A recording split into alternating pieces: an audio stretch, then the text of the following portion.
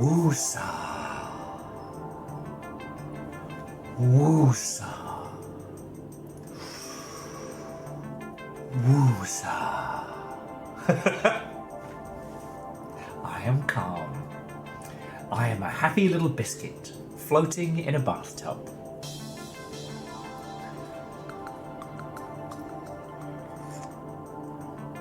I will not boil all the piss. I will not boil all the piss. Woosa. Ah! Curse you, tumbleweed Bale. Curse ye, tumbleweed Bale! Oh, Otrozini. Oh, hey. I haven't seen you in tens of hours. How you doing, friends?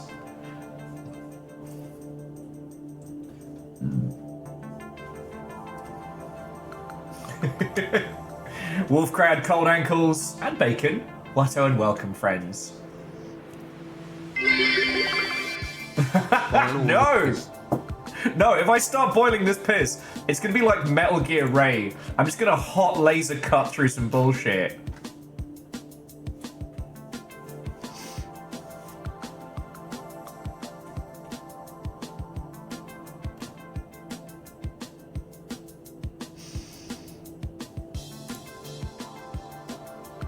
And Kakazi, first!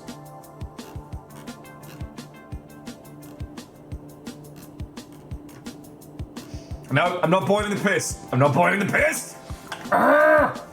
Kakazi, let me update the boards. I'm not saying there isn't piss to boil. I'm just saying that, like... You know what, I'll explain it once. I don't want to have to retell this, so I'll explain it once everybody gets in.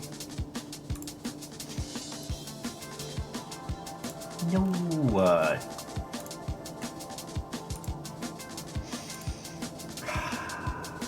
Anyway, Kakazi, that puts you tied this month to Fearless. Anyway, so Furball, J-Post, all of you, what and welcome, friends. It is lovely to see you. To everybody who nipped in last night for Will's night off, thank you.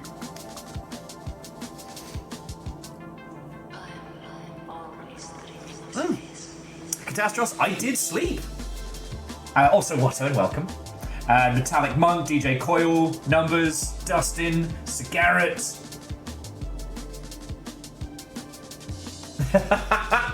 Legend.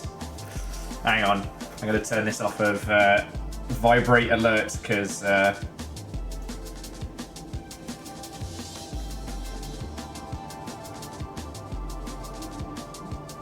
Okay.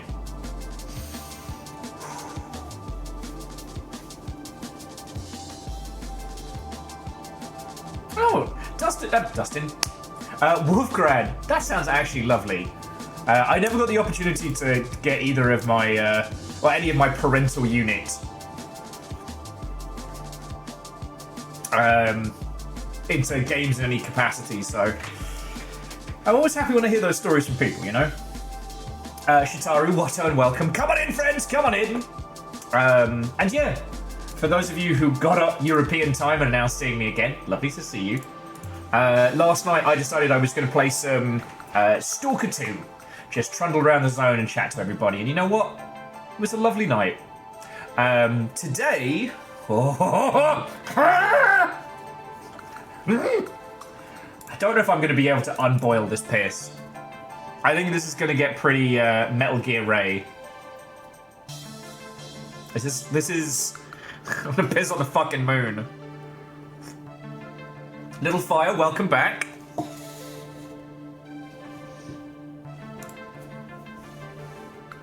Too well in one day, just barely, one hell of a deal. But I read that as too well in one day, it's just barely a hell of a deal. Reboil that piss till it's plasma. Oh, it is a laser steam. It is... Oh. You know what? Could have been worse. Could have been worse. Anyway, let's breathe into the nose, out to the mouth. Woosah. Into the nose,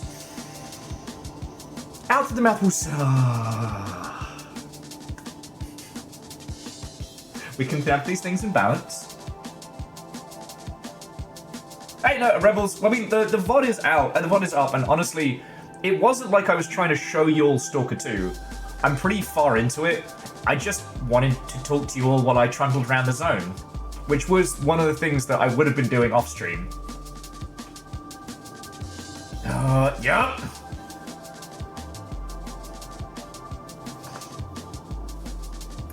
Okay, as Discord has fired, most of you have seen my... It could be worse. It could be raining snakes. You know what, Shitaru? You are right. But my first thought was, those poor snakes. Angelos is here to chug boiled piss, and I'm all out of piss. Mental Monk, I'm not saying that it's that bad. I'm saying that they would be melted chunks of graphite in range. Raining sharks would be much, much worse. No, and Shitaru, thank you for the bits all. So today, we are going well off script. Well off script. Is this going to be a safe stream? I'm worried this will be emotional. The subscribers are already in tears. Well, you did there. I saw it. And Eriman, thank you as well. That's $10 on the regs. You fucking legend. Thank you. Okay.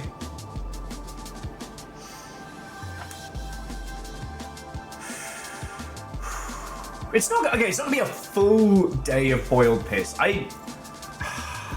Okay. So here's what has happened. So today, I was all chained up to bring you Mecha Blood Quarry Assault, which looks like a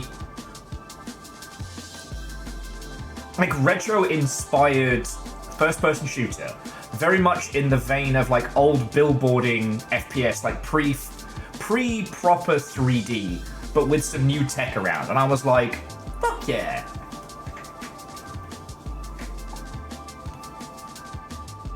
Like, oh, sorry, Legend Shitaru, thank you from the pint glass. And Grayson, I don't know. I'd put a bounty on dressing up Calcium Bonio. I wouldn't do like a hype train goal, because that gets a little bit close to gamification of money, which is gets a little bit weird in my noggin. It's a little bit dark pattern.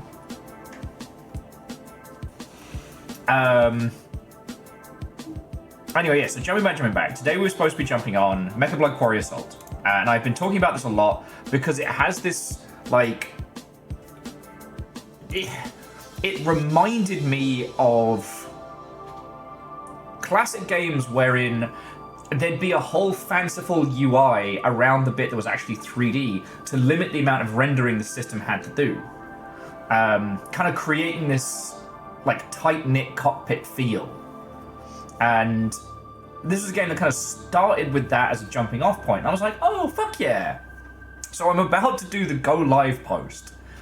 Because I'm like, hey, you know, this is an indie game. I really want to support this. And I pulled up the art.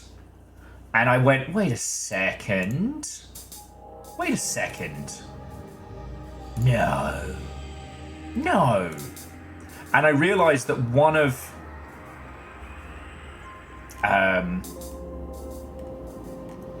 like I said, I'm not going to put this person on blast, but I can tell you lot, alright?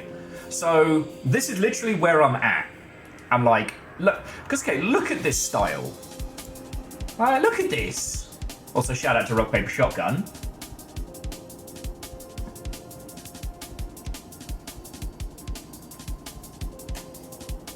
And Night Valen, what and welcome. I saw one of the key art. And I was like, huh, that's a bit weird. Like, why are these planes wrong? Why is the jet on one side and then flipped? Okay, why is this robot guy here got wheels for legs? And I was like, no. So, smelling the stank, getting the ick, I head on over to the Steam page, scroll on down, DALL-E was used to help generate textures and pixel art. No artist prompts were used, just generic terms. DALL-E is one of the OpenAI big image ones, so anything that it is generating is stolen from existing pixel art, okay? But pixel art's the whole fucking game. The textures, pixel art. Cockpit, pixel art. Enemies, pixel art. And I realised what the guy's been doing is getting DALL-E to hallucinate some fucking stolen art, and then cutting it down the middle and flipping the design. So usually where it falls down with these things is that one side looks wrong, like with those planes I showed you. But this time, by cutting it and flipping it,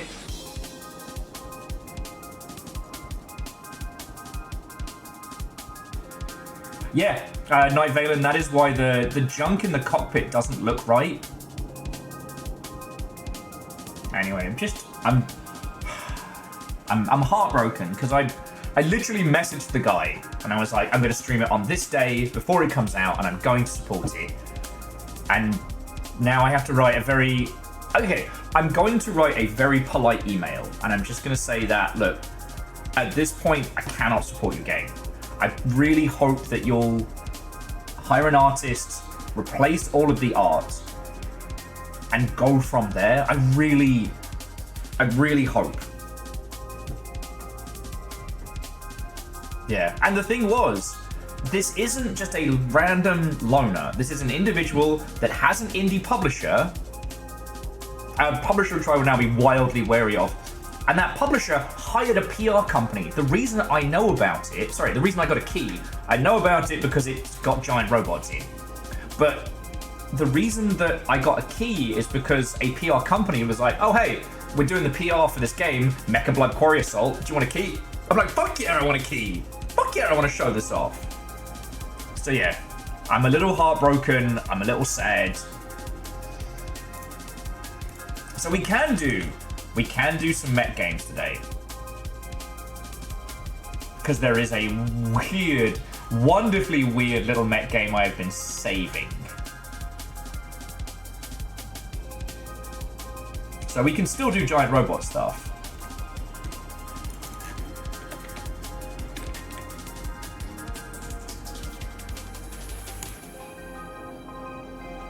Yeah, Dustin, it's a fucking heartbreaker. So what we can do is we can have a trundle around in this Mother Hubbard. So this is Battle Metal. I've been saving this for a rainy day, and this is an individual that basically remade MechWarrior 2. Now, the UI is janky. The textures, definitely some programmer art, but I will take this any day of the week over stolen generative bollocks. Stop that incessant. Hey, a J-Post. Fucking thank you for that, alright? Well, and so, Ortrizzi, usually I get a pretty good sniff test when it comes to titles. I just hadn't scrolled down to check. Because I didn't think anybody would be... Stop that incessant clicking. Yeah. I guess I wanted to think the best of this particular project because it is predominantly a solo creator making a mech game that's like a wonderful homage to the Billboard shooters of yore. You know? And the other thing is, like, just as a small side note, I can't go into the specifics of it, but, you know, not everybody does what they're supposed to and actually discloses AI usage on Steam pages. Stop that incessant clicking. Yeah, Ortrazini, essentially. And sorry, here's me in piss-boiling mode while J-Post's being a fucking legend. Thank you. Night Valen, Squarepeg, Holy Bus. Now you don't have to deal with ads anymore, and that's really cool. J-Post, you're a fucking ledge. You know? It's wild to think our tiny corner is rocking at 350 subs. Fucking wild. Friendo count and a half. So yeah, so I've got this. And I can see if there's anything else like indie-wise that we can get into.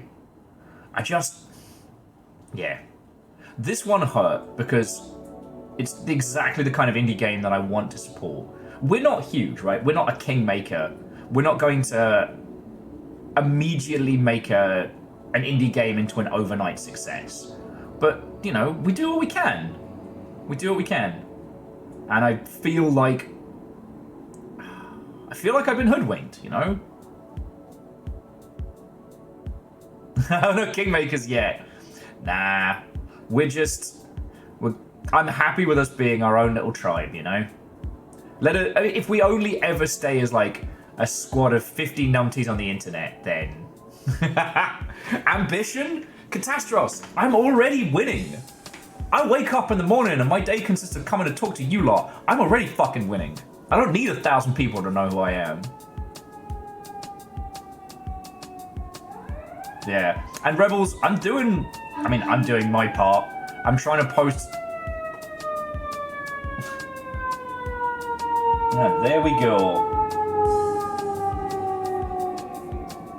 Okay. Just to let people know. And look, whenever we come across devs who are using like generative AI, I don't just scream in their face. I don't think a lot of them are aware of the situation. And so I try and educate first. But had I known that the title that we were going to do today had it, I wouldn't have agreed to support it in the first place.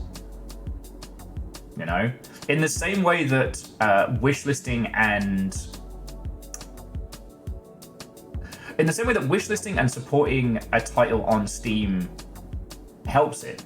So sorry, a follow in a wishlist. And ignore is also a mark against it. So that's how I'm using a lot of my powers.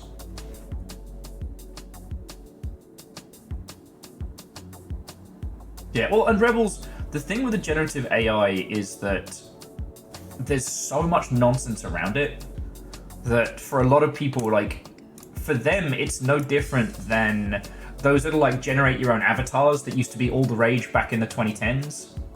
Like, they're in the same headset. Or that weird thing that Facebook did for a while where you'd, like, make an avatar and then it would put it in all your, like, images and GIFs and shit.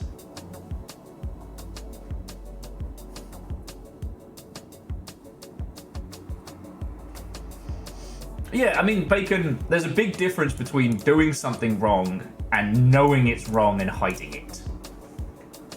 But, God, it's been a wild few days, friends.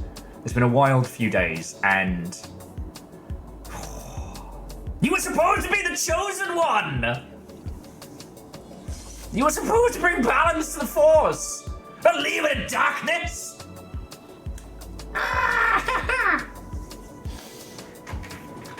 Anyway. Whatever happens today, friends, we will all hang out and we'll look at some cool, fun stuff and go from there.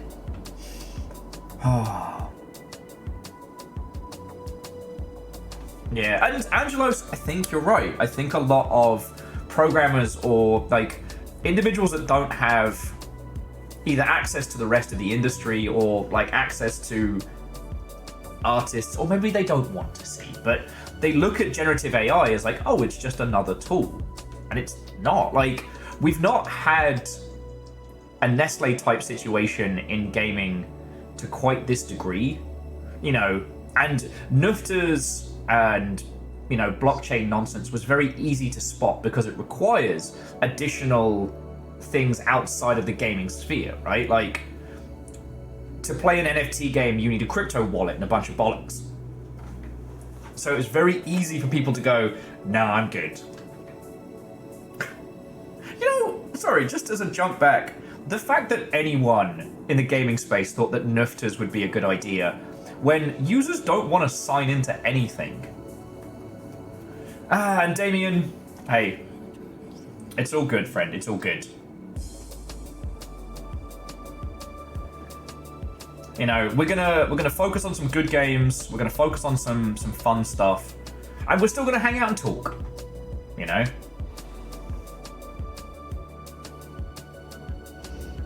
Also, Damien, I keep wanting to make the attack and dethrone golf shirt, but I realise that it needs to be a Damian Crawford golfing experience promotional shirt. So Dark Lord of the Universe. That incessant clicking. And Catastros, thank you. Look at you all being fucking lovely. Like, thank you. Seriously. So basically, Nestle is evil. We can go into the specifics of it, but Nestle as a company is evil. There's nothing I can tell you that other people couldn't tell you better. But, oh boy, like, the back of the box quote for their flavor of evil is not believing that water is a human right. Nestle are atrocity tier bad. So it's like, there are situations in which, due to location or due to, you know, personal poverty and things like that, that sometimes people have to buy Nestle products, right? But the knowledge that they are evil, the knowledge that they are terrible,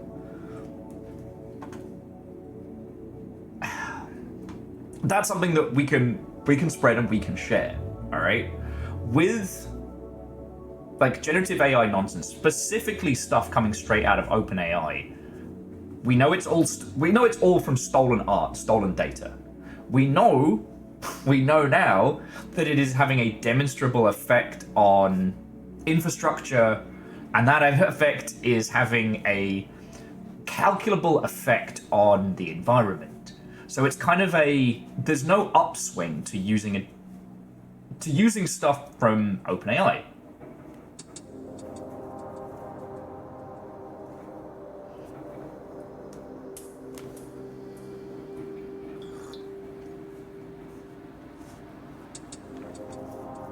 Oh yeah, Angelos. Yeah, no. Nestle is a gigantic international supercorp. They're not just like quirky little chocolatiers. They're fucking evil.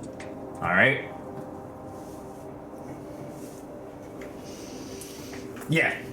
Anyway, with video games, we haven't had the idea that something in the process of creating games could itself be evil. Now, People Make Games have been doing some great work on like third-party developers, like third-party asset creation and stuff like that. They recently did one about how I think it was a Malaysian company and the awful conditions that they go through to create these assets for AAA companies and stuff. You know, I highly recommend looking into this one.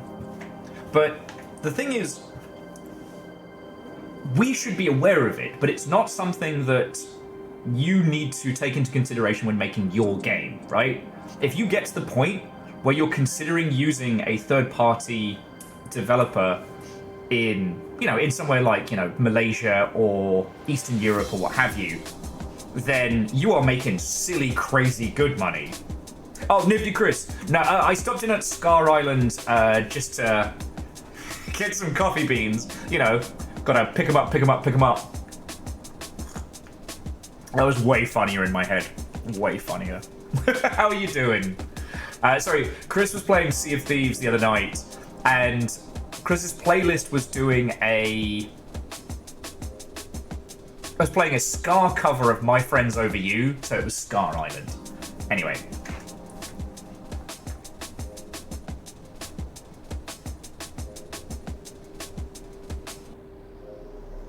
Wait a second, this isn't the ADDQ Crazy Taxi speedrun with live back and band. And Favor 6, what's and welcome.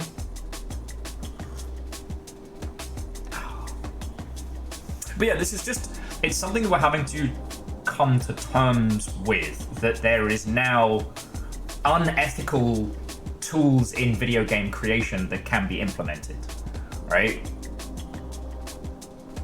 And I mean, I was never going to fucking play any Nufta games, but had that started to permeate, like, play to earn is a hard fucking line. And, like, generative AI stuff, you would have to be a trusted friendo, and I would have to know that the shit that you were doing wasn't stolen stuff for me to consider promoting it. Which is when I do, like, I know I've said this a million times. Our good friend Star did, you know, the Bureau of Multiversal Affairs. And they made that shit from scratch themselves, data set and all. So they could do, like, fast animations, they could do image generation, stuff like that. But literally coming from OpenAI. Yeah, the BMA was sick. I'll fight and bleed for that one. But there's also the fact that the BMA didn't get picked up. Like Unholy Glee. So play to earn was the wanky business term when everyone was trying to sell us crypto. When NFTs were the future, they kept banding around this term called play to earn because they thought it was a good term. Fucking cook that shit up in a wanker's lab. Anyway, the concept was that anytime you're playing a video game, you should be earning. You know, earning NFTs, earning crypto. You'll notice the industry as a whole turned around and went, fuck off! But the thing is that was something that was very, very easy to see, easy to spot, right? You can't hide nufters inside games because of the infrastructure required around crypto bollocks. Generative AI it can be more sinister and more subtle. Yeah, a nifty. That's funny. Now, I do agree with, and I know Lance and a few of you have similar feelings, that the generative AI nonsense isn't sustainable because it doesn't make any money. But it does burn power, and it does churn through water. So...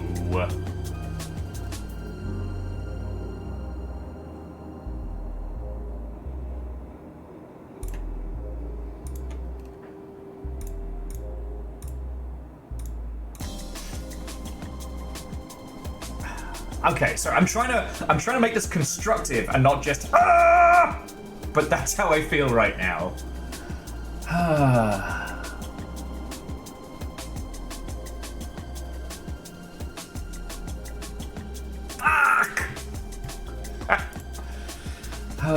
Okay, so for those of you that I didn't see last night, how are you doing? What's going on?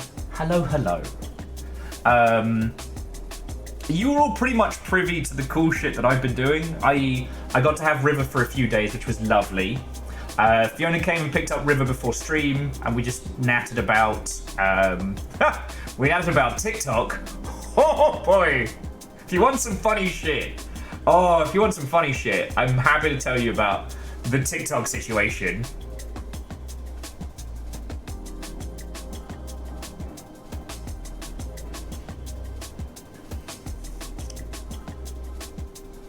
Oh, Ehrman, hard agree as well. Like, hard agree.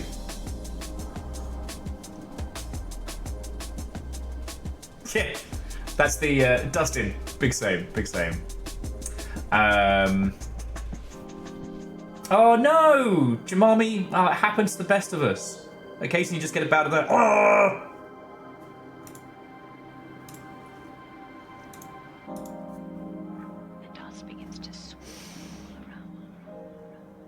Oh, wait, cool. Oh, Rebels. Heck yeah.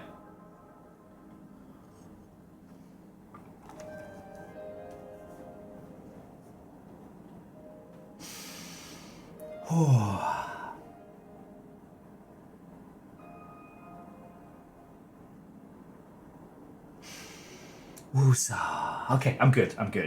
And Chris, you'd played a bunch of... Sorry, I'm going to leap between conversations because I'm allowed to and it's my show. So Chris, you've played a bunch of Sea of Thieves before though, right? Like you haven't just started playing, if I remember correctly. Or I could be wrong.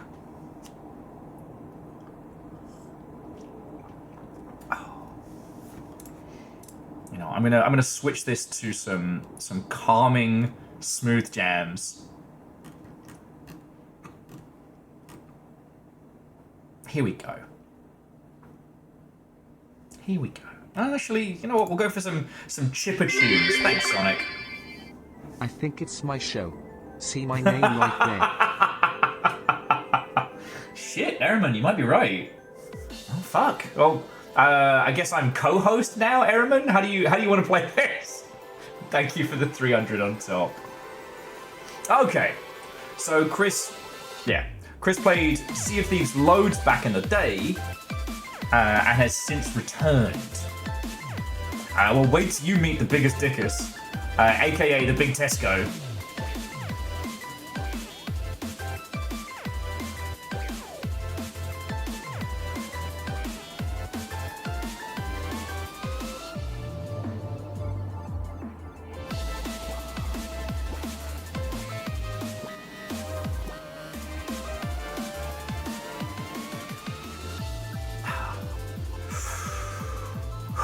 Okay, I'm back. My piss is boiled. I am good. I am good. I don't know if we'll actually do the game I showed you, Battle Metal, because I kind of want to do that as a Saturday with squad. Like, I love the idea. I think it's got multiplayer. I love the idea that we Zerg wave that game.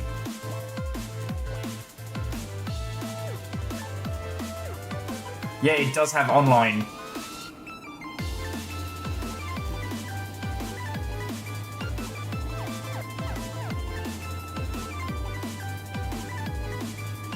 Oh shit, okay, maybe not. Apparently we have to use... Oh, okay, no, I thought that said IP forwarding. I was like, fucking what? What in the direct to IP connection bollocks is this?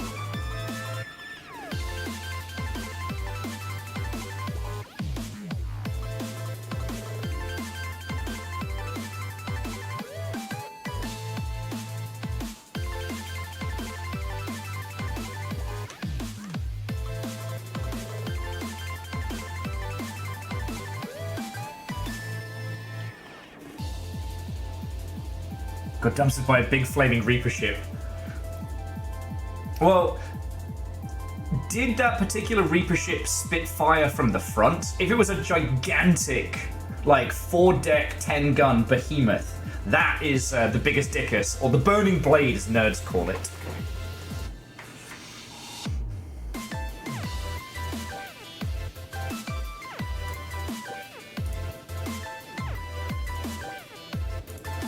Boosh.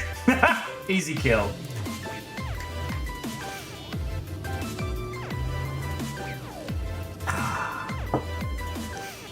Oh, Fred, there's nothing domesticated about this nonsense.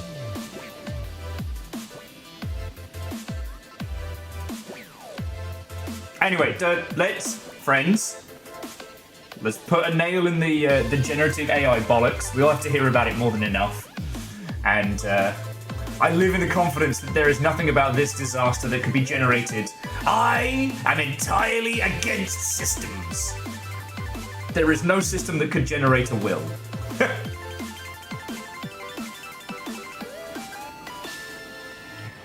Oh, okay.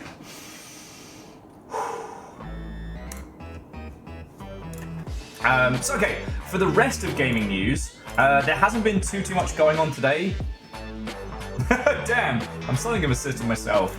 I've spent the last 2 days watching the descent of madness on TikTok, which has been honestly fucking brilliant.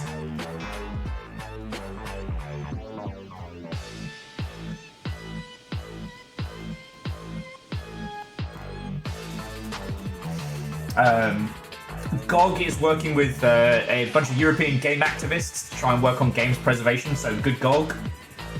Until Dawn, the movie, dropped a trailer. Oh, and the Withers Gets a Big Pair of Naturals mod has been downloaded 100 million times, apparently. Fuck is wrong with you all?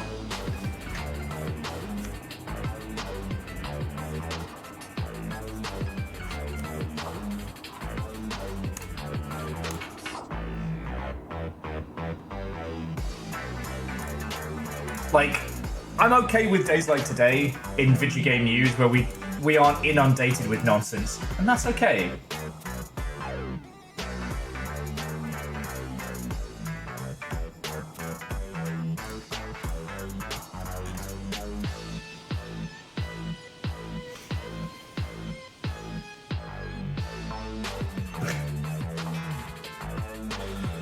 I mean, Angelo's, it's one of those things where, like, anything that could be newsworthy around Baldur's Gate 3 is going to get coverage. So, Unholy Glee, this is Spin Dash 3. Why are the links always so fugly? And yeah, for the mod, you're on your own for finding that one.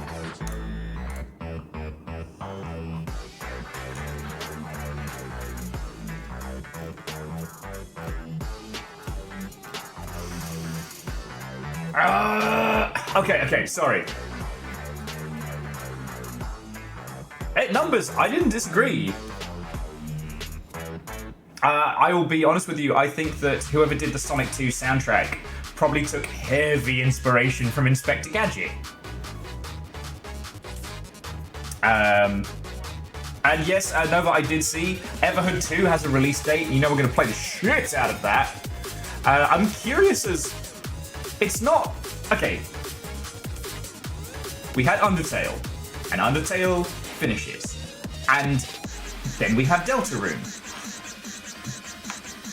Whether or not Deltarune is a sequel to Undertale, related or what have you, is something to be discussed when the full game is out.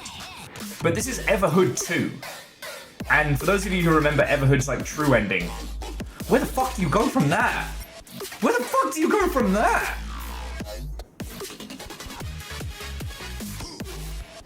Oh, and sorry, the bit where you saw me kind of like gritting my teeth and being angry was I was just about to close down the tabs I had looking into the Mecha Blood stuff. And what breaks my fucking heart, right? So it's on the Unreal Engine forums. And someone posted...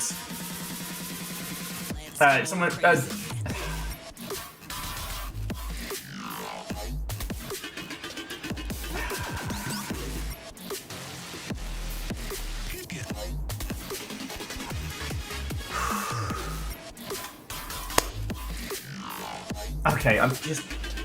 No, you know what? You know what? We're gonna take the frustration. We're gonna put it into a ball. We're gonna throw it over there. We're gonna throw it over there because I was about to like reboil that kettle. Sorry, what I saw was someone saying, "Hi, I love the art style for this. Very old school and nostalgic." What art style? What art style? The one you fucking stole? Ah! Alright, I'm good. I know I said I threw it over there. I couldn't quite get rid of it.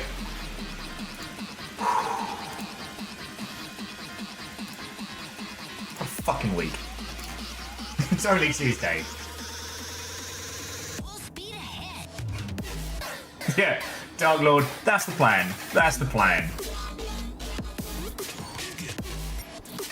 Hey Rilu, how are you doing?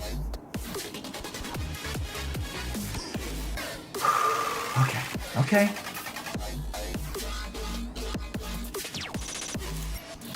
We're all good.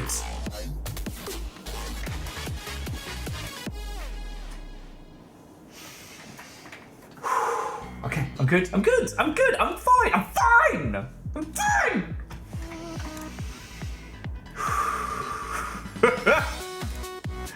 Man, I need more conversation too.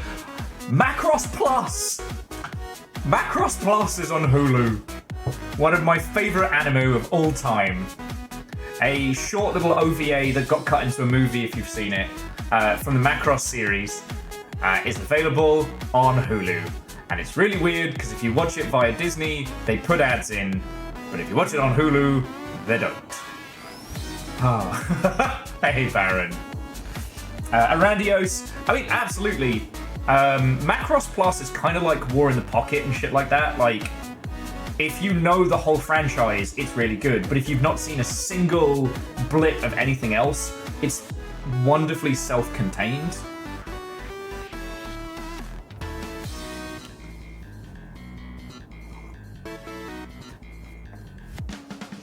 Unholy Glee... Unholy Glee was asking, will the Switch 2 actually get announced with Nintendo having us all on? Like, The Switch 2 has been the worst kept secret in gaming for fucking ages. Like, we've known about it for donkey's years.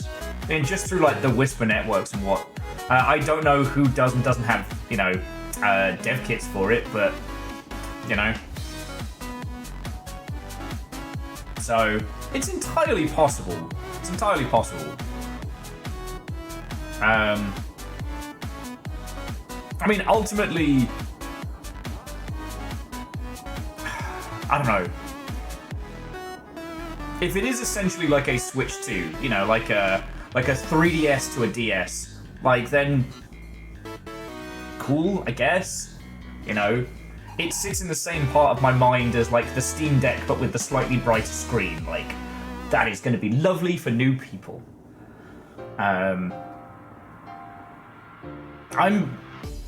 I'm still doing deep dives into fucking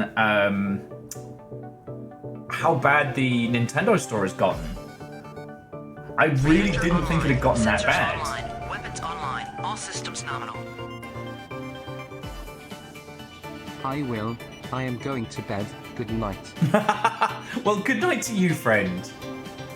Go get some sleep. Someone around here has to. But thank you. Like, 42 months ain't nothing. 42 months ain't nothing.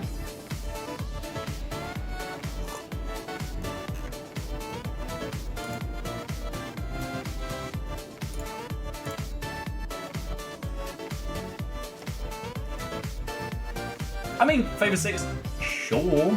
But, like, Nintendo is pretty much, like, closed platform hardware. You know, a better Switch isn't going to make Breath of the Wild run better. So, it's just... What do you think it would take us on to develop an entirely new console? I thought the Playdate was a really good, like, case study for that. Definitely... Oh, sorry, if you didn't see, so the Playdate is the little crank handle, like, Game Boy-inspired creation. And they did battle with, like, supply chain stuff for most of their initial, like, 2-3 years.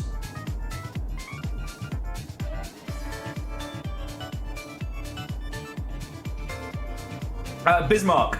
Nothing has been officially confirmed. Nothing has been officially confirmed. We have leaks and the ilk. But...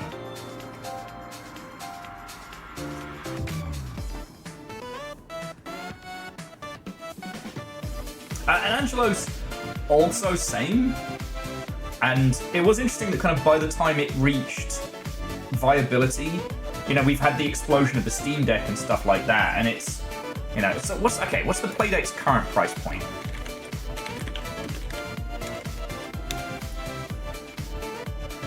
Alright, where can I buy a Playdate? Oh, it's still doing pre-orders. See, it's $200. And that's fine? $200 with a $30 cover.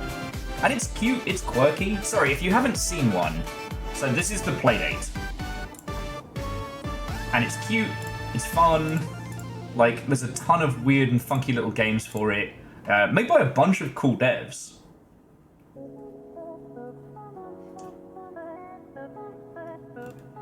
And it's real cute. It's got this kind of cottagecore aesthetic, which I'm down for.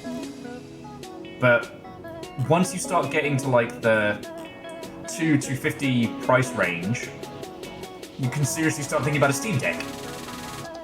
You know, we're all broke as shit these days. And hey, look, Furball, it doesn't have to be a worldwide massive success.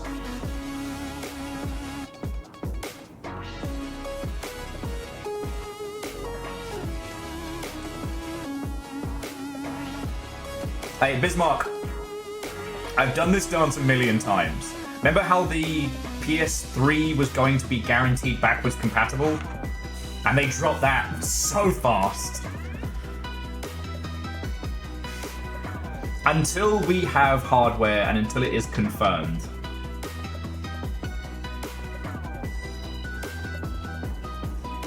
And around the OS, hey, that works. Bismarck again. I'm not trying to be a jerk. I'm not trying to dampen everybody's keen.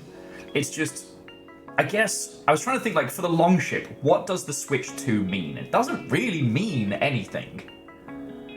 Like, we've known it's been coming for years, and I think more than anything else, people are surprised at how long it's taken. And we know that a new Nintendo console is not automatically great and wonderful. We need titles, we need reasons. And with the Steam store, with the Nintendo store becoming this just like schlop factory, there's, I don't know. I don't know if the get your game on the Switch is still a path to success. Like, I need to talk to some people who've done it recently.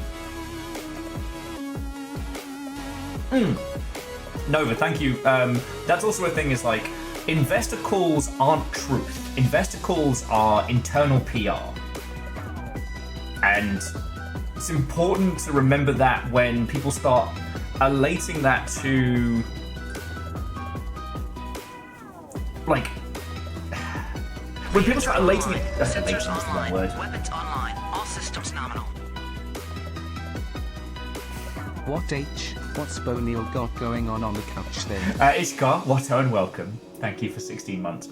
And it was supposed to look like Calcium is petting the Bulbasaur that River has been throwing around. And it does look inappropriate. But yeah, sorry, jumping back. Investor calls give you a sense of how things are selling based on the language they use to describe how things are happening, but any promises of future and forward, taken with a pinch of salt. So, like, all the investor calls in the last few years where everyone was like, yep, we're going hard into crypto, hard into NFTs. Ubisoft are the only people that actually followed through on it, and it's done bad.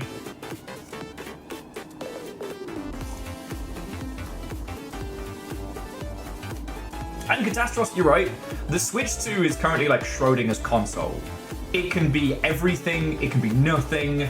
It has every bell, every whistle, and with no price point is immediately affordable in everyone's mind. And I'm not trying to shit on that. Like, get hyped, you know? But if you want my professional opinion, we need more info. You know? No one has announced that they have a big bombastic Switch 2 game coming, and anyone I know that has, like, there's a lot of people who know people who've had hands-on with the Switch 2 dev kit, but yeah.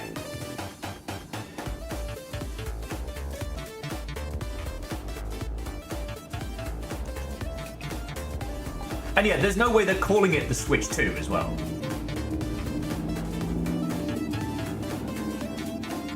If you're always cynical, you're never disappointed. Well, I tell you what, I'll let you know when I get to hyperclock. I mean, shit. What if it comes with a VMU? Then, like, step the fuck back. I need some twirling space.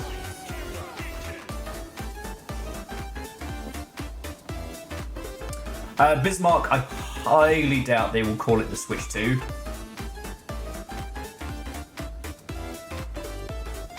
Highly doubt they'll call it the Switch 2. The Switch! But who knows? Who fucking knows? You know, what we need to do is look at what everyone was doing with console announcements 10 years ago and then look at that.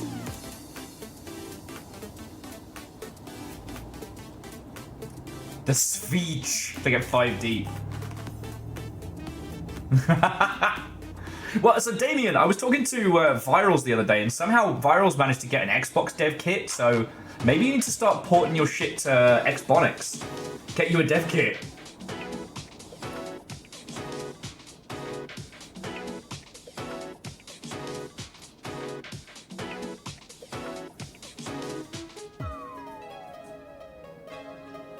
Switch 64, the Switch Cube. Ah!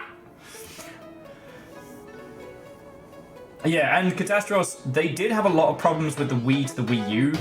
with people who weren't tech savvy being very confused as to if it was an add-on or a new thing. Interestingly, the DS to the 3DS didn't have the same problem, but then that was compatible. You could play DS games on the 3DS no problem. So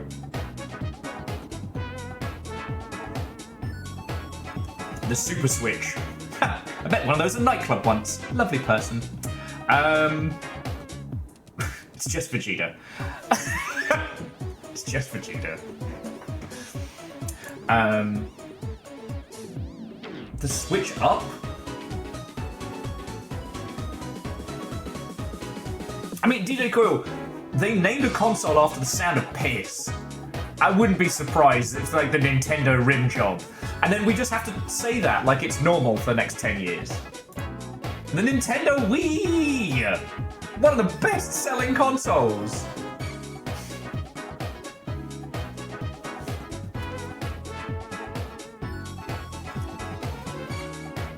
Oh, yeah, no, Bismarck, you could, but it was a very confusing time.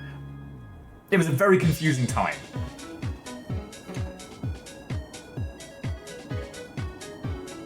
Oh yeah, the Nintendo Revolution was good. Ironically, if they'd kept the name Revolution, it would have been even better considering how everyone tried to copy them and failed. The Nintendo poopery.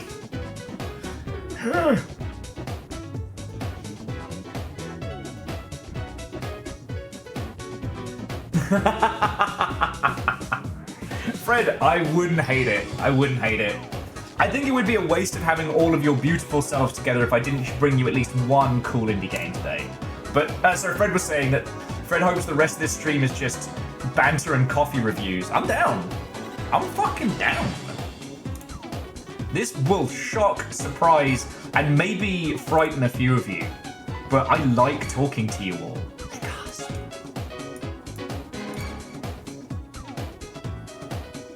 Numbers, I haven't heard anything about any Chrono Trigger plans, but I don't really have any contacts over Square Enix way, so, like, they could be planning like a Macy's Day Parade and float, and I wouldn't know. Nothing has been kind of whispered about in any of my spheres.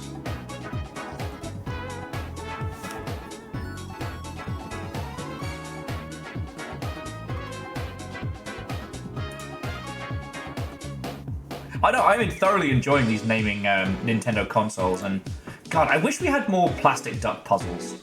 This would be a great day for Plastic Duck. Do you know what we could try for a little bit today that I've been wanting to do with you all? We could try I Am Your Beast DLC, but with Twitch integration later? We could try that. Like, I'm not saying we do that for the whole stream, because a few of you that do have, like, motion sickness and stuff would probably vomit. Hey, no, Catastros, I got to see you twice in a day. That makes for a good day, friend. So go get some sleep. The Nintendo feet. It's pronounced feet. Fuck. That would be funny. Now, Fred, the Nintendo Unfit, it has like a TV tray built into it. It can read what snacks and what junk food you put on your tray and weave that into the game. It's like Amiibo for snacks.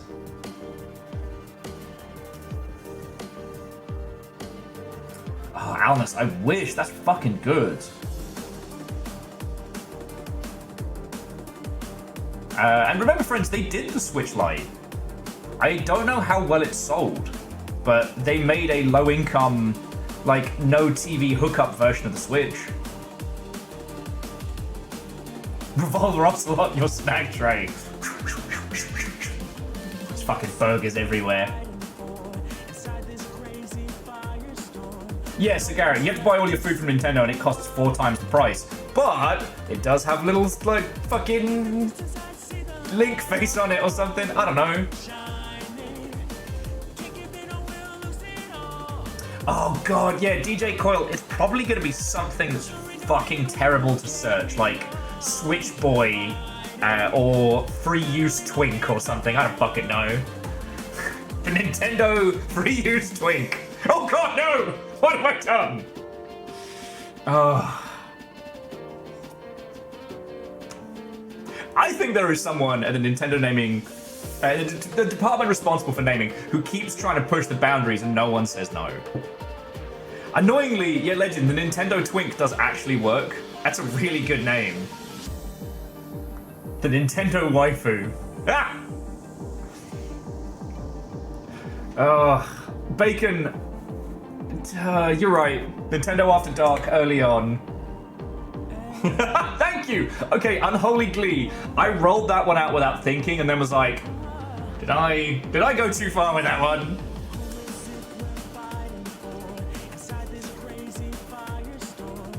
Yeah, Link, the Nintendo Twink. What do they call Link in Breath of the Wild? Is like the air to surface, like twink of mass destruction. Where's the army of Hyrule? Where are the soldiers? All I see is guards.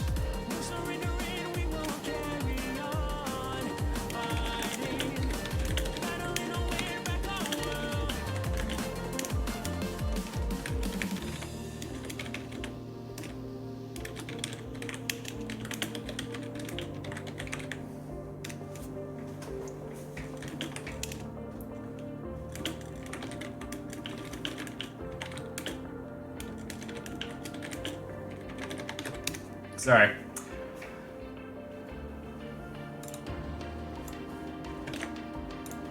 I have to check something very quickly.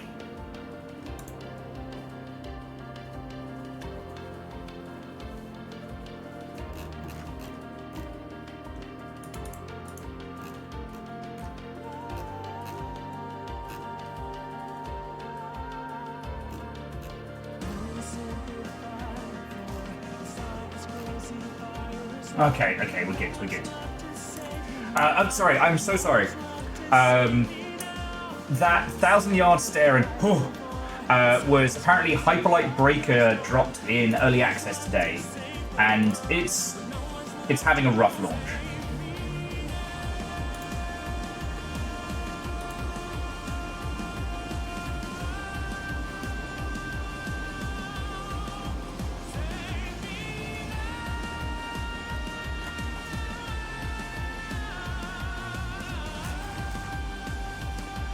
So yeah.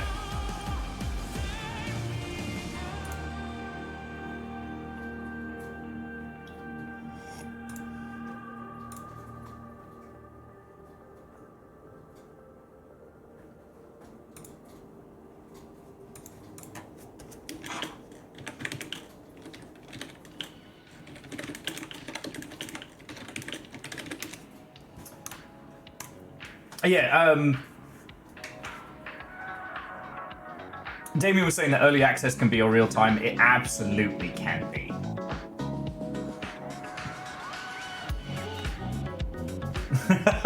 Hey look, Bismarck, if it does end up launching as the Switch 2, I'm happy to admit where I'm wrong. But yeah, early access is a fucking challenge. A blessing and a curse. You know, I've talked about this a bunch of times that, like, doing your early access on the Epic Store, especially if they're paying you, is so smart. It's so smart.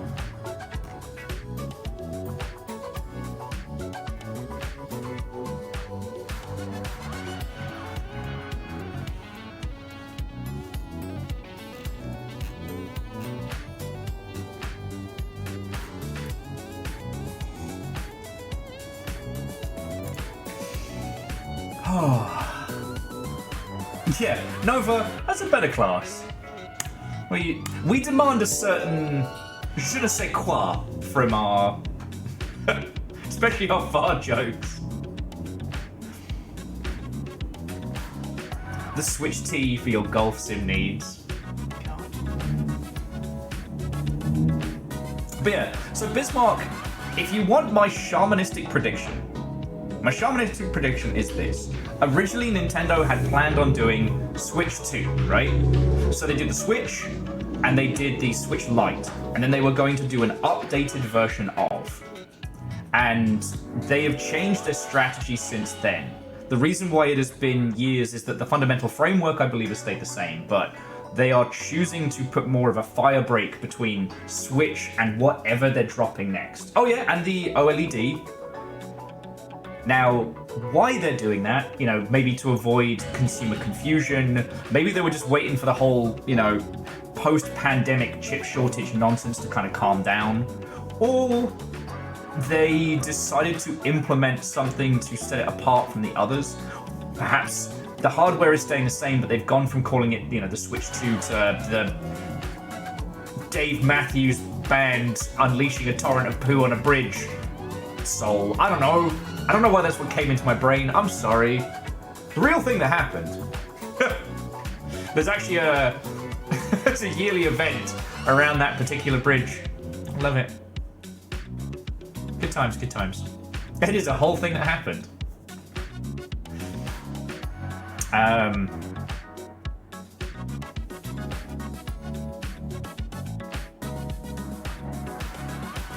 There's a fuser track off its Wikipedia page.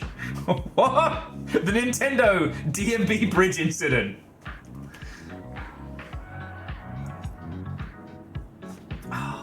Okay, so this is gonna sound like apropos of nothing. You know what? I'm just gonna show you.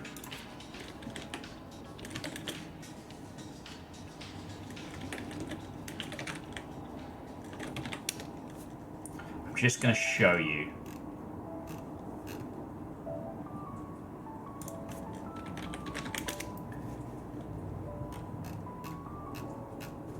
Oh, of course I can't fucking find it because everything sucks now.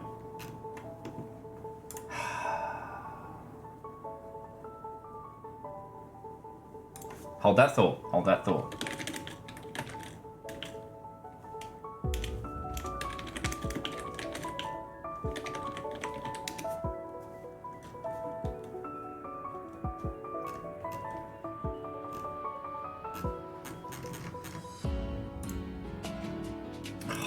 Boo! Fuck, alright. I can't find the example. When you could search for things on the internet and find them. I encountered something over the weekend and I wanted to show you because, one, it is a great example of the bizarrity of play that we could be implementing in video games that people are fucking down for. And two, combining it with the Dave Matthews Band incident would be funny as fuck. I encountered, over the weekend, a game show in Germany where contestants take turns dropping a marble down a marble run while a model train on a loop just trundles ad infinitum. The idea is to get the marbles into all 5 of its like open container carriages. Oh shit, it is on!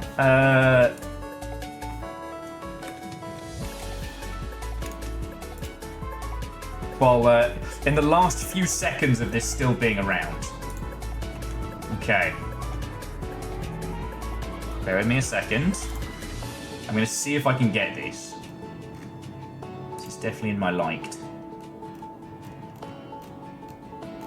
And this is not just another failed attempt at me to reference TikTok because it's leaving me, but this was something genuinely fascinating that I encountered.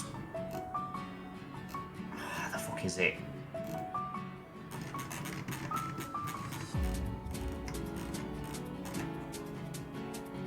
Dustin, is that what it's called?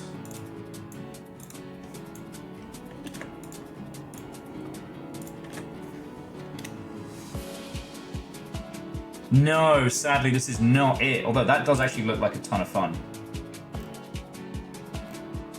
Or is it? God darn it.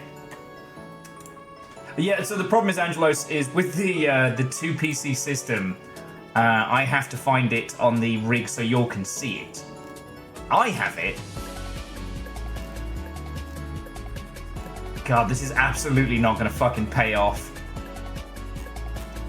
Did he get pulled already? No. No.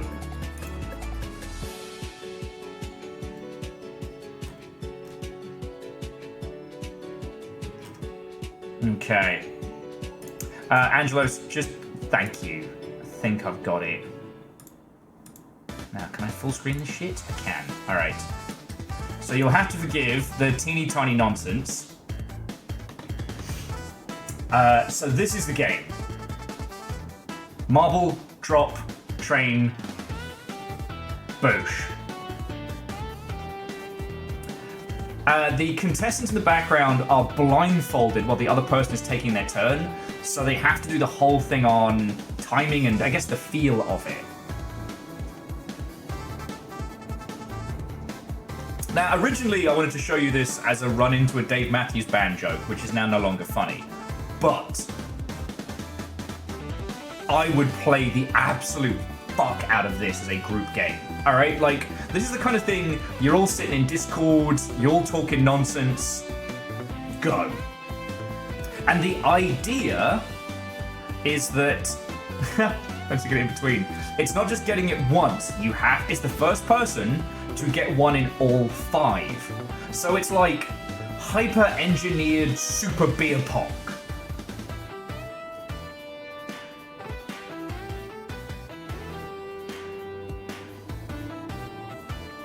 Rebels, see, you get me. You get me. You have to try and hit, like, multiple ships in a row. Exactly. It would be one heck of a Marbles on Stream type experience. And the video that I was trying to make over the weekend was talking a lot about stuff like this. Now, this is a big game show. There's a fucking audience and shit. Like, you get it. But another game that I've encountered that I want to show you... Hang on, let me bring it up over here whilst we're in Fafamancy, because I know I added it to my wish list.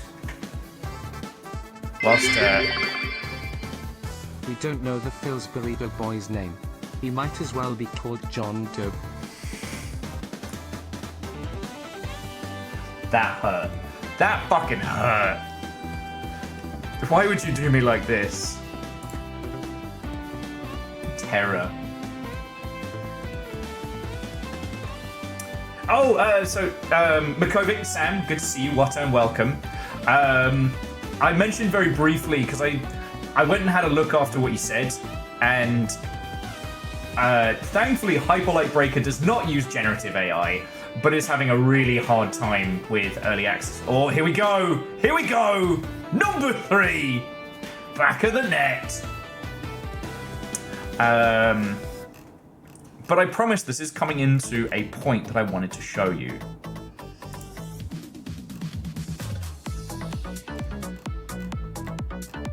Oh wait, I know the name of it.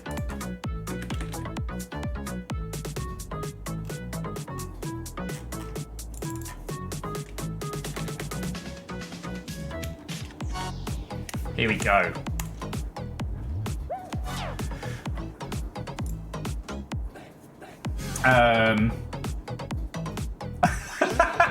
So, Akira Zero, thank you for the 500 and helping keep me the fuck alive. Though, Ket makes no stone point, the Pillsbury Doughboy's name is actually Poppin' Fresh. Okay. So, you can see, like, the genuine interest in this, right? Like, this is a thing that any of us could play, and definitely requires a weird kind of skill. It has that carnival game kind of hook. But because it's not about extorting your money, it's about competing with someone and the timing of it, like, this would do great as a group experience game. And on that subject, I'm sorry to pause the train. We can come back to it. I don't think it actually ends. So this is sledding game. I came across this on TikTok and I wanted to show you this because this is the whole ass game. And this is going to do fucking gangbusters. You hang out in a little cutie patootie environment with your friends. There's places to sit. And you just sled down this hill. Actually, since this trailer came out, they added a ski lift. So you just go back up again the hill and you ski some more. Like, this is Ski 3 meets web fishing. And it's perfect. Like, I don't know what the number of people you can have in one server is going to be, but, you know, you get 8 people sledding their heart's content on here. This is fucking great. And I was trying to make a video about this over the weekend, about how we're getting into this, like, age of authenticity, where disingenuous and unauthentic stuff leaves people with the big ick. Like, so if we contextualize this with today. So Sam, the game I was talking about was Mecha Blood, like Quarry or what have you. Looks like a what if Doom Duke Nukem 3D, but you're a giant robot pilot. Like, looks fucking cool. And then as I'm going to make my go live post, and I got to get some images just to share with people on Blue Sky, because I'm like, it's an indie game, I want to support it. I then am made aware that it is definitely using AI art. So I go to the main page to check how bad it is. And it's all the pixel art and textures, which for a game that is all pixel art is fucking everything. I'm still mad. And it kind of begs the question, right? Like, but why not just forget about it? Why not ignore it, right? Like, the methodology in which something is made does affect how you perceive art, but it shouldn't affect your experience. I'm like, actually it super fucking does. Okay, no, none of that.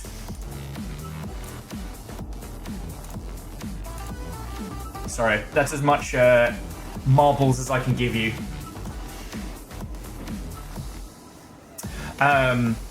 But no, it really does affect my enjoyment of the experience. It really does affect how I see the title, because it's no longer like a project that someone worked towards to make something that we could experience.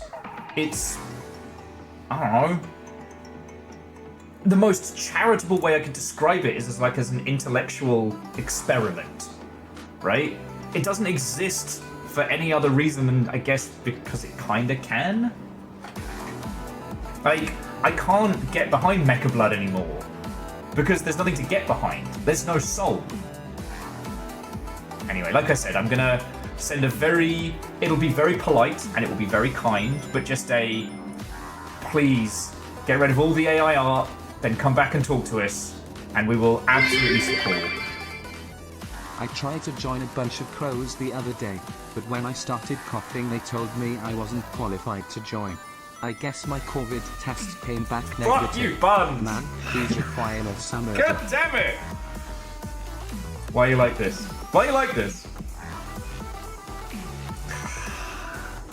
Killing me, Smalls.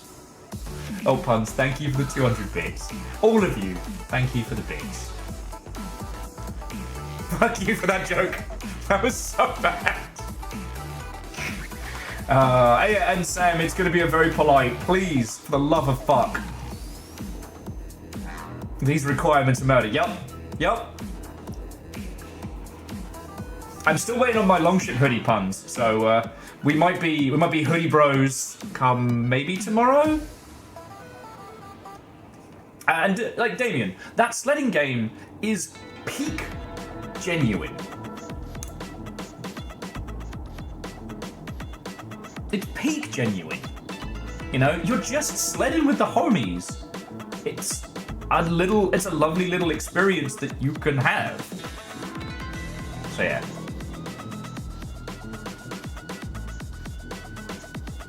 I'm gonna miss TikTok. I really am. Maybe some last ditch thing comes through, but I'm not hopeful. I've downloaded all my stuff. I'm gonna try and make a cute little video about it.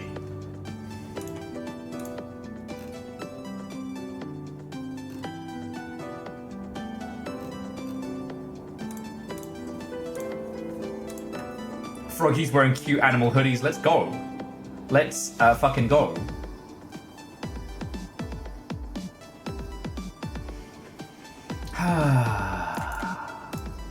Anyway.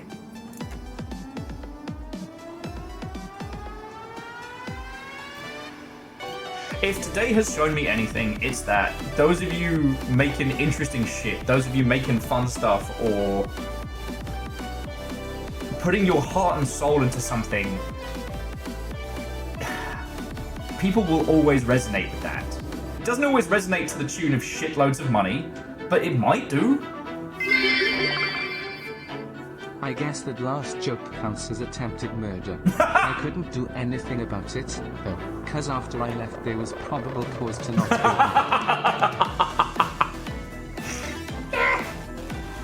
Alright, Punch, that was very good. Thank you.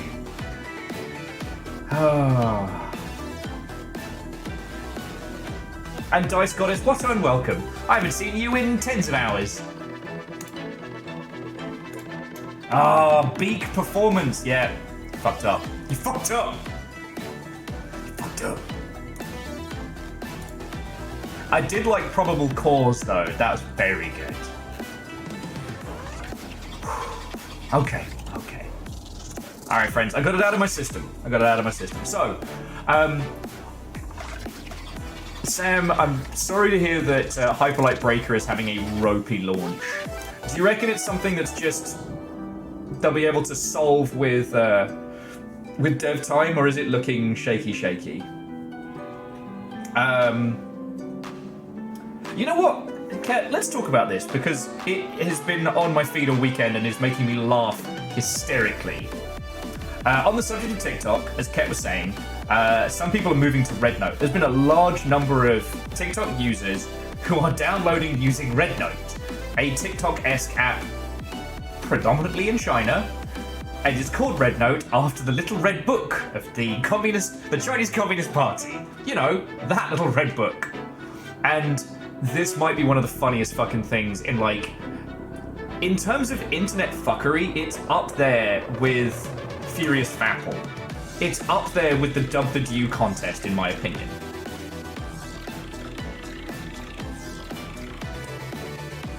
Thank you, Nova. And I've not gotten it. I don't know if I will. You know, my opinions of the Chinese government aren't great. You know, they literally have a system where they decide what games are and are not allowed to be released. You know, so not a fan. But in the same breath, it's so funny. You know, individuals from isolated spheres of the US are actively learning phrases in Mandarin because they are protesting the bullshit that is going on. And you've got to admit, that's funny as fuck. God, that's funny. Now, I try not to bring real-world politics stuff in here because we all need a fucking break from it, you know? I gotta put the rainbow flag up lest people are even vaguely confused as to my personal politics. But it's just, there's something about this which is the bizarrity of internet culture that I love. I love this.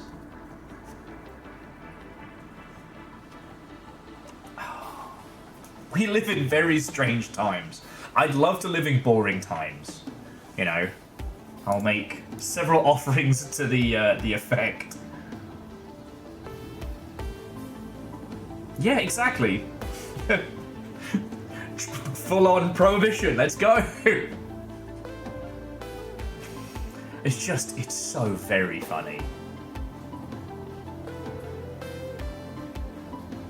God.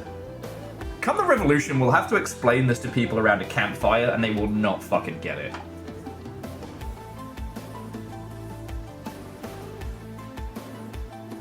Furball, I like to think that whoever it was that wished for us to be in interesting times is also being chased by the invincible snail.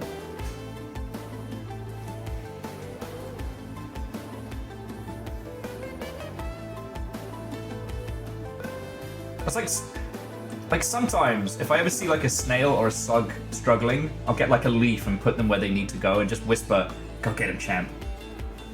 Because it's to ask.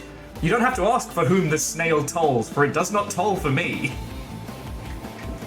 Failed Symphony. I understood that reference. Good.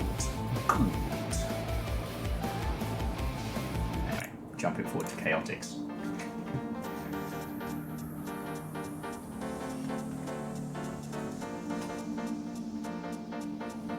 And Shaunerus, the snail will see to that.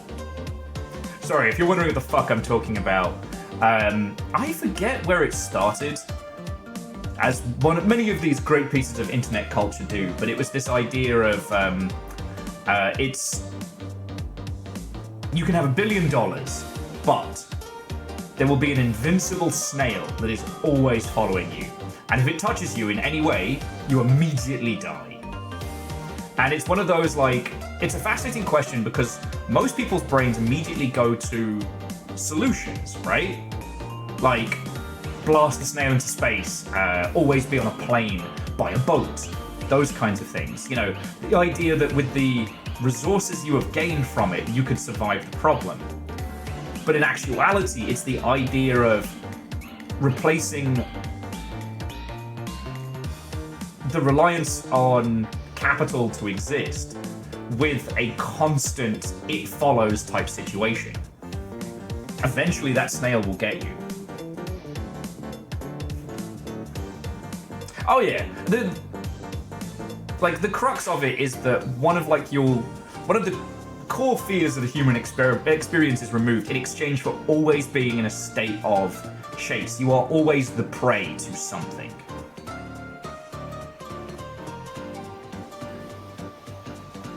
But Alan's like, the snail always knows where you are, and it's always coming. It is invincible. It'll find a way. Like, oh, you know, snails move super slow. Just move to another country. What if it gets on a boat? What if it takes a plane? Well, shit, then it's in the same place in a day. How far away is it? You don't know. You don't know. So what do? Pay people to keep an eye on it? It's invincible. They can't stop it. It can get out of a box. Move to somewhere too cold for snails. Snail's invincible. Snail's immortal. It's always coming. The snail is now inexplicably Agent 47. And, like, this isn't one of those, like, this isn't a trolley problem type bollocks. Like, I'm not trying to throw this at you to trip you up. It's just, it's an interesting discussion. But then, again, one of the lovely things I encountered on TikTok was people making memes about the invincible snail.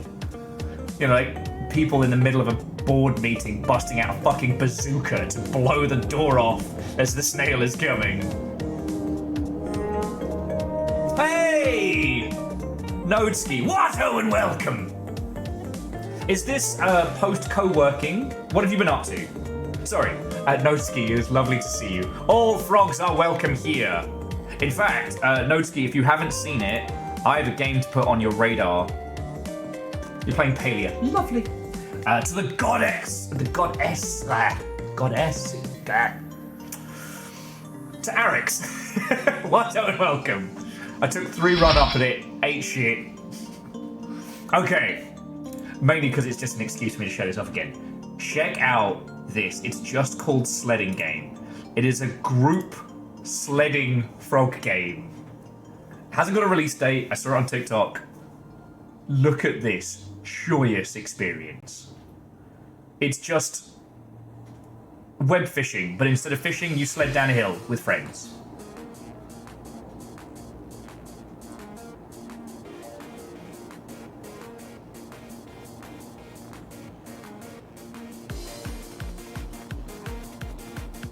Actually, Dice, that's a good point. How many gods deep before it's a pantheon? And Andorf, it's been very popular. The dev originally put out, like, proof of concept videos. Well, they weren't even proof of concept. They were just like, oh, I made this fun thing on the weekend. What do you think? And people got really keen on it. You know? That on TikTok. Well, thankfully, the guy has a Steam page up. And I'm glad he didn't wait until after TikTok went down. So, yeah. But yeah, okay, so on the off chance for those that we haven't met, whatto and welcome. My name is Will.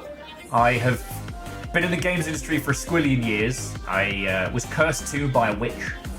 And I stream for a living these days. So if you want to talk games industry nonsense, I was kind of boiling some piss a little bit earlier about a game that I was desperate to support and show off that turned out to be riddled with generative AI. So now we're just sipping coffee and talking about everything and nothing. I do have some potential games to show you all Let me put the link in chat as well. Make sure you all aren't looking at the infinite void.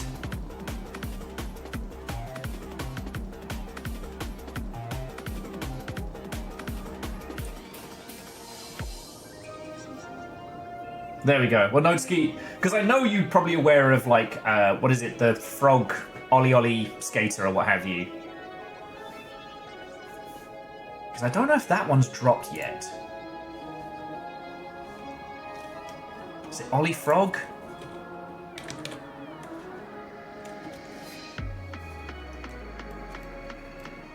Yeah, I'm completely misremembering it, aren't I? Don't drink gin, friends. Melts your brain.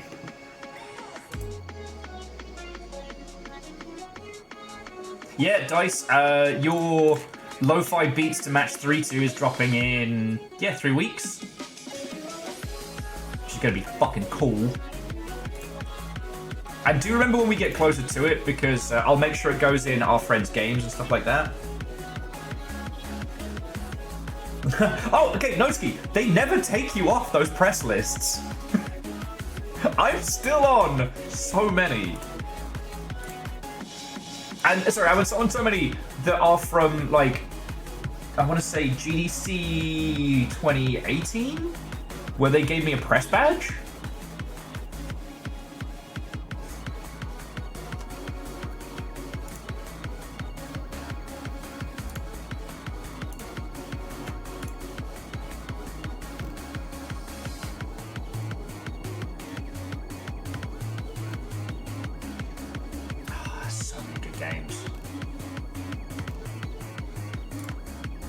Yeah, Nodeski, I feel like I should have made a genuine effort to be more, like, press-centric when I had the chance. But everything was such a whirlwind when I started doing, streaming full-time. And now I'm here. I wouldn't change or trade this for the world. I don't know. Anyway, yeah, so Nodeski, it's good to see you, friend. I hope you're doing splendid. And Ari, thank you kindly for the follow, alright? Sorry for butchering your username. For whatever reason, it's one of those, like, my little dyslexic brain just had a divide by 0. Oh. As I said, over here, our schedule got thrown for a loop. So I'm pondering what to do today. I was contemplating a different mech game, but there are quite a few other titles I'd like to have a pop at. I'm going to say the Cabin Factory for a Longship After Dark, because I know Angelos has done that one. I'm not super taken with doing a horror thing today. Yeah, Damien, there's always golf. Attack and dethrone golf! Alright, let me show you some of the things that I'm pondering for today. Alright? So there's this sucker, which might be a little bit. This is Carnage Kart X. You play a knight in a go-kart killing zombies. Only 3 people have reviewed this on Steam.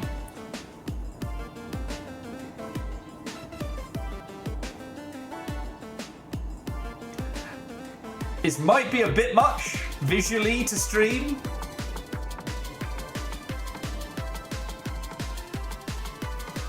Because I figure if we're going to do something today, friends, let's do something to support somebody who's not gotten a lot of support. Yeah, Mario Kart plus Vampire Survivors. It's in early access. It's glorious. It's glorious. Carnage Kart X. So there's that. Sword Haven I'm saving until it gets better. Although I should probably put Sword Haven Iron Conspiracy on your radar. Because in theory, this is basically going to be Pillars of Eternity meets Dinotopia. So, like, look at this nonsense. Like, I saw a dinosaur in Ruffles, and I was like, alright, this game's gonna slap. This one's currently in early access. I know this is the kind of thing I would wait until a full release, because Yeah. Like, look at this glorious nonsense. It's got a lot of the savvies and forsooths, but on an island full of dinosaurs. Do not come into my house and tell me this does not interest you, because I will call you a liar! And now, Dustin, Dinoblade got a Steam page, but is not coming out for a long time. I'm glad it has.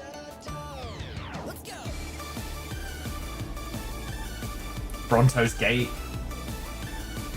Yeah. Failed Symphony, like you and me both. And like, I haven't seen many people discussing that one. No one needs me to talk about Me-Side. I've been talking about this a lot. It's almost at 69,000 reviews. It's doing good. 10 Dead Dubs, a bit spoopy for today. I don't think you'd enjoy me playing Blood West Dead Man's Promise, but I did play the rest of Blood West myself. Preposterous Nights? What was that?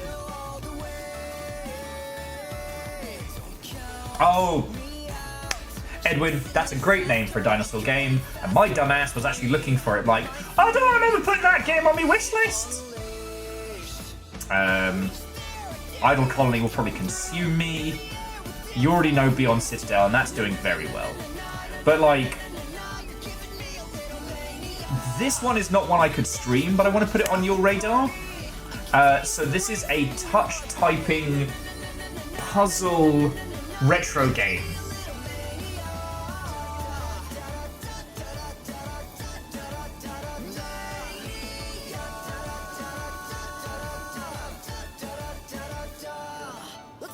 So we're talking old AIM style instant messaging nonsense. Banter with peeps, get yourself into mischief, try and make some cash. I haven't been very, very good at streaming touch typing games.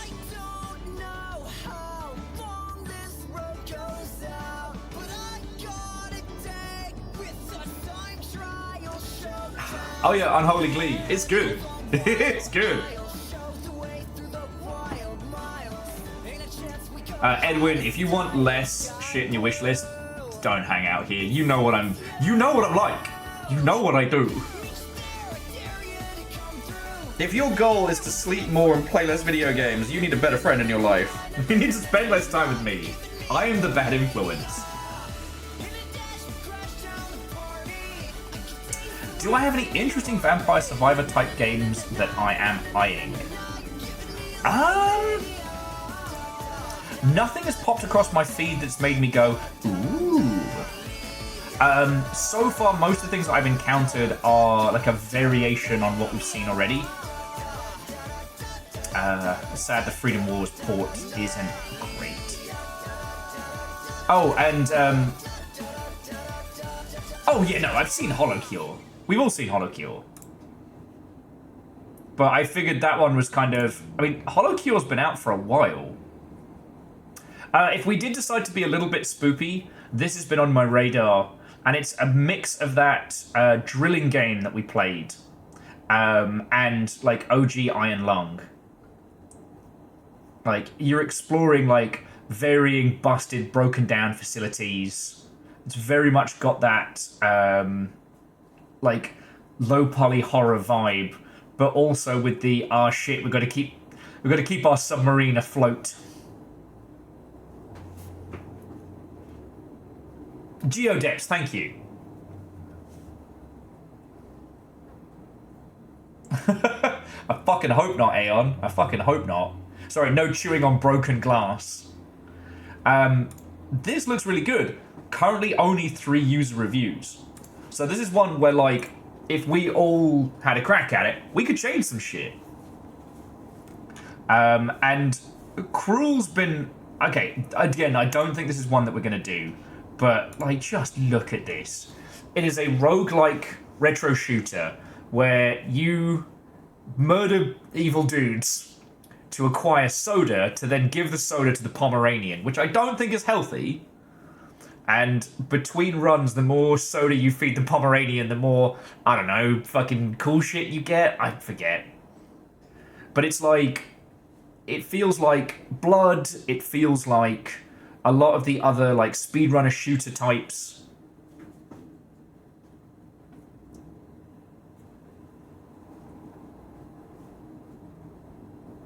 Like, it just looks like a fucking ton of fun.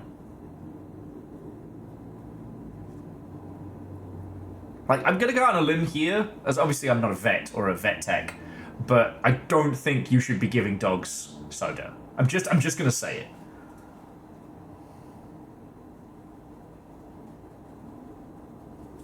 Well, so Noteski, if you really enjoyed this one, the ones you need on your playlist are Mullet Mad Jack and Neon White.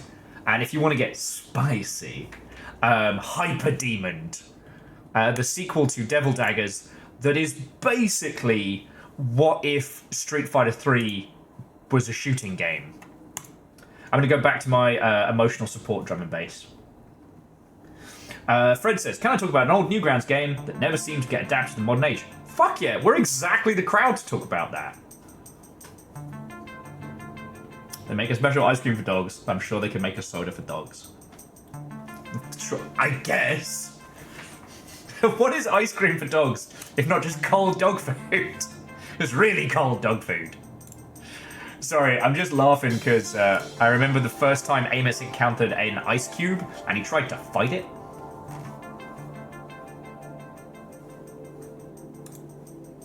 No, but yes, cats can get wine. Cats can take whatever the fuck they want. Whether they should have it or not is another matter.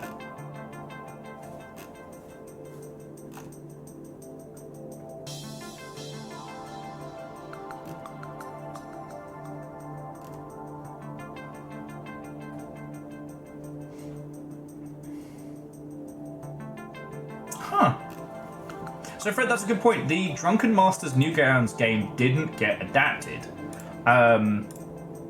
Loads of games have used those systems.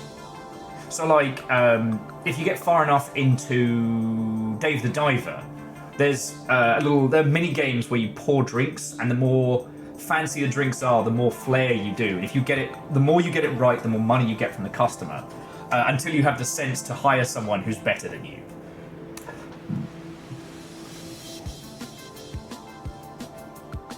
Yeah, Fred, that sounds feckin' cool. It would be very funny if you combined that with something like Valhalla, the bartending sim. Not as part of the story, but just the idea that someone could be giving you their whole life story. They could be pouring their heart out to you while you're fucking about with cups and shit.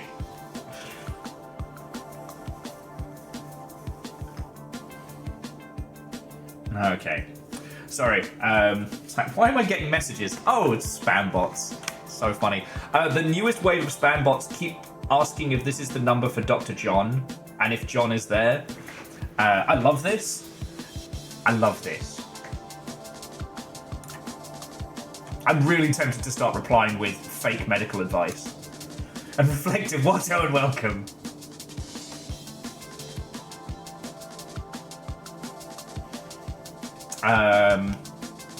Midnight Horde, you say? It's me with cheese. I had to explain to someone the other day the difference between snack cheese and night cheese. And let me be honest, I didn't think that was the thing I'd have to explain. Oh, okay. Sorry, again, I'm being an idiot. Let me just fucking show you what it is that Ket recommended us. So, you are a vampire killing varying Bloblian monsters, but you have like a gravity effect. So you're leaping around and climbing, building your own spire, and then fighting the creatures that try and take you out. Yeah. This is the kind of thing that my dumbass would start playing on like a Sunday night and then immediately regret everything. Yes, night cheese, different from night cheese, is the most honourable.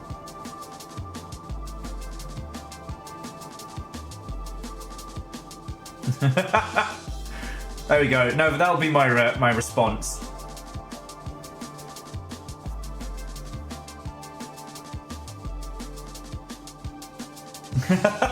Exactly. Legend said start on a Sunday night, then have people pinging you for starting stream on Tuesday. Like, wait. Alright. It's going on the list. It's going on the list.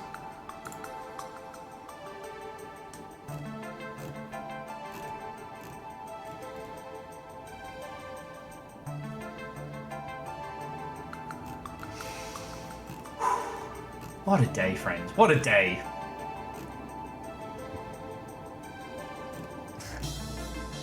What a fucking day.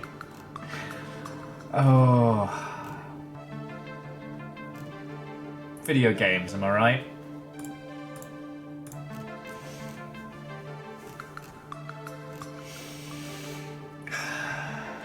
I'm dreaming of the endless. Okay, okay.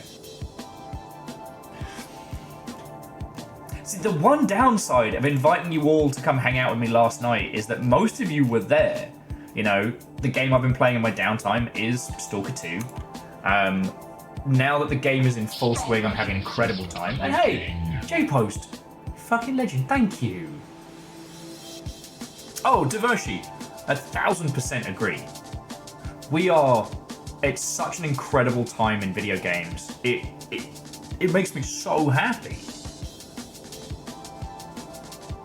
Oh, and Phyllis, I'm sorry you were having a hard time, friend.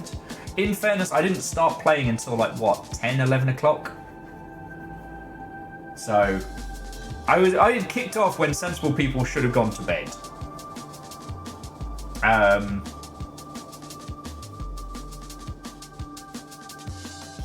And it wasn't like I was doing like major story beats or anything. I was literally just, I think I walked from the first area to Newbie Village, and then from Newbie Village I went on a long stroll towards one area, and then ended up locking myself out of a different story mission and all that nonsense, so...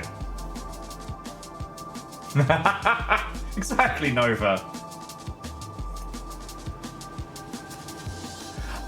Oh, actually, Nova, I'll have to... As a fellow member of the Dead Parents Club, I'll have to send you that one off. Someone sent me a hoodie that I will share with you. It's too dark a humour for non-card carrying members. Dr. John's rectal rescue. When in doubt, we'll get it out. How may we help you? I've got to try and remember that one, Dustin. I will send that after stream.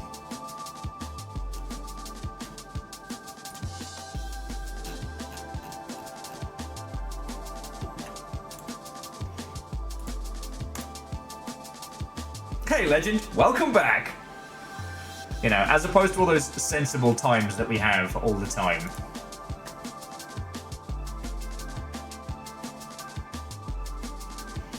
I don't think there's been anything else really going on in video games. A new Dynasty Warriors game dropped today. It seems to be doing very good. As we said, like, Hyperlight Breaker seems to be having a bit of a shaky launch, but hopefully they'll do fucking great.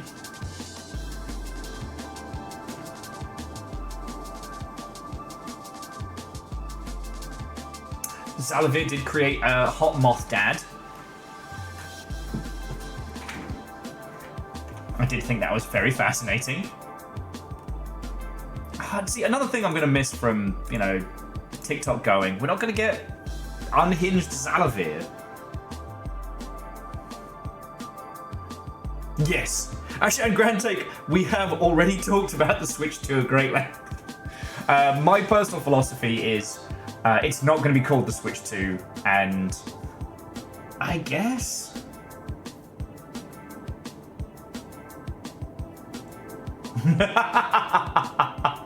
Damien, excellent point.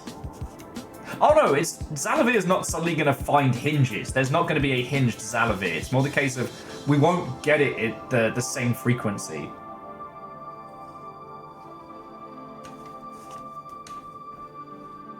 It's gonna be the Switch U. I don't know. Look, I already peaked with the Nintendo free use Twink. I'm not gonna come up with a better name than that. I'm not gonna beat that. That was my peak today. Oh. A Super Switch would be good. Just the Nintendo DOM. They're just gonna give up. The Nintendo consensual fisting. Brilliant. There we go. It's a me, a Mario. The fuck is wrong with me today? It's just... I was so ready to hype this fucking game up. I was so ready. Don't go breaking my heart.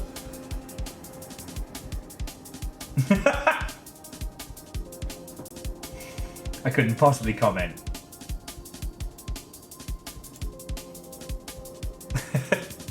Honestly, I would suggest, for things to do this afternoon, I'd almost suggest Rat Shaker, but I'm pretty sure you've seen it all.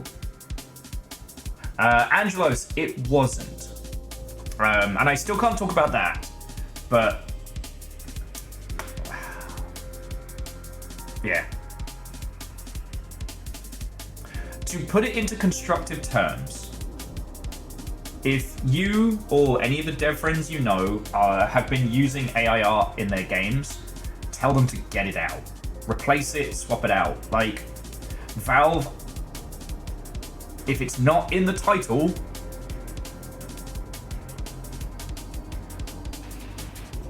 I mean, yeah, also give them a smack upside the head, but it's not an unfixable situation, right? They can unfuck the fear turkey. However, it's something that needs to be done ideally before launch, or as quickly after as possible.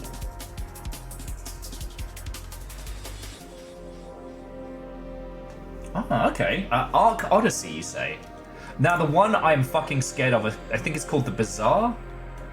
Thankfully, it's not on Steam, which is the only reason why it hasn't fucking destroyed me. Ooh, Arc Odyssey. It does look fun. That's the wish list.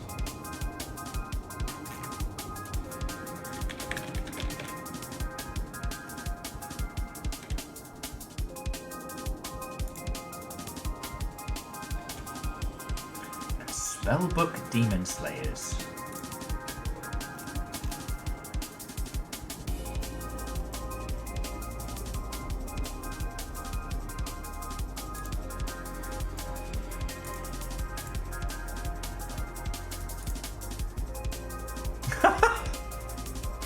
Okay. Sorry, Spellbook Demon Slayers also has Spellbook Demon Slayers not safe for work. You know what? Good on him. Fucking good on him.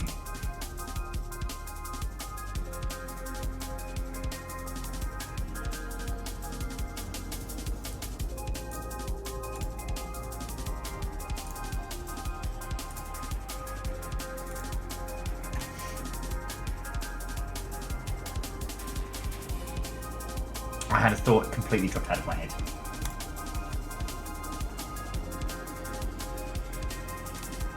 Oh, what the fuck is the Bazaar game? Why am I looking this up?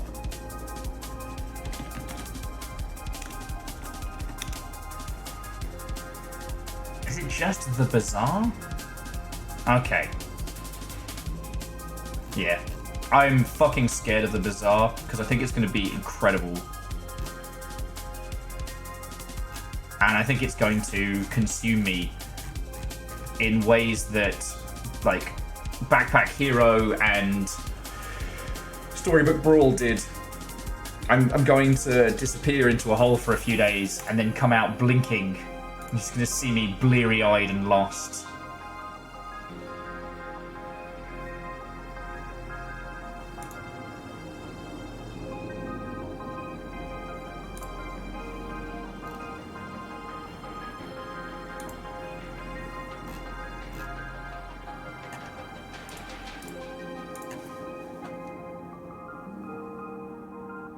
Absolutely not Verdenflow.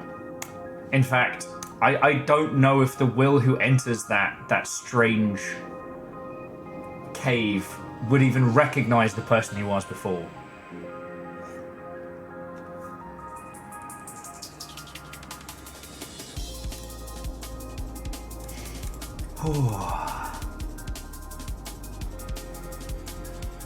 I'm sorry, friends. I in the past I've been a lot better for having like a sideboard, a strunk vibe, and I'm trying not to let my cravings to do Alan Wake 2 or Elden Ring override everything else. We have everybody together. This is exactly the right time to get into the paint about something weird.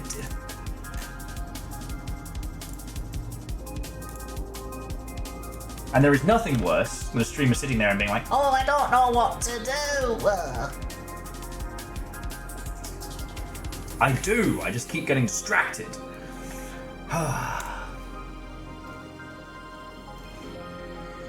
There was the Rain World roguelike. There was that. But again, that's one of those things I'd like to tell the Rain World community about before we get into it, because of course they want to come over and see that. Of course they want that. Of course I am. Good. Good. It's a bloody liability.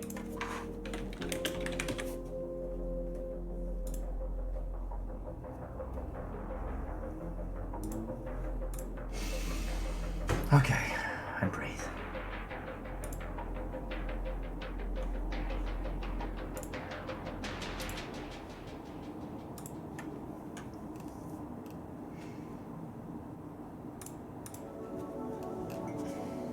And again, I'd love to tell you I've been doing interesting and exciting stuff, but I literally just had River to hang out with for the last 2 days, so I've just been in like fucking cottagecore life.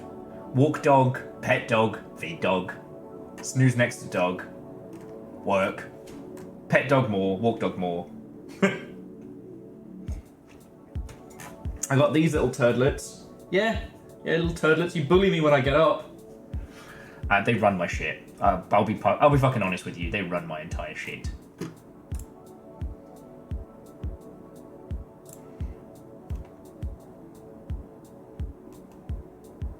I got the sheer amount of chaos going on. Tell you though, see the thing is, for games, we are fucking spoiled. Like, Da Vinci was saying earlier, like, what a time to be into games. And I'll be honest with you, like we have to talk about a lot of serious shit currently, just with like how games are being funded and what's been going down, which is understandable. But in terms of just the sheer breadth and depth and quality of things dropping, it's ridiculous. And it doesn't get any... It hasn't slowed down. Like, people's voracious appetite for titles hasn't chilled in the slightest. The thing that I was thinking about though is the quality threshold for them vidya games.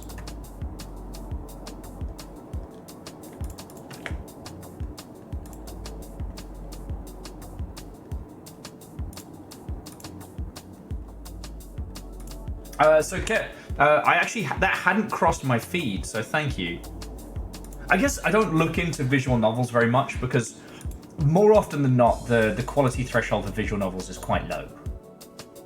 Alright, so here's what we're going to do, friends, because I've got a lot of angry energy to work off. I have been desperately wanting to play I Am Your Beast with Twitch integration. Alright? If you'll excuse me, I'm not going to jump into it right this second, but if you'll excuse me, that's something I'd like to do. I really did enjoy Shadows of Doubt with Twitch integration, and the fact that it's not baked into the saves really broke my brain a little bit. Not enough to make me not want to play it anymore, but it was really sad when we were trying to solve the kidnapping of I'm Patch Rabbit. Then I had to reload the save because of, I forget what the error was. And then it changed Patch Rabbit to just some generic person. And when I reintegrated it, it changed everyone's names again. I was like, no. Like, we went to Bacon Avenger's house. who lives next to a guy who has basically like a DIY morgue, which is fucking weird. Keldra was assassinated. And several members of the Longship and Longship adjacent were married to people who got murdered.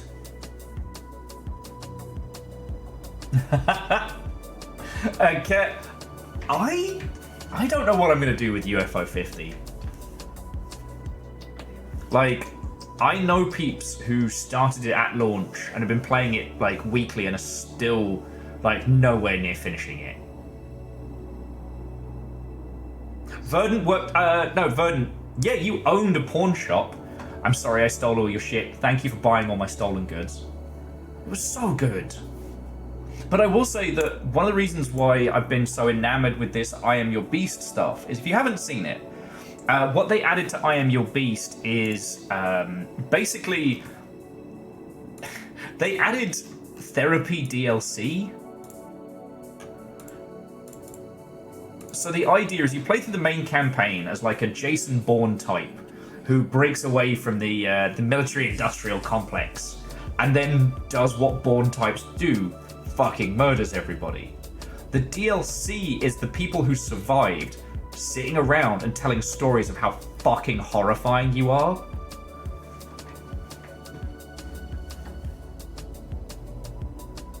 Tavershi says the free beer on the wall for you at Flying Bike. Is it like there's a Will the beer? Because Flying Bikes, I don't know if it's the brewery or the bar, but I know some friends, because it's a co-op, I know some friends that support it. So, getting drunk at Flying Bike is supporting the homies. Yeah, Nova, the fact that somebody stole Kyle's screwdriver and then I did not return it. Yeah, Salem, that's your brewery. It's Salem's brewery. All of it. But no, thematically with I Am Your Beast, I really want to show you that. Because you know how I love the idea of like recontextualization and like viewing protagonist actions from different angles. I love getting into the paint on that one. Because the thing is, with the I Am Your Beast DLC, we're playing the story that the survivors have told. So whether or not that's what actually happened doesn't matter. We're not playing as a character, we're playing as an idea. An impossible murder machine. You know?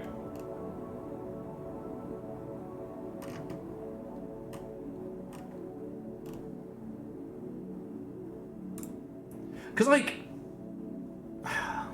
there was a quote I used to use a lot from a book, which when you tell a story, either you use up that story or that story uses you. The idea that all stories kind of have a bit of a shelf life as you tell and retell them. And as I've gotten older, I found I now fundamentally disagree with them, but they're kind of like houseplants. Some stories, you know, every time you use them, they get a little bit smaller until there's nothing left, you know, like buying a herb plant from a supermarket. Those things aren't in good nick. They give you some fresh herbs for a bit, but they're not growing from there. And sometimes somebody gives you a spider plant that fucking consumes your entire living room. You know, that kind of stuff. And I feel like stories are very much the same. And games that explore that idea, I will always love. Because last night I was telling one of my favorite stories. A story from E3 of a power outage on the metro stage. And I realized I don't know which parts of the retelling of that is my embellishment and which parts I actually saw. Like, I know it happened. It was a real thing. But I love that story so much, and my flair for the dramatic has interwoven with this tale. It's become myth. And I've never actively sought to, you know, be deceptive. I've never sought to create a lie or to fool people. Because it's not even my story. It's somebody else being fucking cool. The problem is, when I go into my mind to try and recall the individual from whomst it came, I get file not found. You know? Hey, numbers, go for it. I want to natter with you lot for a little bit longer before Actually, let me get some water. I want to natter with you lot for a bit longer before we start, like, punching and murdering everything. Oh, I'll be back. Oh, to the window, to the wall. Tell me.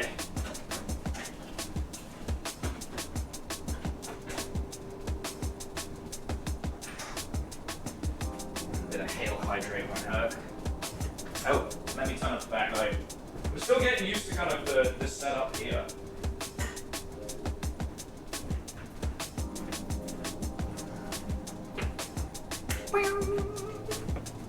I need to, excuse me. I need to definitely work on lighting and audio insulation in here, but yeah, Furball, I don't know if I agree with you before I got water, but yes, we're playing the he killed 3 people with a pencil, the story. And Rebels, Watto and welcome. I was thinking more the case of like, with retelling, especially if a story is something that resonates with you personally, you can't help but add to it. And after a certain point, the memory of the story and so the telling of the story and the memory of the events start to interweave, you know? The idea that you can tell yourself a tale so many times that you believe it to be true.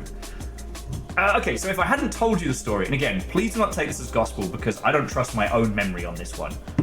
The facts of it were, during the E3 presentations of Metro Last Light, there was power outage on the E3 stage. Sorry, not one of like the press conference stage, but like the huge booth stage that people will have at their varying areas around E3 when it was still a thing.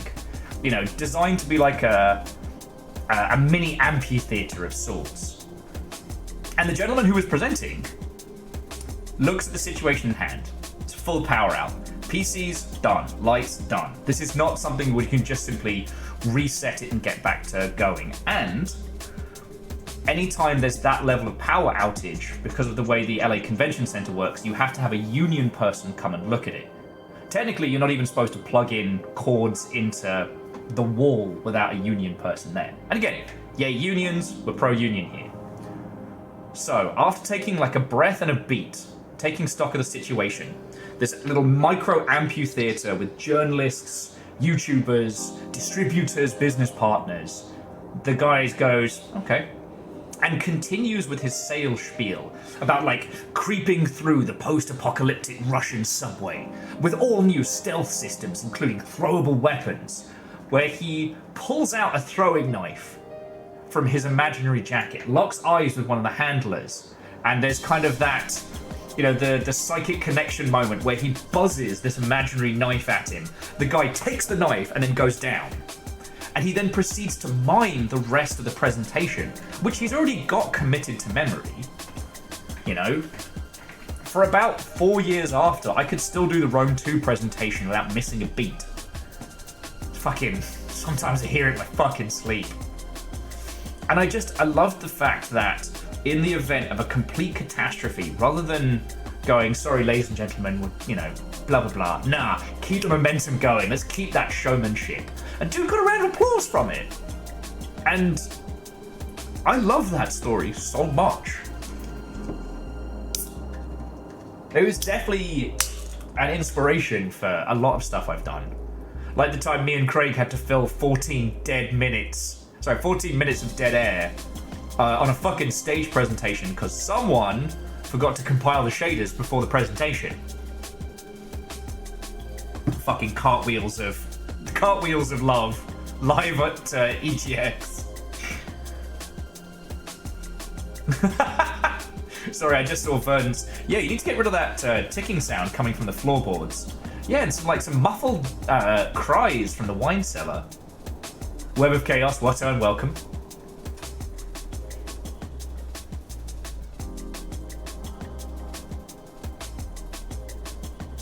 Oh, and Frozzy Wuzzy, Watto and welcome. Hello, hello. Hey! Raid after raid! Oh, fucking good afternoon. Woo!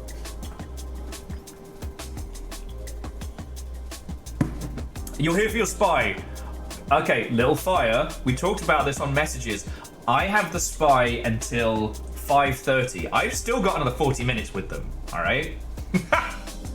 How are you doing, friend? What? Oh, and welcome.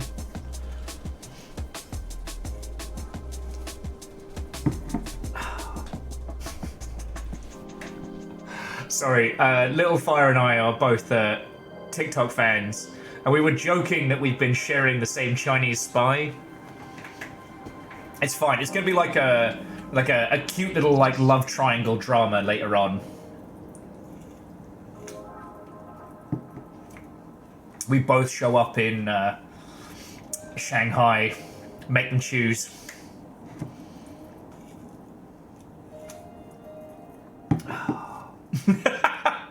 Anyway, Little Fire, how was your stream? What were you up to? Tell me your tales.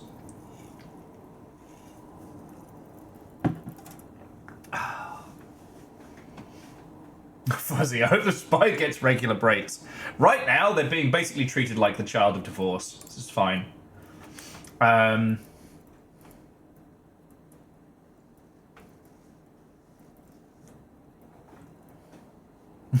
TikTok spy story. Getting tilted on rivals, the usual. Hey, I'm glad you're enjoying it. I know I said this last time, but I'll say it again. TikTok Rivals introducing a whole new wave of people to how awesome Squirrel Girl is makes my little heart happy. And for that, that game will always be wonderful. Angel Kalina, Watto and welcome. Hello, hello. I got fizzy water. just turn it there. Be like, hey, Liquid Death. You want to sponsor me? I could use the money. I can use the money. You've got pit diaper money. You can sponsor a ginger. Sorry. I've just got chaos in my heart. Angel Cleaner, it has been a roller coaster of a morning, but I'm doing good.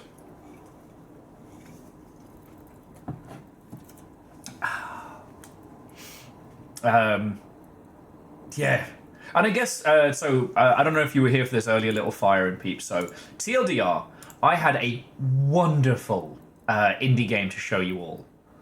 And whilst I was in the process of getting ready to post about it online, I stumbled upon the fact that it is, unfortunately, riddled with generative AI.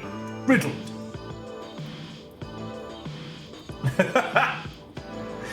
Sorry, a Holy Boss was asking if Bonio gets royalties for being in front of the can. If Bonio can score me a fucking deal, then Bonio gets royalties. Worst manager I've ever had. So yeah, Little Fire, that was me getting tilted. I was so heartbroken as well. Because that's the thing, it's like, it was as I went to go find images to post on the social media saying, hey! And I'm like, wait, what's wrong with that plane? Wait, what's wrong with that giant robot? Then I head on over to the page and it's like, this has been used. This is like, what's it? Pixel art, images and pixel art produced by DALL-E 3. I'm just like, the whole game is pixel art. Fucking so mad. Anyway, not gonna shit on them anymore. I had my disappointed rant.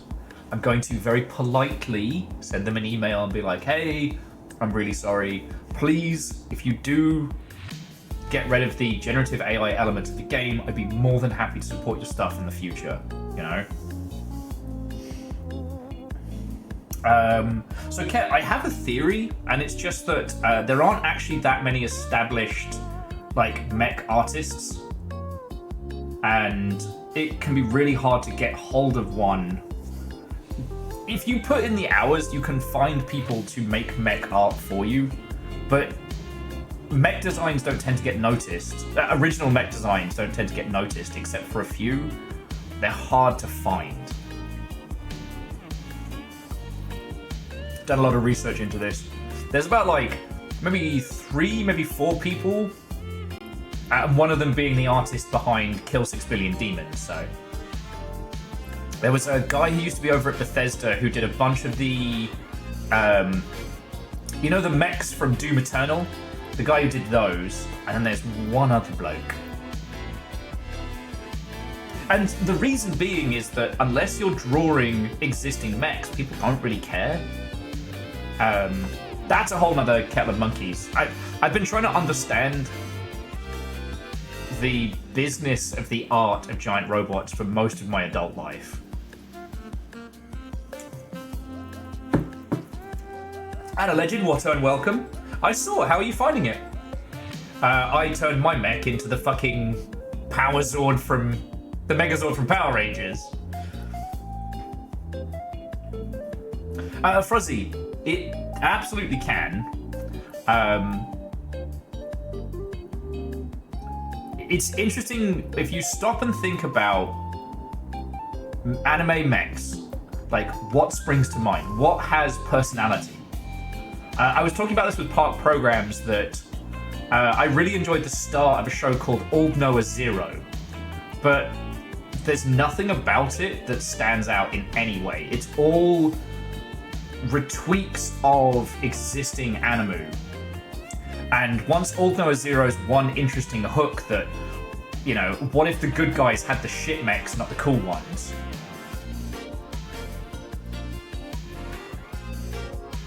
Oh no! Well, Web of Chaos. My personal philosophy is that when you break your first Gundam part, how you fix it or work through it, that's what shapes you as a builder. Do you rebuild the part? Do you fix the part and reinforce it? Do you order another part online? Like, what do you do? All decisions you make with your mech are valid.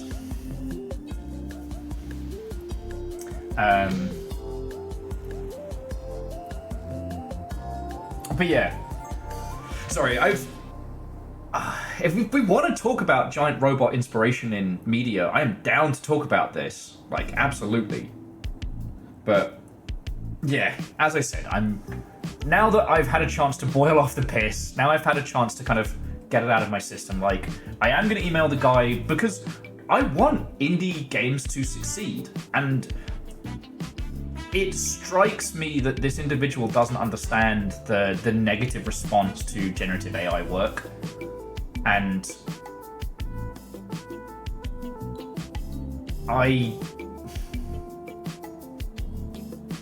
imagine, they took the budget they spent on the PR company and put it into some original concepts. Like, holy crap, that could be awesome.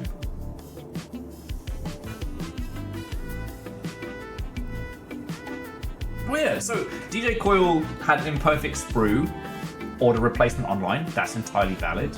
Favor 6, when they broke apart, decided it's now a good time to figure out how to do battle damage, and that's fucking cool. Alleged there is a mech mechanic simulation game out there, it's literally called Mech Mechanic, and it's fine.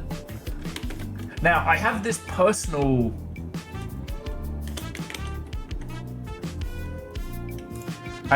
philosophy when it comes to giant robot media, in that giant robots are kind of like cars, in the sense that people have a general love of racing, but given the choice, there are specific kinds of cars that people want to drive. Giant robots, I think, come from a similar place.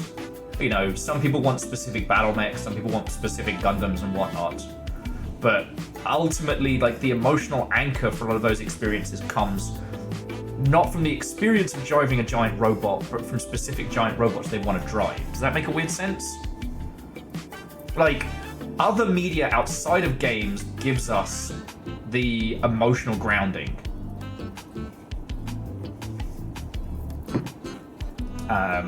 Oh, and this is Mech Mechanic Simulator. It weirdly has mixed reviews. No. It weirdly has mixed reviews on Steam, which I don't fully understand. I played it a whole bunch, and I fucking loved it, so. Angelos broke apart that they might try to super glue, but it's a fiddly piece, so I'm just in denial. I mean, here's the thing. You can just not. If there's a piece that you're not enjoying, and there's a bit that's not working, you can just don't. I mean, Aeon, it's just the plot of Ratatouille, but with a guinea pig instead. And Andorf, I did see that. There is a 3D printable Gundam compatible pair of Crocs that you can get.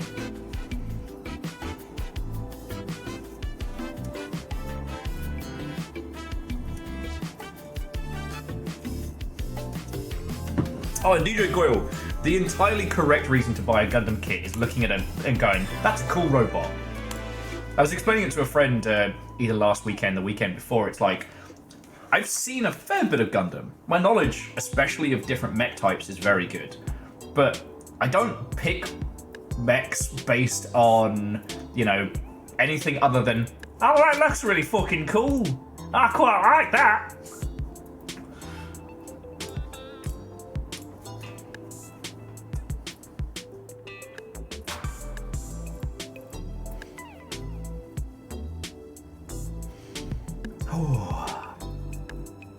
Yeah, Saren, it's about the vibes, and that's okay. And again, it's why Gundam has something I've like gravitated towards rather than going back to Warhammer is I don't want to have to explain my unit choices to anybody. You know, if you're talking to people about Gundam mechs, no one's like, oh, so why did you pick the Norn rather than the blah blah blah blah blah blah? No, fuck off. Everyone's like, oh, that's really cool. And either I made it or I want to make it. You know, if you pick a specific faction in 40k, someone is going to have an opinion. And all you have to do, if you want an example, all you have to do with a group of tabletop mini fans is just bring up, so I hear Henry Cavill plays Custodes. And just, it's the I've never had good barbecue of tabletop miniatures. Whether they are right or wrong, people will have strong opinions. And if you're, like, yeah.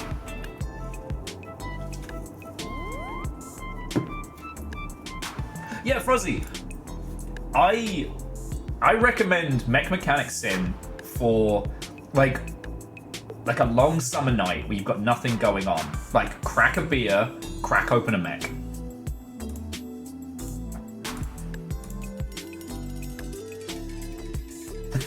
Furball, 40k Elf Collector here. Good lord, people have opinions. And they have no qualms in telling you them, even if you don't give a fuck.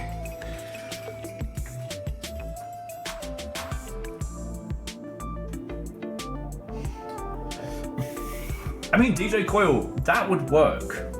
But Steam's philosophy is that at any point where a user can pay for something or play something, that they should be able to leave feedback. Grand take. Favorite Gundam series? My top few are so closely knit together that they're kind of... so Gundam Thunderbolt, 8th MS Team, War in the Pocket, and then Iron Blooded and Witch and Mercury. Like, the ranking of those wildly changes depending on how I'm feeling. G Gundam is just its own special variant. But the more you know, the more Gundam you watch, the better G Gundam gets. Like, if you've never seen a single episode of anything and you watch G Gundam, you'll be like, oh, that's pretty fun. Like, this is fun. This is fun. And if you go and watch Gundam Thunderbolt and then, you know, Origin and all of that, and then come back and you're like, this is amazing and wonderful and perfect. You know? If wrestling was the only sport, it wouldn't be as fun as it is. You gotta have that normality for which the ridiculousness can be its counterfoil.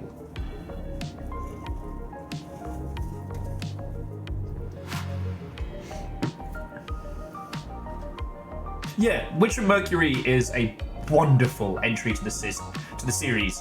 And to Gundam as a whole. It's Witch and Mercury and Iron-Blooded Orphans are self-contained. Witch and Mercury is a wonderfully personal story that demonstrates Gundam's core message, which is war is hell. War is bad. In a way that's a lot more accessible to Star. Iron-Blooded Orphans opens with child mercenaries.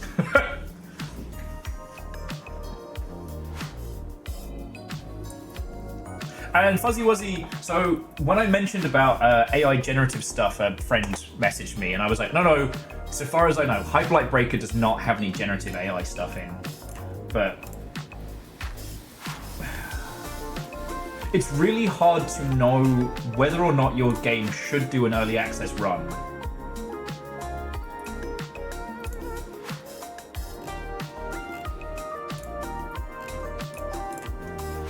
it's really hard to know. Users will tell you to your face, like, hey, just release it, don't worry about it. And then we'll turn around and be like, this is not good enough. We expected more. I think Hyperlight Breaker is more of a prestige game than it wants to admit that it is. But I'm sure it will do good.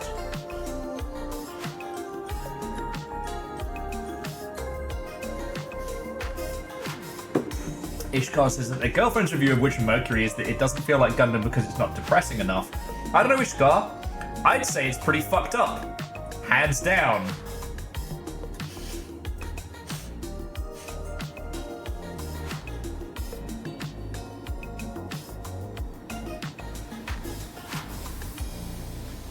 Oh, and Vernflow, to answer your question, depends on the mech. Sometimes it's a screw cap, sometimes you need a special doohickey.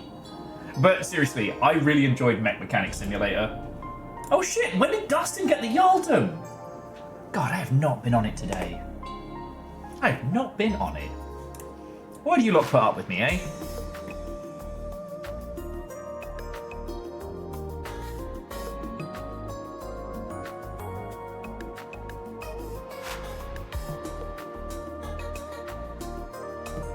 I don't know.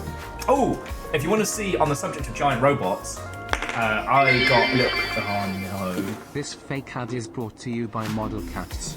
When you need to build models, you get kicked 10. I put my earphones back in for that.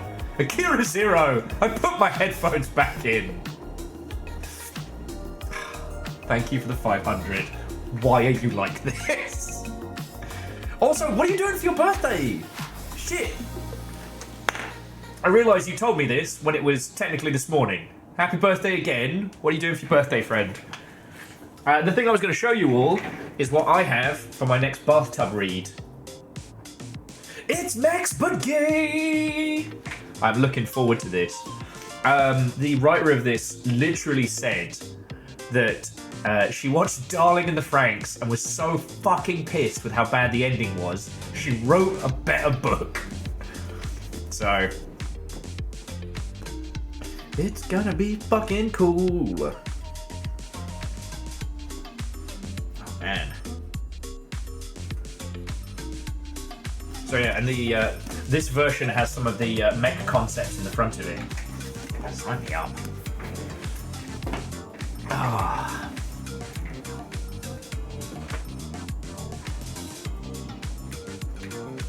Are you not Akira Zero? Are you not doing anything today for your birthday?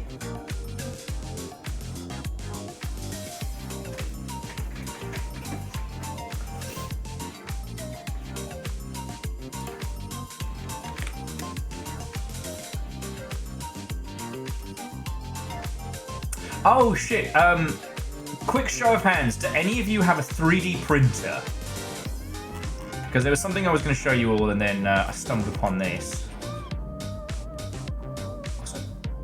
Why doesn't this have a dog mode?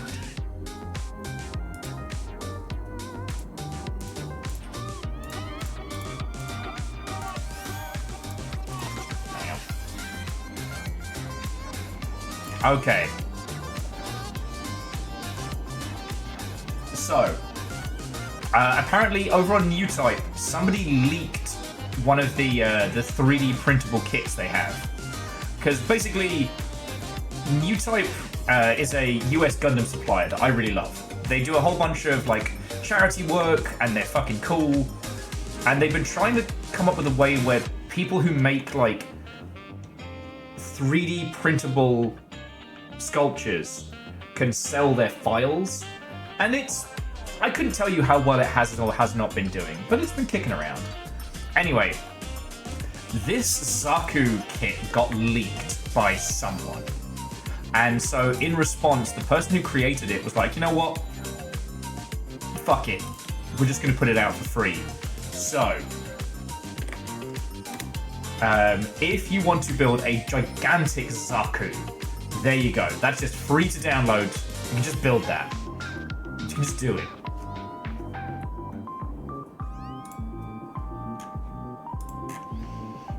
The reason I brought this up is that I think I've got a target for the project that I've been wanting to do I actually was planning on doing it this pack's gone, but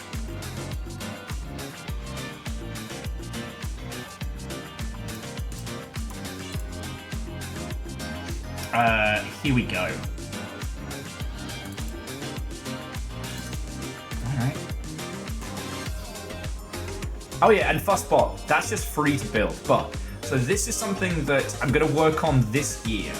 And for those of you in and around the Seattle region, I want you to bear this in mind. Byakuaz, you will be pulled into this project. So, this is the 1/48 scale Gundam Unicorn.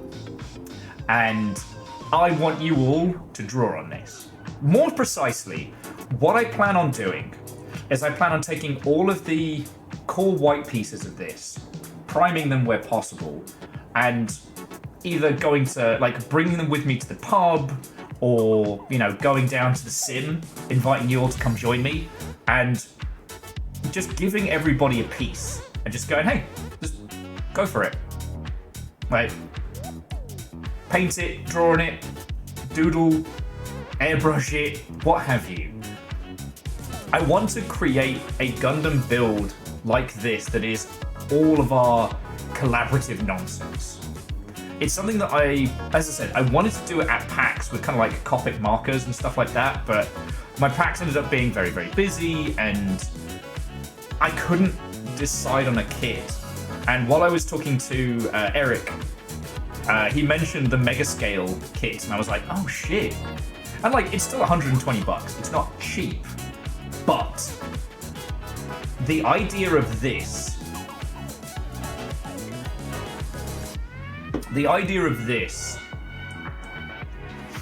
but every piece is something that somebody has drawn on or doodled or spent time with. I don't know. I might keep the shield for myself because I've been wanting to do this style of faux graffiti that people do for like model trains and shit. So, but yeah, basically I just clip and prime all the white pieces, and then while hanging out with friends, be like, all right, pick one, let's go. Yeah, Fussbot, I think it would be really cool. And honestly, like, once it's sealed with top coat, job's a good one.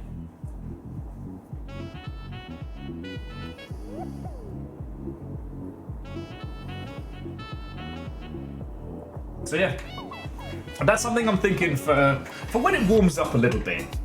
You know, I don't know when Seattle's supposed to have its really cold spell, but the temperature's definitely dropped in like the last week.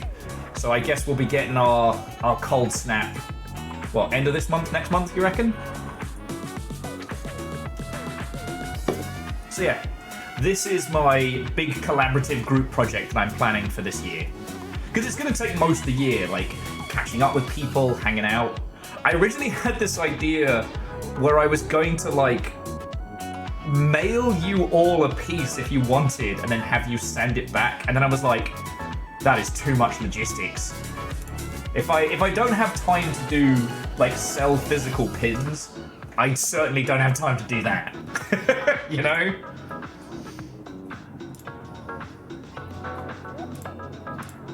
Okay. Yeah, it would end up being so much in shipping. And the thing is, any pieces that didn't make it back would be very, very obvious. And that's the thing. No one would purposefully sign up for it and then not send their bit back. But real life gets in the way, you know?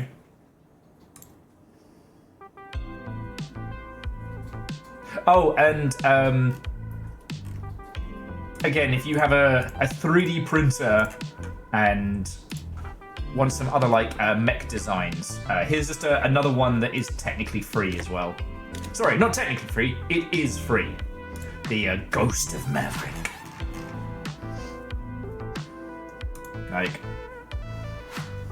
Like with a lot of these digital files, I'm kind of I'm always in two minds.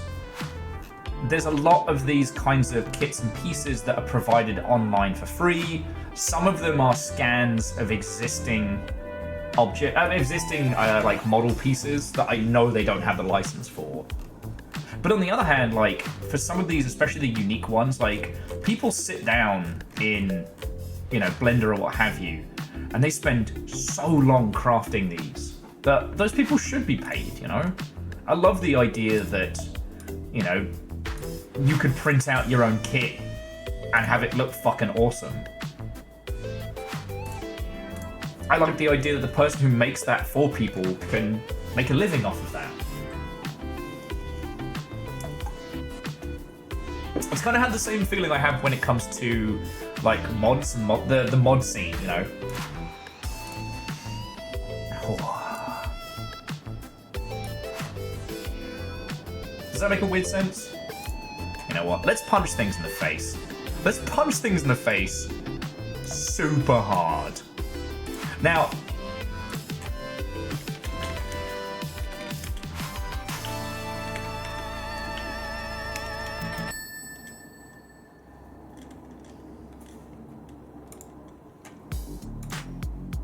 sorry, I am saying let's get I Am Your Beast going. And I'll try and take mandatory breaks between runs. But we are going to use Twitch integration. I don't know what that's going to do. I don't know how it's going to change. But we'll make it... We'll see what it does. We'll make it work. Alright, Smooth Jams. Need you to take a beat. Oh, my back.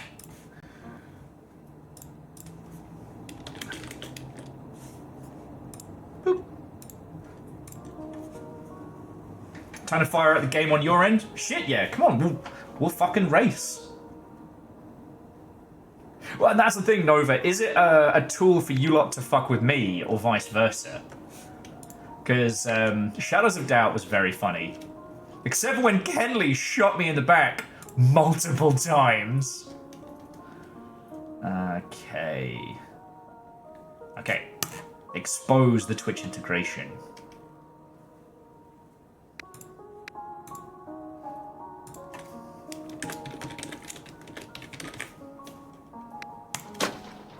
Alright, we're connected.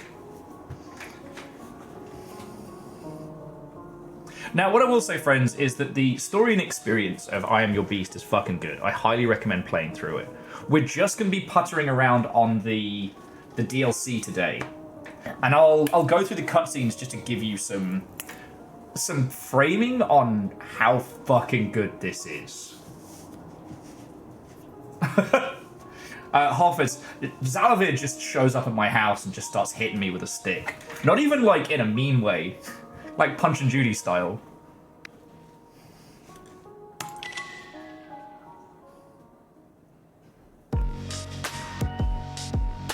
Oh, and also, if any of you want to bask in my glory, yes, that is story mode 100% complete with Grade S. And that is all the challenges completed 100% with S. Just saying. Reactor online. Sensors Hey! online. Weapons online. All systems nominal. The game.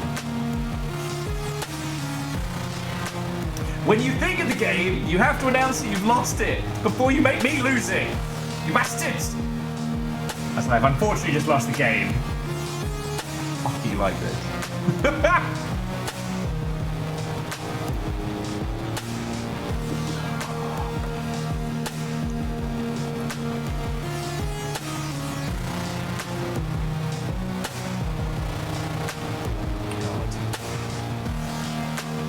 Like, that's a criminal maneuver. That's up there with... Okay, Google, play The Crazy Frog by Axel Foley. Give it a sec. Give it a sec. See if anybody got hit.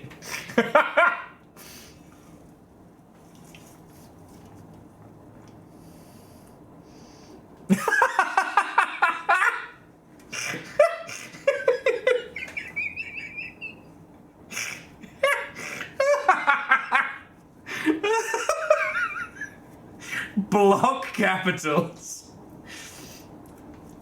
I don't know, sometimes. There's always one. Oh.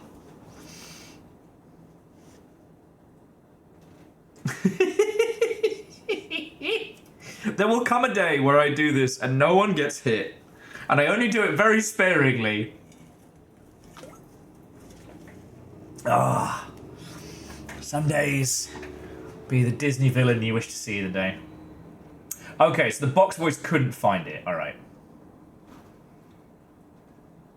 Fuzzy says they haven't heard the Crazy Frog in 20 years. They can still hear it in their head. I still remember in the UK, I don't know if this was the same worldwide, but whoever it was bought that song and put out a shitload of... You know what? That's fair. That's fair.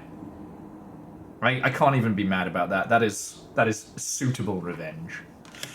Grayson. But they put out adverts on Christmas Day on national TV in the UK to sell the ringtone of the Crazy Frog. It came out of nowhere and we just got hit with it for like 3 days of almost non-stop ads. So weird. Like, can the younglings appreciate there was a time when one would spend upwards of dollars for a ringtone for a telephone? I know, babies, I know. I speak the old memes. You're okay. Hello. Hang on. Hello. Yes, you're very cute. Now don't look at me while I make a tit of myself. Aperture!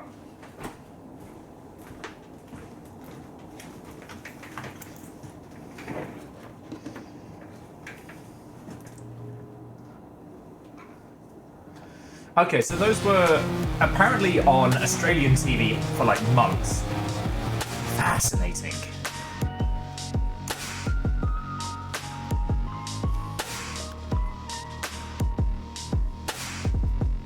Okay, so first things first, let me give you the pitch for support group. Because I still need to S rank pitch black, so we can start with that. Oh. Jesus, there's only 6 of us? Hey, come on, dude. Steven's right here. And behind me. I just got here. Sorry, Steven. It's okay. It's wasp allergies, right? Yeah. I can't stop asking myself where it all went wrong. Well, I can answer that one. They sent us to fight a fucking monster. Let me tell you a story.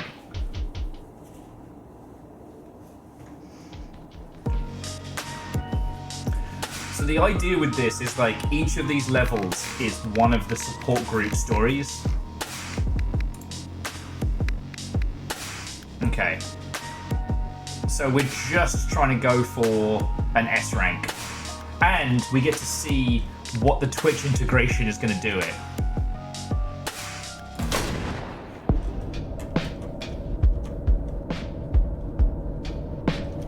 Overnight, we moved in 30 guys. We locked an entire section of the forest down. The campfires stretched out into the distance for what seemed like forever. We were untouchable. And then Harding actually showed up.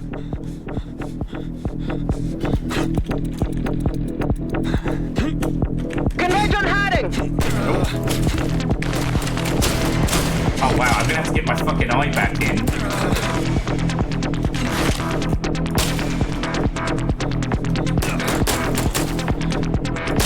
Damn. Alright, this is gonna take a little bit of getting used to. It's got fish, converge!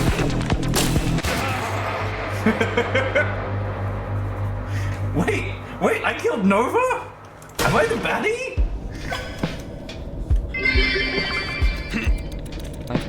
Agent down! Rebels without applause. My Digivice.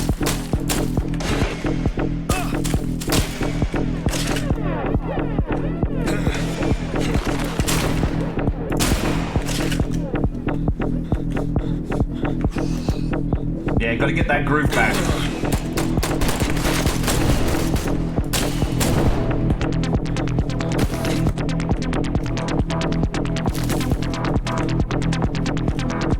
The game a little loud. Okay, we can tweak that. Tweak that.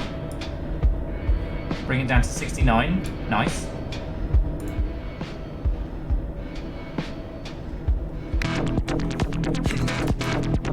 Converge on Harding!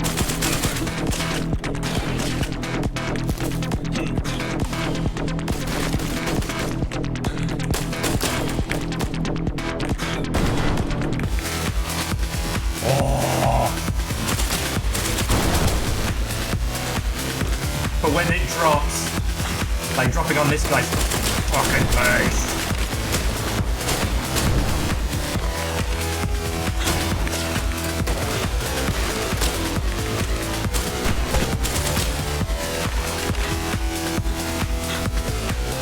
Beans. Let's try that again. I don't know. Casualty hit.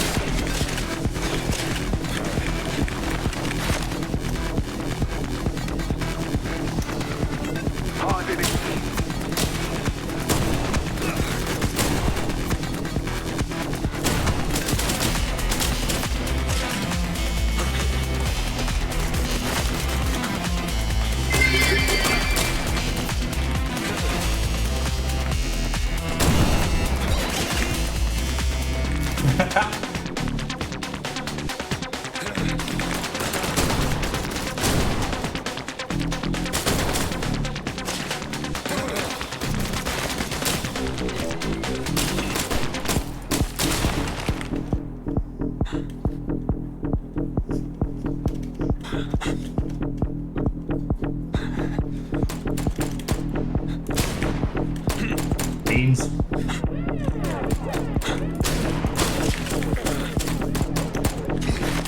I was doing great until I biffed it right there at the end.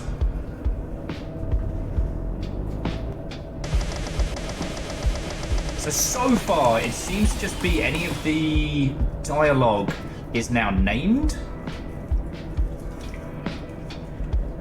Exclamation spoon.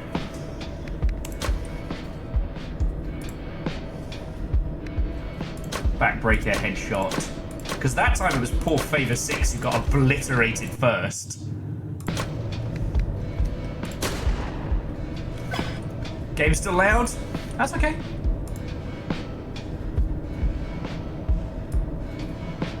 Bring it down to a half. I guess once it gets going. Let's try that again, shall we? Agent down!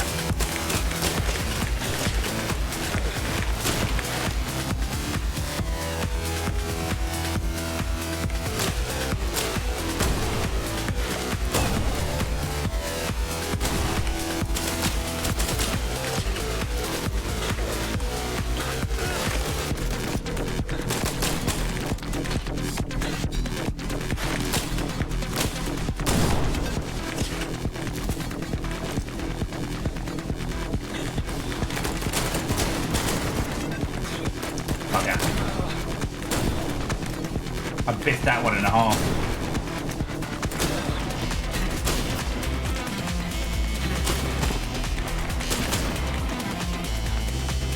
Let's give that a restart.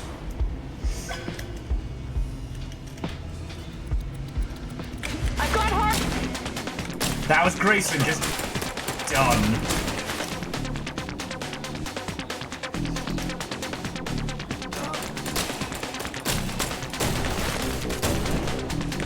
I lost my rhythm.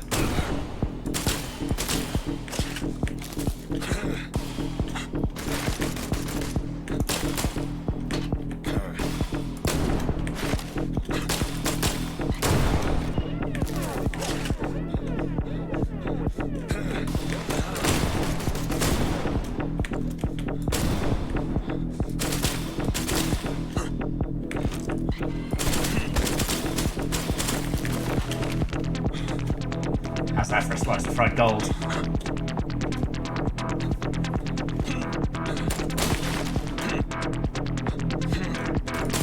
Oh no! I was doing so good! I threw myself off into the void. I've got hiding! Nope. I guess we'll see who gets the... Who in the Longship gets assassinated the coolest.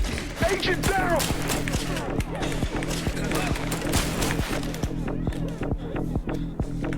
Man, it's...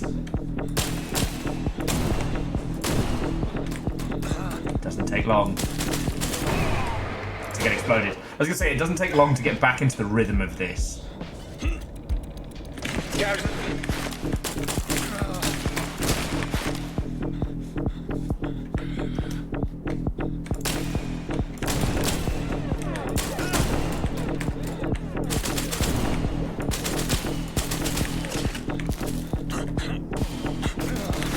once you get into the rhythm. These are cool kids. We'll call this the flow state.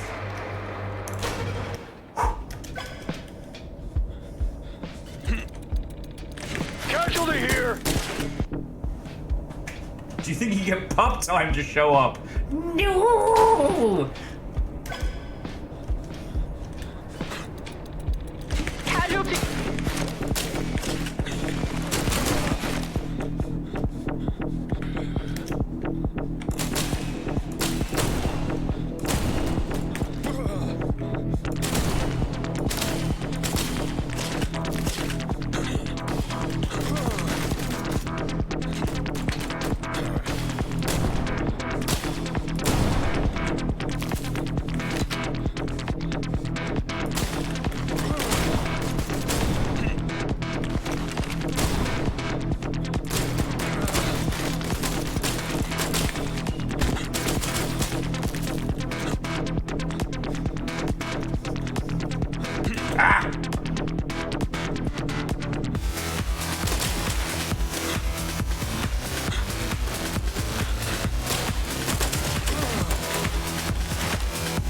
Here we go, here we go.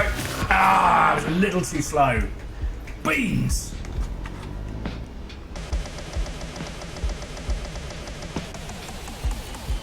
Oh, that's lovely. One of the weirdo bots that apparently acquired my number is now calling me Pinky. Hello, Pinky. How are you? It's fucking weird is what it is, Pinky. J-Post, you're just gonna have to grab the clips of any time I murder the shit out of some of the Longship cool kids. So, Devoshi, the funniest one is still, are we meeting at the old soup place? I have a friend that has now created an old soup account to occasionally text me facts.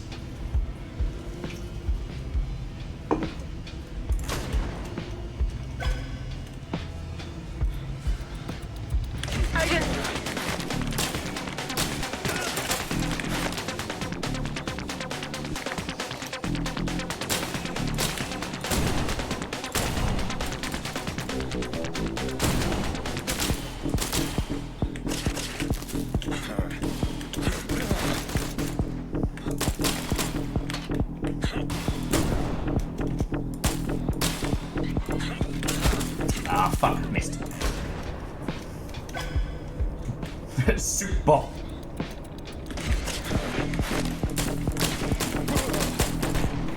I don't think the Twitch integration voices are even getting a chance. Agent down. I'm getting a little too quick on the initial draw, you know. Casualty here. Okay, let's try that one again. Biff in the intro.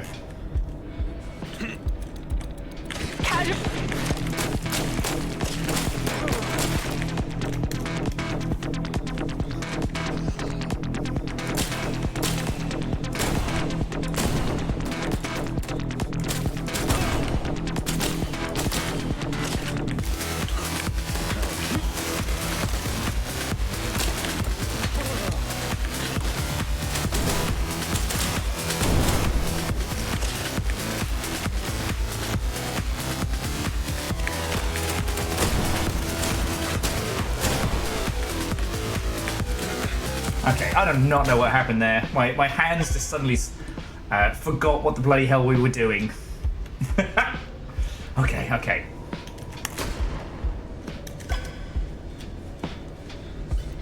One of these days I might just have to... Casualty here. Okay. It slows down on impact, so... Got it.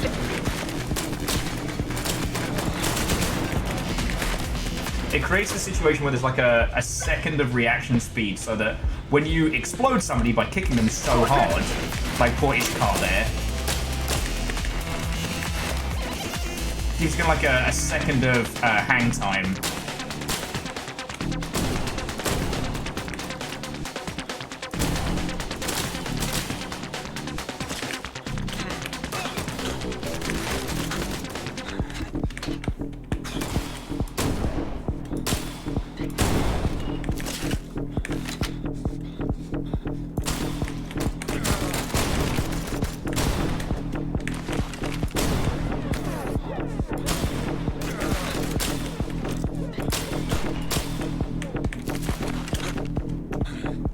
So you can do spicy shit like that. What's really cool as well is much like with the shortcuts in Neon White, where it kind of conditions you how to... I biffed it right there at the end! Where it conditions you to look for shortcuts as you're going through it. Each one of these levels is ever so slightly different. So any of the shortcuts to cut a few seconds off your time varies. And I Am Your Yeast, I think, is actually a level in Overcooked.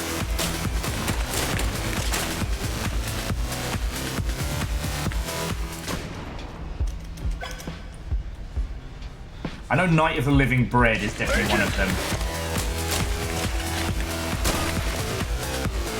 And if it's not, it fucking should be.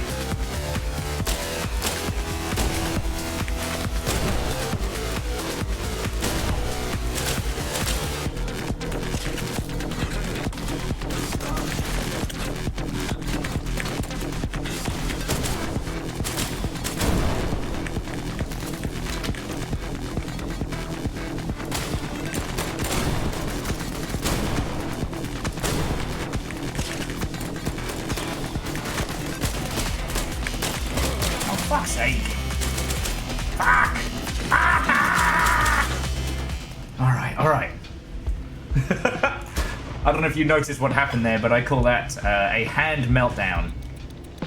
Got it. Like, sometimes thinking too heavily about the controls gets you out of the flow state, and you're like, beans, what's the button for the thing?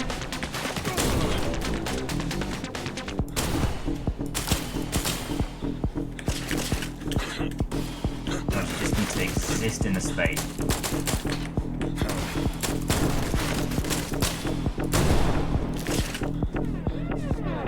Just exist in the space.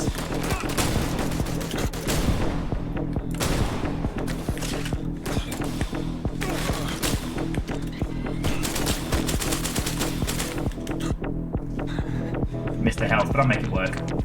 Yeah, it's manual breathing, but for buttons.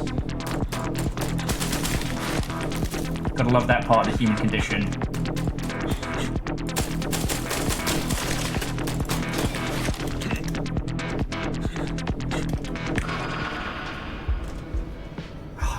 We're just looking to shave split seconds off this. Like, look!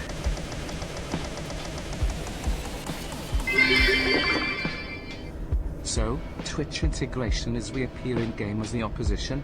Why do I suddenly have oh no, not again running in my head? Look. Usually Twitch integration is, and then you lot get to fuck up my day. Now, is it quicker to just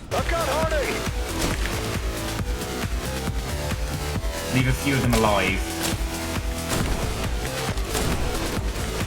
Serve as a warning to the rest.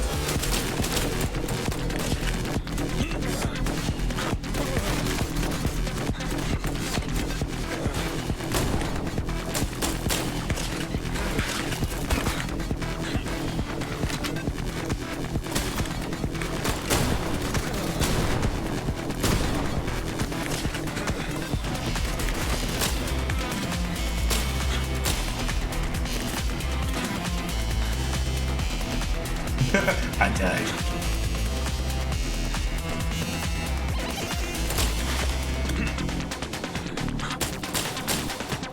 Oh, you absolute boy.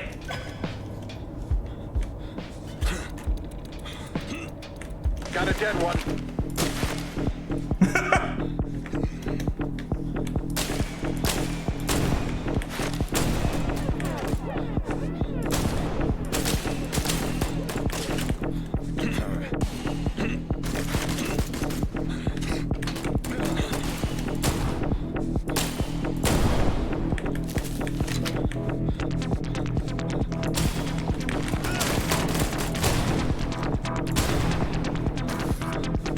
Sometimes missing the shot, you just keep going. Just keep going. It's the only thing you can do.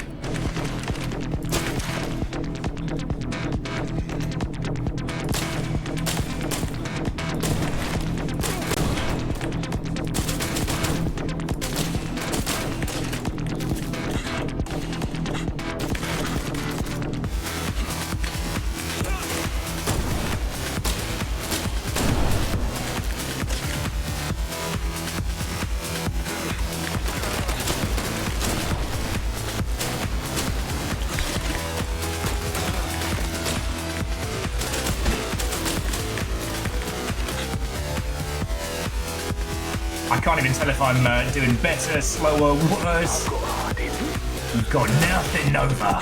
You've got nothing. And apparently you're now from London. Not quite. I Am Your Feast, the tragic story of the world's first talking turkey. I think I played that game.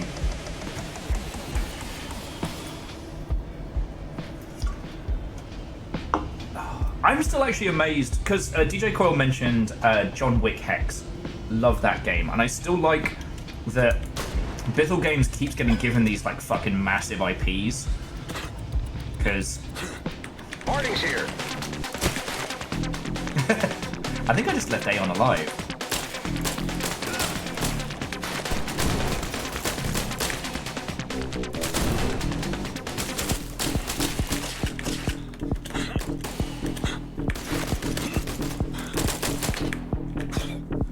Okay. That went very, very badly. See, now is the point of like... Because you gain a little bit of extra score for anybody that you kill, right? It's not just purely about making it from point A to point B.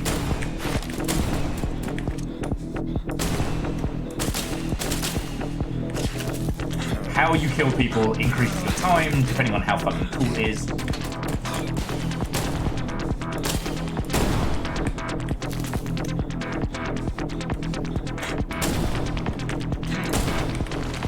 Oh, that might be the winning play.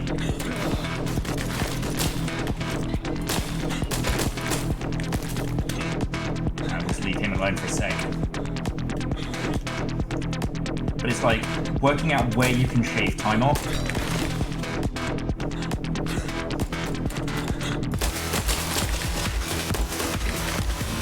Oh, this might be it! This might be it!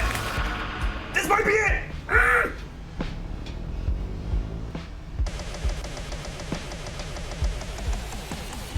Yes! Fuck yeah!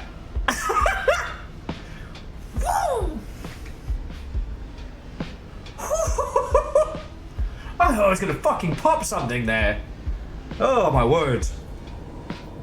I am your beast! And now I just need to do that 8 more times. Oh, excuse me.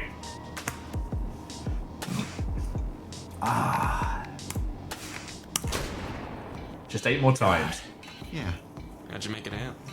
You know what's funny? People always think that leaving your post to use the bathroom is like the time when you're the most vulnerable. But probably the only reason I'm talking to you right now is that I was in an outhouse just by the camps. I think you walked right by me. At least you weren't in the rocket squad. What happened to him? Well, you don't know.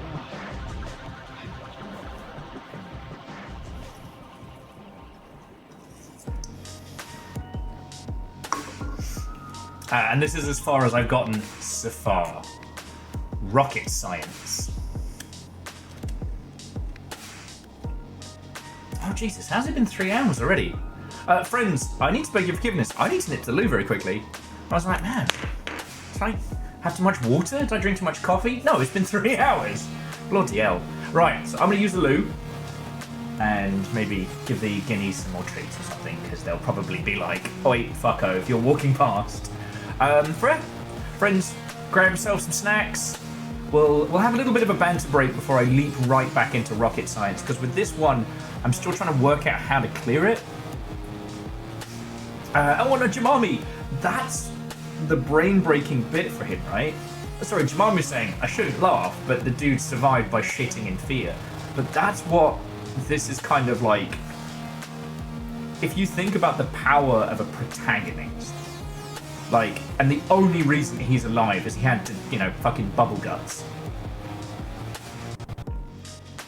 And that with the speed and, like, this momentum and cacophony of violence, this violent ballet that Harding unleashes, there's no reason for him to stop, open a stall, go, "Huh," and then shoot a guy. This isn't personal. Harding moves through this like a fucking natural disaster. That's what's so cool about it, right? And this little therapy group is the people who just didn't get hit. I find this really fascinating, and I think it's a really good framing device for stuff like this. Like, how many characters have we encountered in games that are just impossibly strong? Like, what would that fucking do to people who, you know, encountered that and lived? You know, I think of all the people who worked for Cerberus in Mass Effect who didn't get killed by Shepard, just being like, how the fuck did we make it out? How the fuck did we make it out? They brought her back from the dead, and she killed everyone. Oh shit. Commander Shepard is the original Jaden Hotdog Fingers. Yeah. Yeah, there's the deep lore. Alright, I'll use loot. Back in a sec.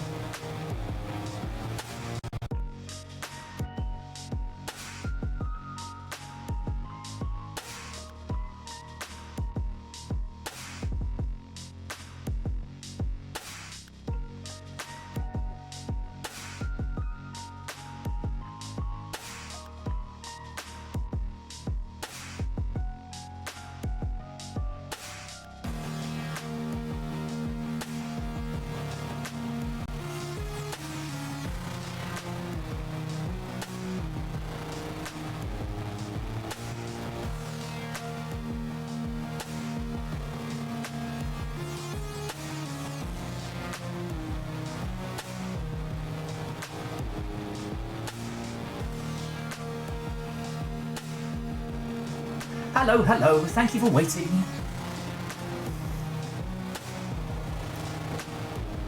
The soundtrack for this is fucking brilliant. I believe it's up on... Oh, is it up on Bandcamp? Oh, and Angel Kalina, have yourself a lovely rest of your evening. Sorry, I have to pause the music to find out where the music is. Yes, it's up on Bandcamp. So if you want to pick up it, you will be helping a cool fucking indie musician. Oh, it's fucking RJ Lake, isn't it? I'm sorry, friends. I was thinking about this while I was in the bathroom. That this whole AI thing definitely discombobulated me. Like, I need to get better about having a sideboard for, you know, games to play that also deserve a shot.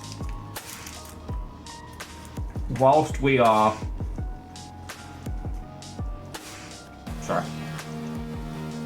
When we have these days where things get kind of like thrown around. Oh shit! RJ did the Purgatory Dungeoneer soundtrack? No wonder that shit slaps. Also, if you haven't, pick up Purgatory Dungeoneer. It's very good.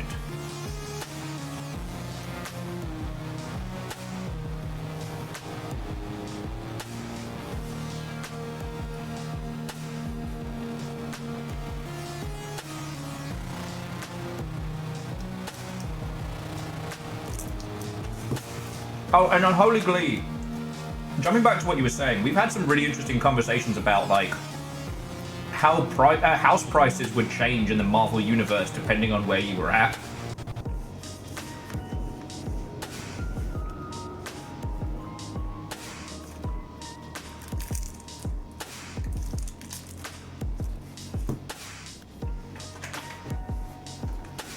And just the thing I watched Agatha All Along recently.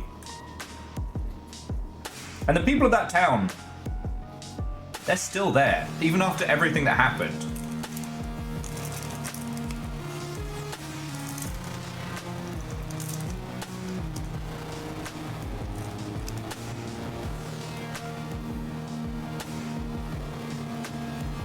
Alright, Aeon.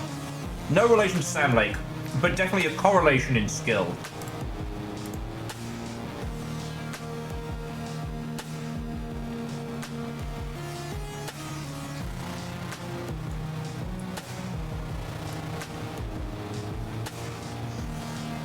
I think you're right, but then it struck me that there's probably a huge reconstruction industry around it, probably being paid for by Stark Industries and shit like that. So it's like, ah shit, my apartment got blown to fuck, but in the next 4 months, Stark Industries built us a brand new one with all new, you know, finishings, furnishings, and whatnot.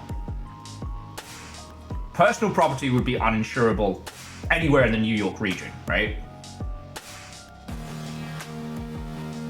But would people move out of New York to avoid the chance of getting splattered?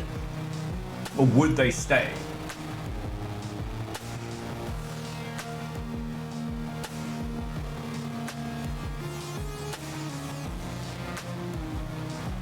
Oh yeah. Offers the idea that if the damage is done by someone from outside of our dimension, your insurance doesn't cover it.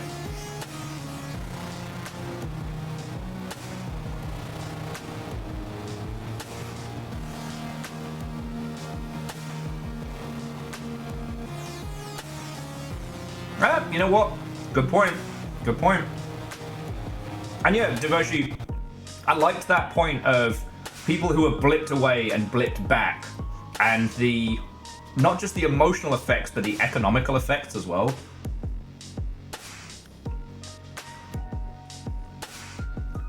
Yeah, Devoshi, insurance not covering acts of God. So anything during Loki's invasion of New York with the Tesseract wouldn't be covered.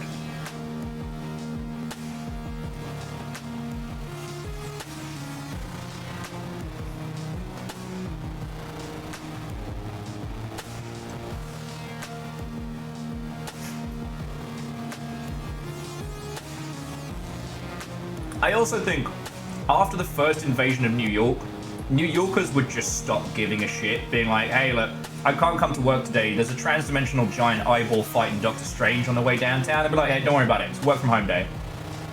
I still need those reports.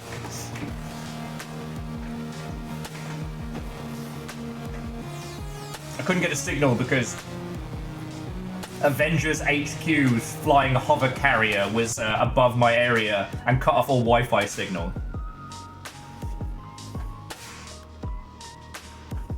Oh yeah, see, okay, Disney and Marvel would never touch that. But the theological debate of gods versus gods. Oh boy. Hell, the last Thor movie pretty much locks that one in. They don't say it, but they say it. Anyway, let's blow some people up with missiles. Okay, so now I'm just trying to kill everybody, that's it. So this isn't me trying to go for a speed run. This is just all murder. At the end, General Berkman ordered that we hand out RPGs to anyone who could hold a cup of coffee. Free missiles, yay! Fresh out of training? Who said anything about training? I've got hoarding. Leave none alive.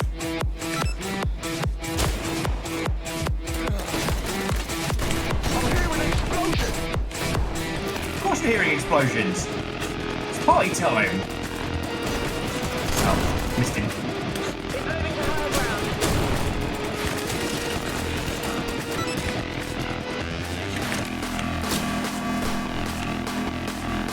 Oh.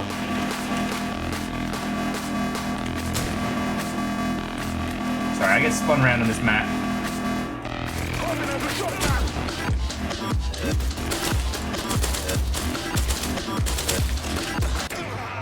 You're like bees! Warnings here.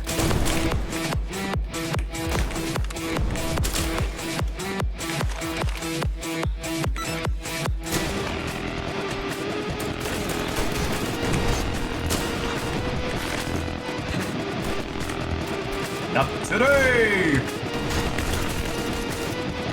Oh, I think I need to stop doing some time, mate.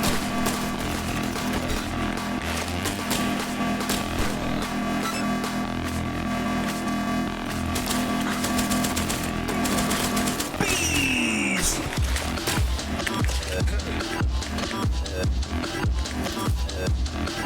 Like I said, I'm still learning this map, so this might take me a little while.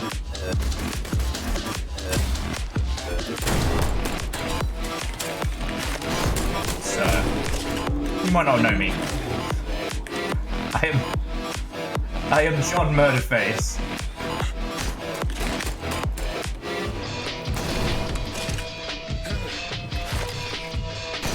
No.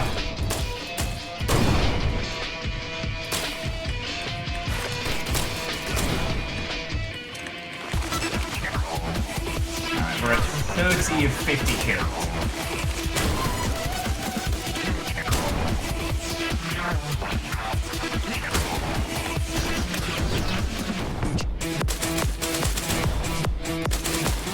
God, this game fucking slaps. No.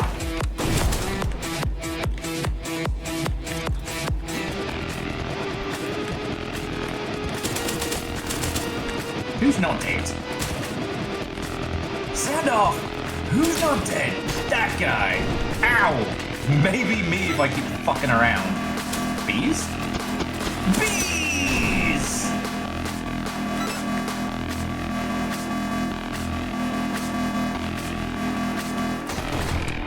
Fuck.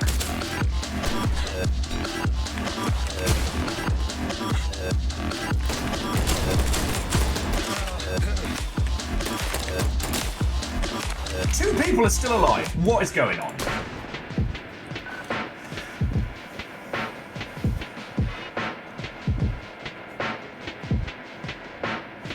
Okay, I know it's not its point, but just because riffing off of what Ket was saying and what a bunch of you were saying is like,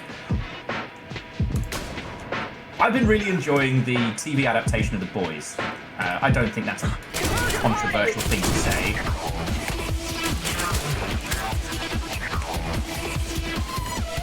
But I will say that it feels like its own plot is starting to get in its own way, you know what I mean?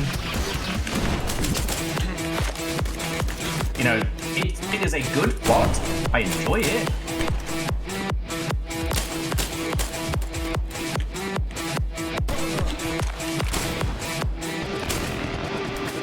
But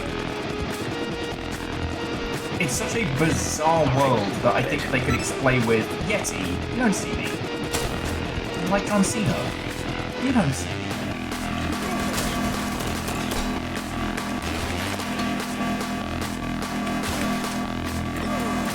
It's a setting where they can explore a lot of the stuff that, you know,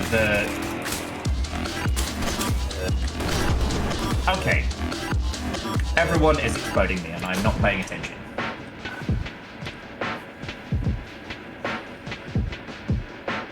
Yeah, Nova, one, their overshooting was not enough, but two, they now have so many plot pieces on the board that the plot kind of carries it. There isn't time narratively to kind of steep in the world that they've put together.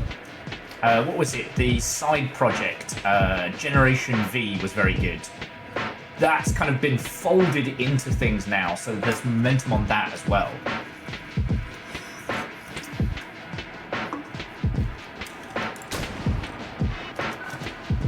So, I don't know what the solution is.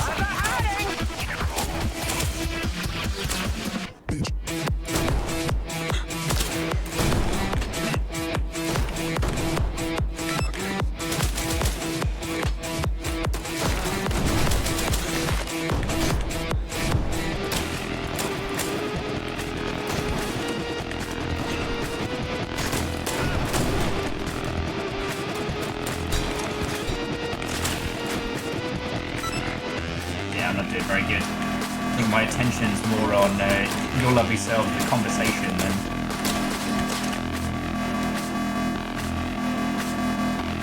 I don't know what these last two blokes are.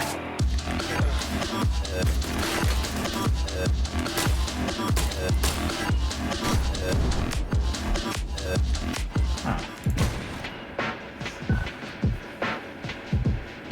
Oh yeah, Devoshi, that's understandable.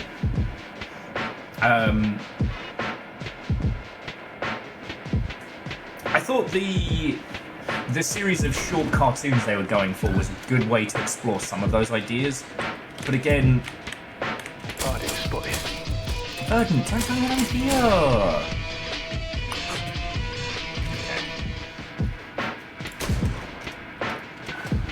Okay. I'm just kind of examining each section and being like... Party's here. Is there a better way to be doing this?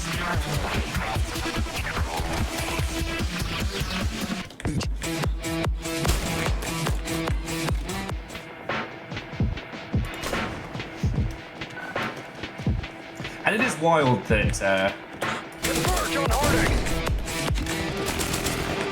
like, I didn't imagine that, the original Boys comic is not good.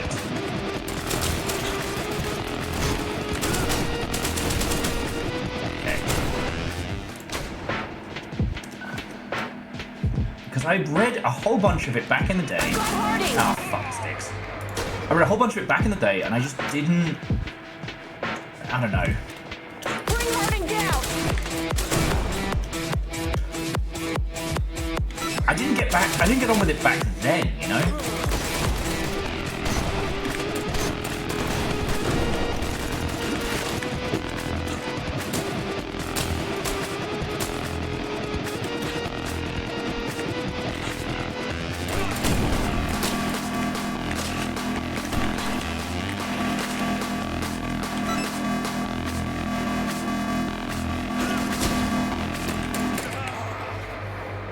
Yeah, sorry, Fred, with the original comic of The Boys, like, even for the time of, like, the post-comics boom, like, edgelord ultra gore, like, The Boys was just kind of... I don't know. I think it's one of the things that's been really interesting for... picking adaptions that aren't just, here was a thing that was popular. Like,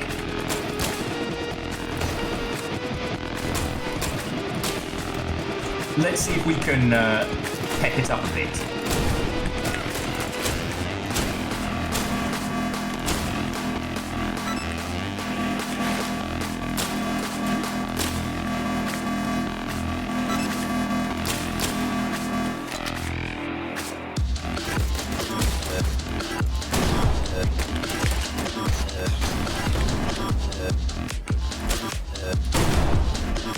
Okay, so we can get him from there.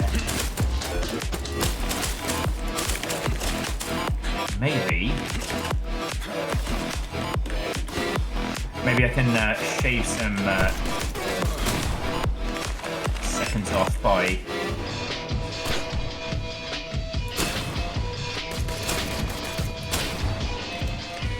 There's definitely some buggers I keep missing.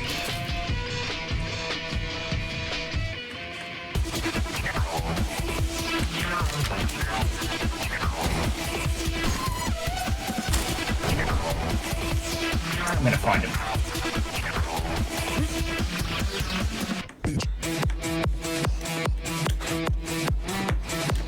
Oh yeah, and sorry, Devoshi, I do agree with you. Like, I don't think the original comic was bad because of how it was drawn or written per se. It was just, it was very juvenile, and it's one of those like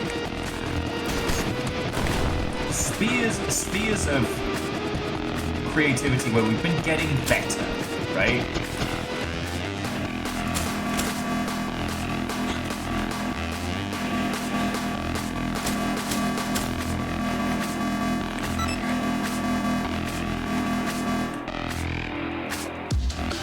Alright, so we're back where we were again. There's no red blips, it doesn't say... Oh, God.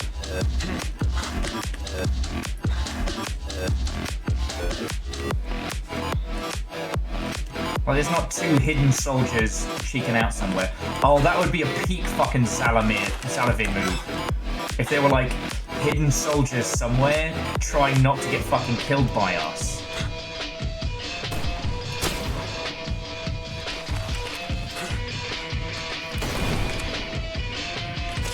Yeah, so there's two more bad guys out here somewhere.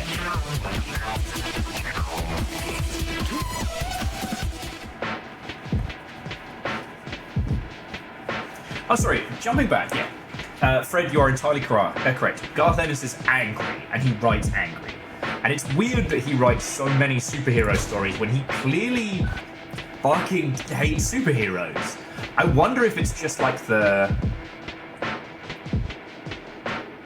I don't know if he was just overexposed to like classic Superman or classic Batman. Shit, is there an outhouse? Harding in sight.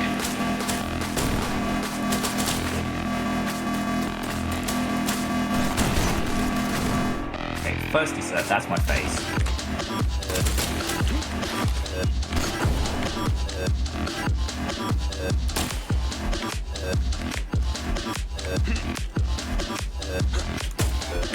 Yeah, is there an outhouse? Like, maybe the fucking clue is in the...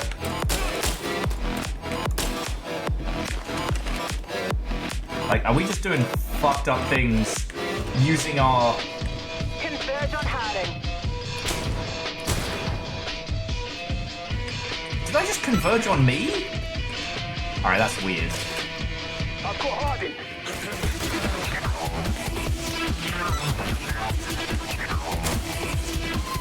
Bring Harding down.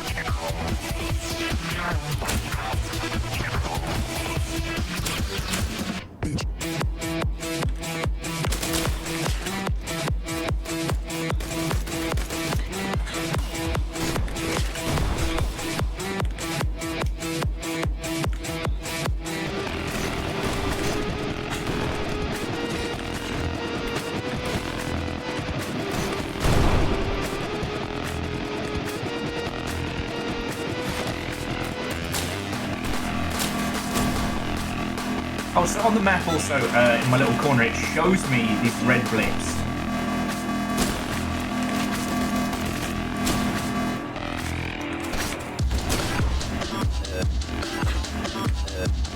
Like, do we need to backtrack?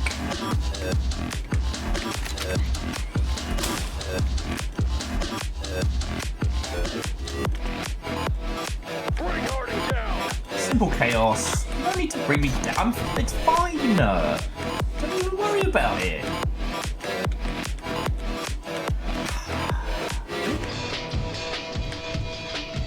Oh, yeah, they get Metal Gear mad at me when I cause paradoxes. Wouldn't be the first time, and it won't be the last.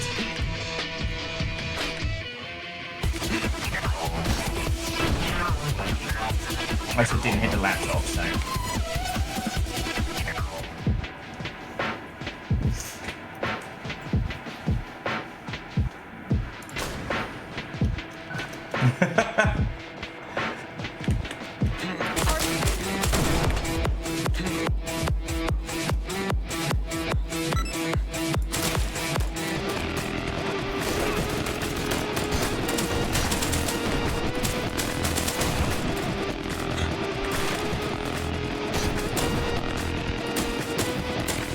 Wait, I can shoot rockets out the air?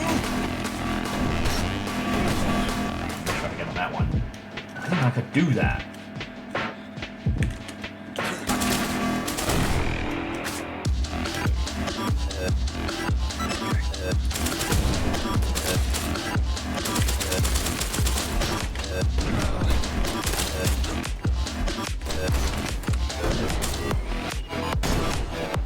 Okay, so I can just get the bees. I don't need to go hide there.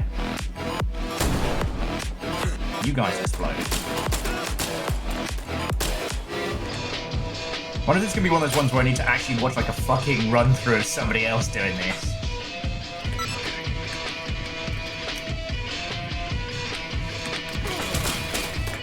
And honestly, worst case, because I have already cleared this, I can come back to these challenges later off stream.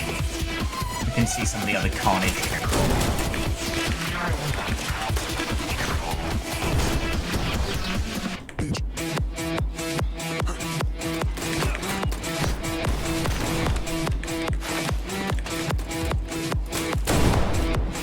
Right, Baron, how you doing, friend? Afternoon?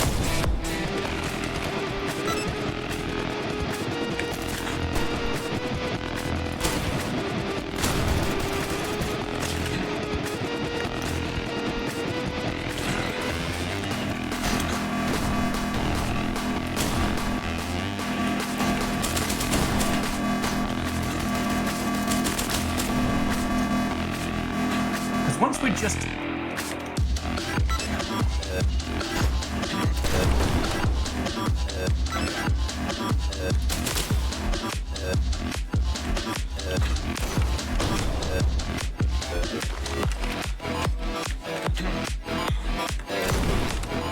Okay.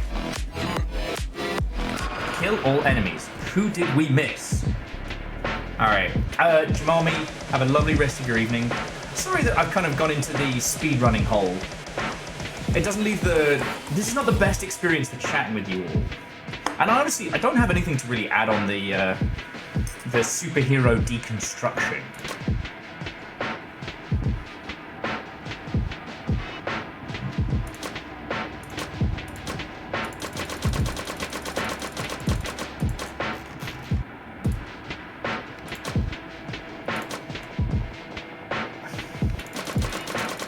Is all of the kills going through? I don't see any ones that we've missed. Just there's 50 kills, and we need to kill 52 people.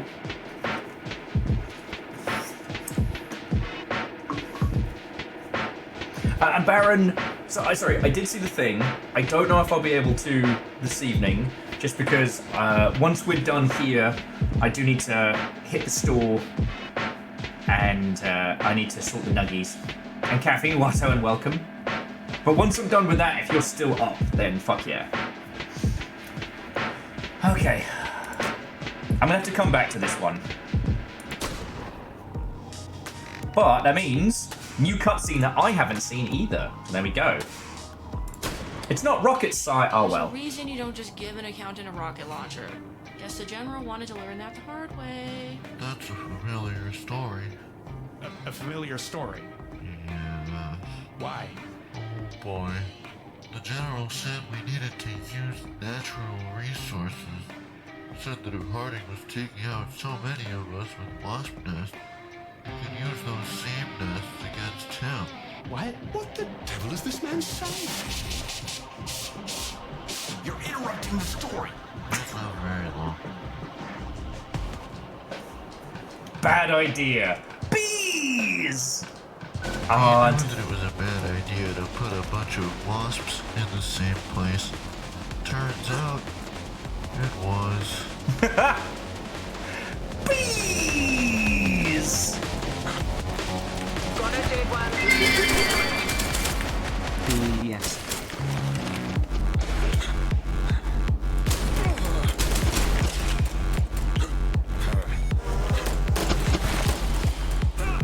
Oh, this is glorious. Let's try to climb up.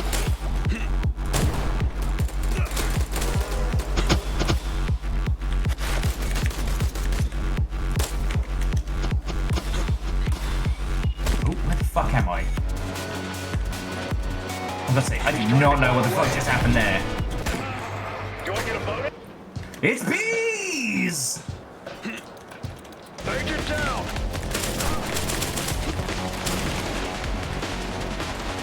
Do it again for Agent Bees!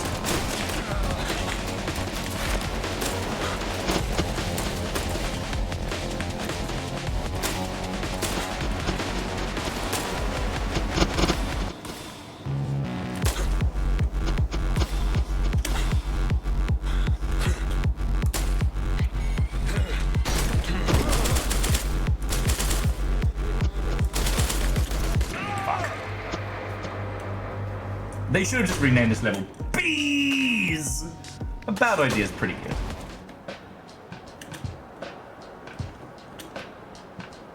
We knew that it was a bad idea to put a bunch of wasps in the same place. Turns out, it was. But I do want to say, like, thank you for chilling and illing here, friends, just because. I've got Harding.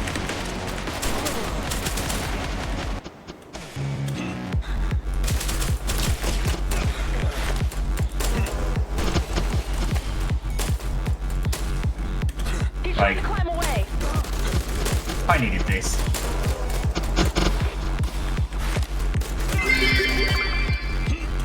Not the game's strongest level if Who's you your ask me. daddy? Bit more of a B-side.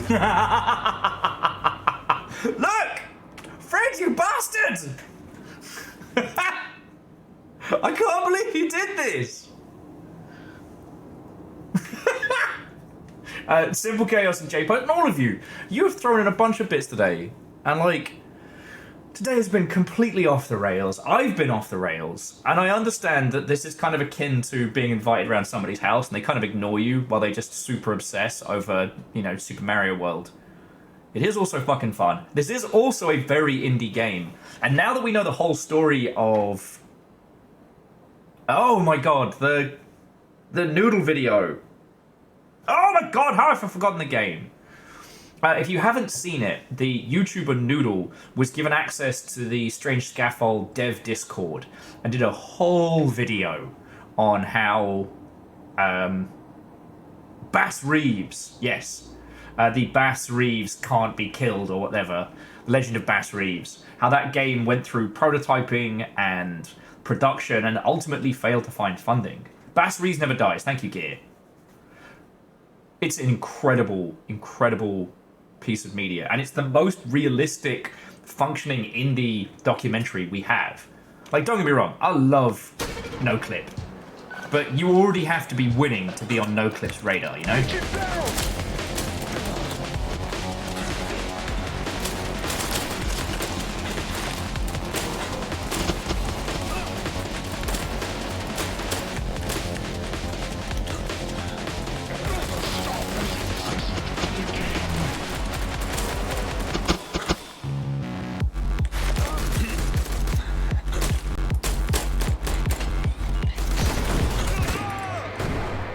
Oh, this time it was Aeon that got me. Cheeky buggers. Oh, and J-Post, thank you for gifting Gear a sub. It's fucking cool of you. Gotta get one.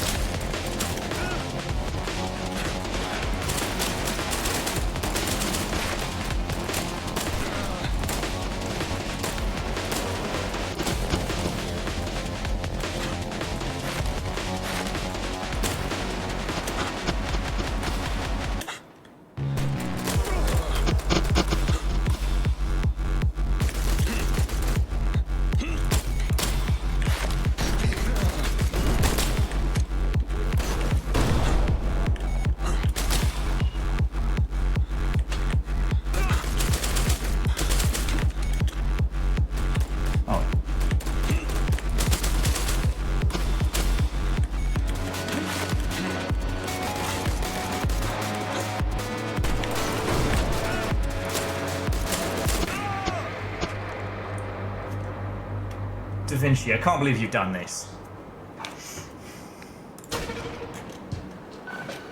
Okay. Casualty here.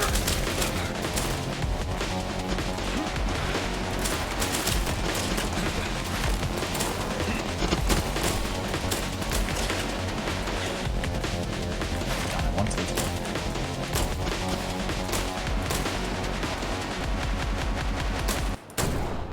Oh, interesting. So some of these, the baddies haven't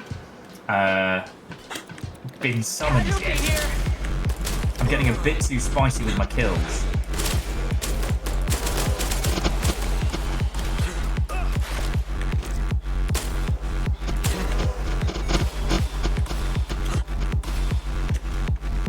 That's why it wasn't working, because I was popping the bees too soon.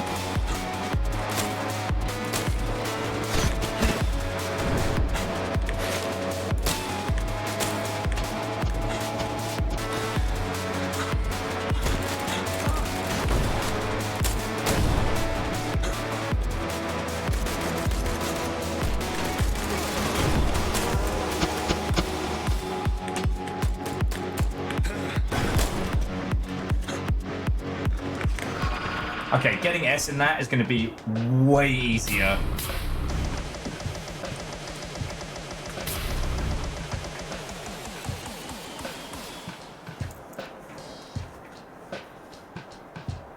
And gear, I like that. I like that. Something, something, be patient. Get Hornet kills. Got dead one.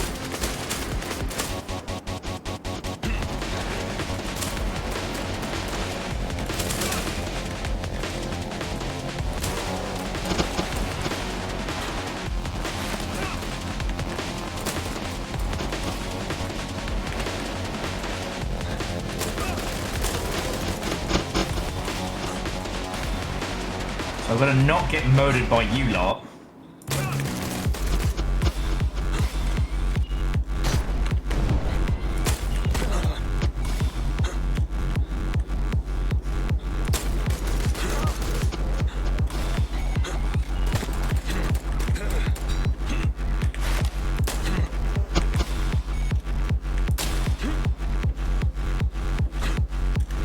I might have fucked up.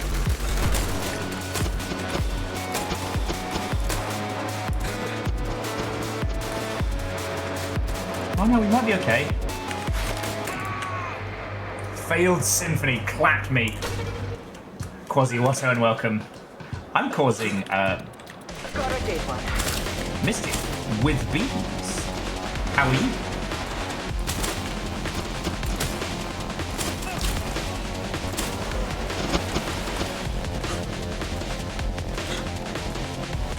Hard exploit.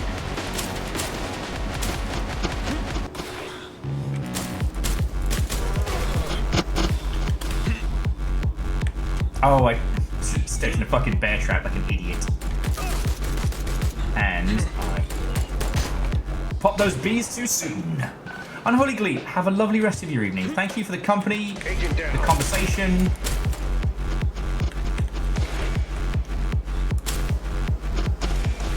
There we go.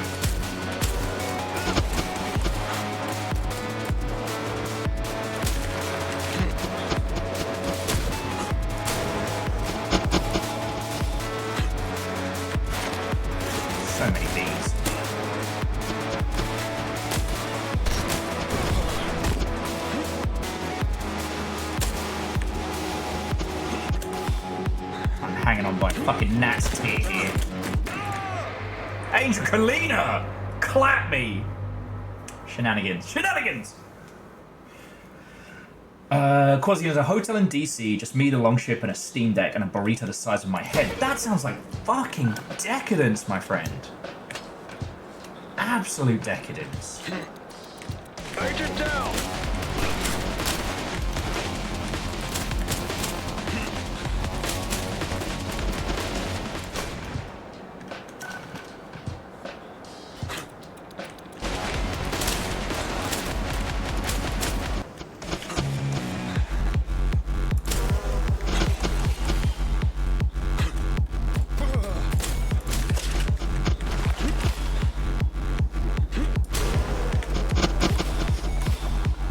So many swarm kills.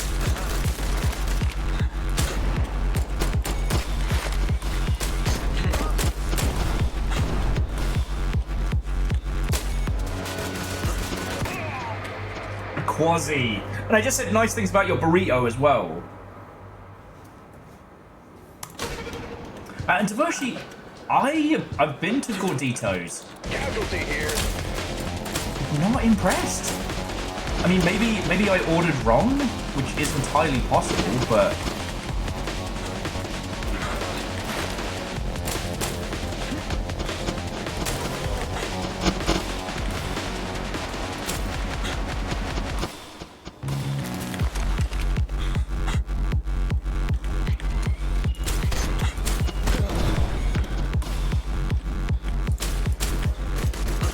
Like, is there a secret?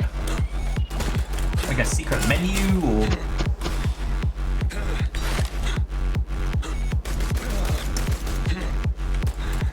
I've been spoiled by other video games.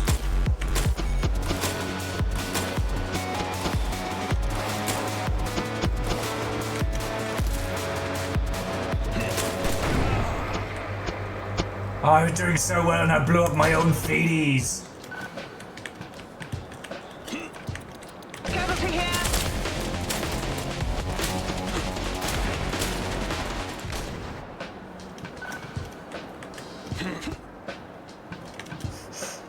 Sometimes.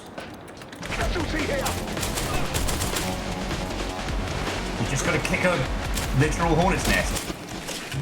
Nope.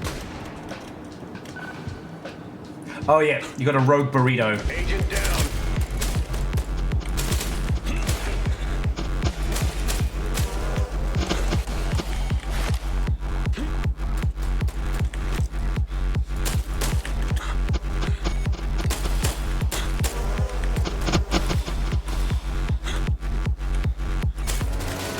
Damn it, Agent Rogue Burrito. You're a maverick.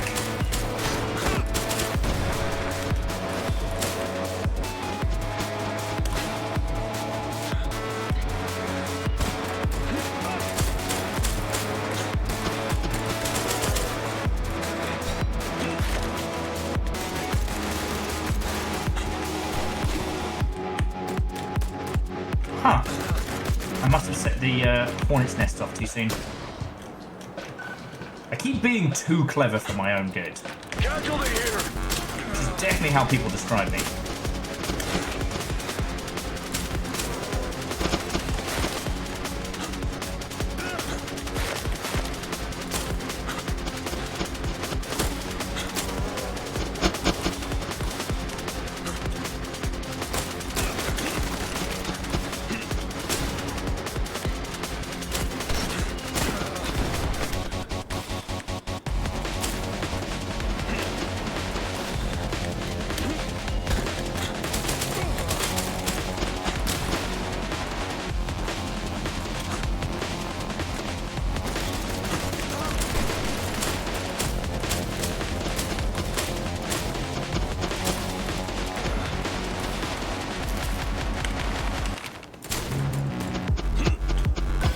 There we go. First challenge down. Damn it, Burrito, you're the best offer us I've got because you're food and can't actually do anything evil. Damn it, Officer Rito. Okay, how many explosion kills now? Bleed, Nora. 35. Agent down.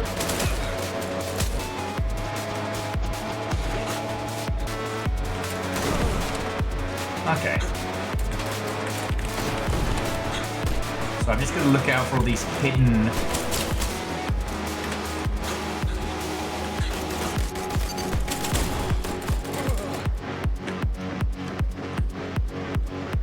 Well, you guys are doing this on purpose. Okay, sorry. You know what? Let me take a break. Let me take a beat. The thing I was scratching at, and I didn't finish my thread on, was just that the Noodle documentary shows the current state of indie stuff, and... Please enjoy your burrito of choice. I will do my darndest, Quasi. It might have to be a tomorrow, Rito, because I don't think I can make it to any of the Mexican places without rushing in the next, like, half an hour. But I'll do that. Quasi, thank you. Thank you. Okay, Devershi, have you had the burritos or gorditos? And do you have a recommendation? Because I had one and I kind of found myself going, yes, you can get a burrito the size of a human child. It ends up being just rice. And my Mexican cooking skills are -1, but I can do a tortilla wrapped around rice. I can do that. Oh, Abuelita's is fucking good. I really want to try the taqueria in the back of the little Mexican convenience store. That place I saw, again, on TikTok. I wouldn't have known it was there because it's hidden. Looks so good. My personal favorite is El Chupacabra, but that's up in Finney.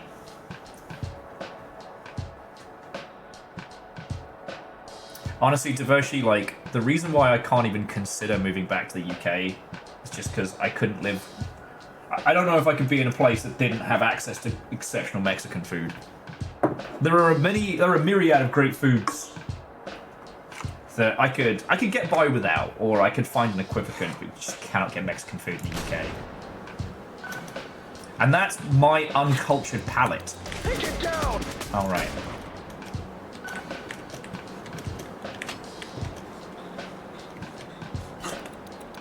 Casualty here.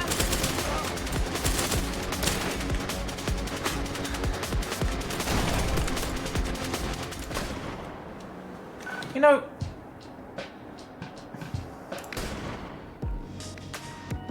we're going to go back to just chatting, friends. I don't think you need me to tell you that I'm Your Beast is fucking brilliant and incredible and absolutely worth your time. But I want to kind of chat and hang out. If a game springs to mind, we'll play that. And I do have that wonderful footage of, and then Fred shot me in the face.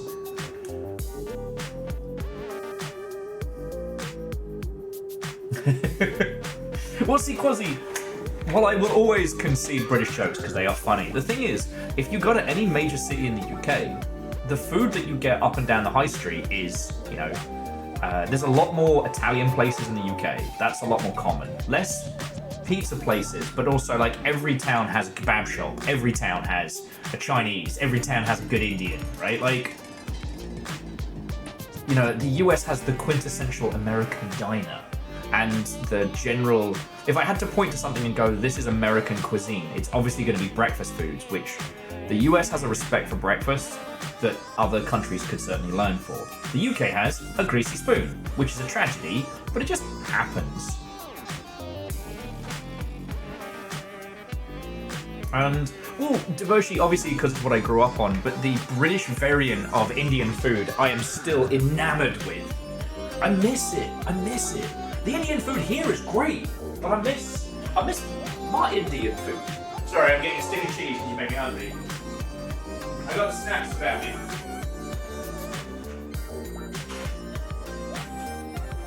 Well, yeah. Now I've got the time and whatnot, and now, thanks to Quasi, I can go burrito it up tomorrow. Oh shit, Quasi, where are my fucking manners? 1, Like, thank you. Like, not just for burrito stuff, for all that you throw in, and all of you, but also the Yaldum is yours.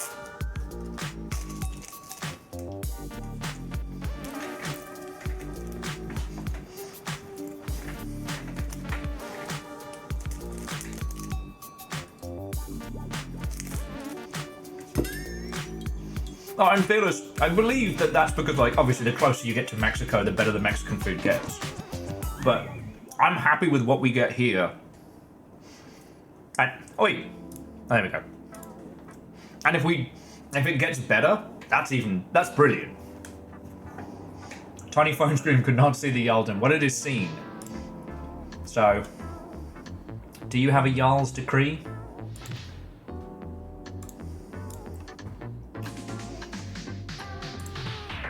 I'm gonna have a cheeky look at some stuff. Might see if there's something light that we can faff about on this evening.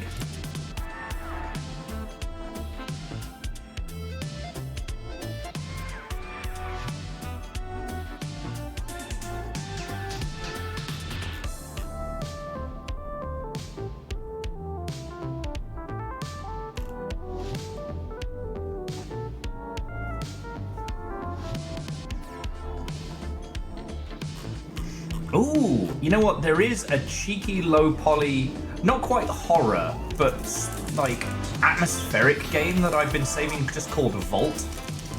I might, you know what? I'm gonna get that. Let me show you something you've not seen before, because no one has seen this.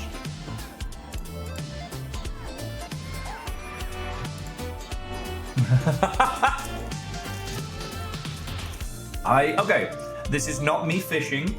I am literally reading out the Jarl's decree. Quasimodo, current ruling Jarl, has declared a bit train where the Longship shares their burrito orders. God. I wouldn't... It's, you know, like when we do like a Taco Bell discussion, I have a specific order that I go for. With burritos, it's always like...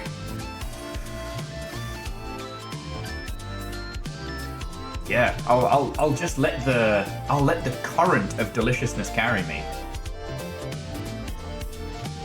Big weakness for anything pork carnitas.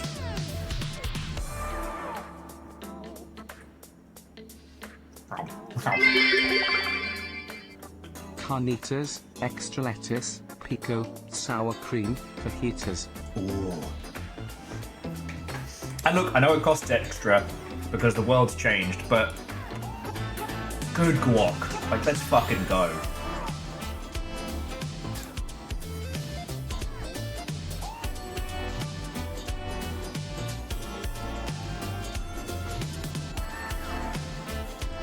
It was real cute that when my, we'll say, for ease of conversation, adopted family. Lengua Brito. I had someone tell me that order surprised her, mostly because she didn't expect to hear it from a white guy. And yet you got to bring the thunder.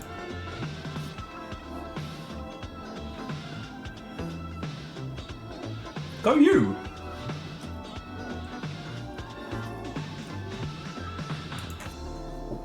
Okay.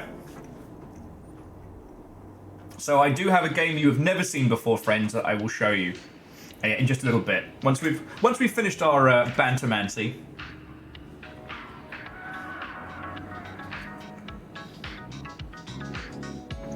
Well, and Quasi and Fearless, thank you. Yeah, Fred, a game you've never seen before. And according to my Steam library, no one else even fucking knows about.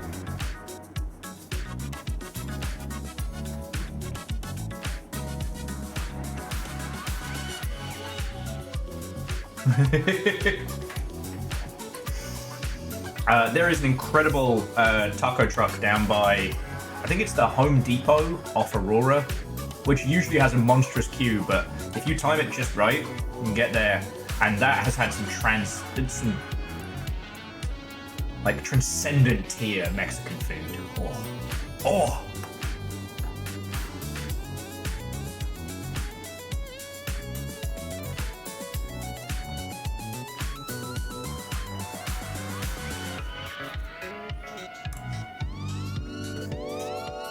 Sorry, I know this isn't. Ooh. Pico, double jalapeno, brown rice, black beans, maple roasted pulled pork. Fuck me up. Simple chaos. The problem is you can't go on like a burrito crawl. The good thing about like street style tacos is you can get like a plethora of them. You can sample them. You can have a great time. But unfortunately, like a burrito is a commitment. If any of you UK folks are still awake, it's entirely okay to look at a burrito as a multi-stage event. Eat half, have a nap, come back, recover. Because it is so much food. Nova, here's the problem. It was the Jarl's decree that a train be started with people's burrito orders. I'm as powerless as we have to let this happen. The Jarl has spoken. I don't think we're gonna go full train time, but still, woof.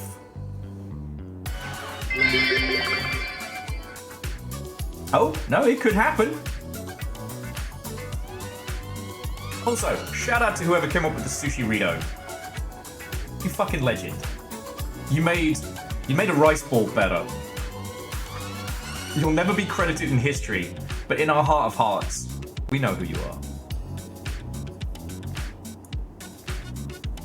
Oh shit!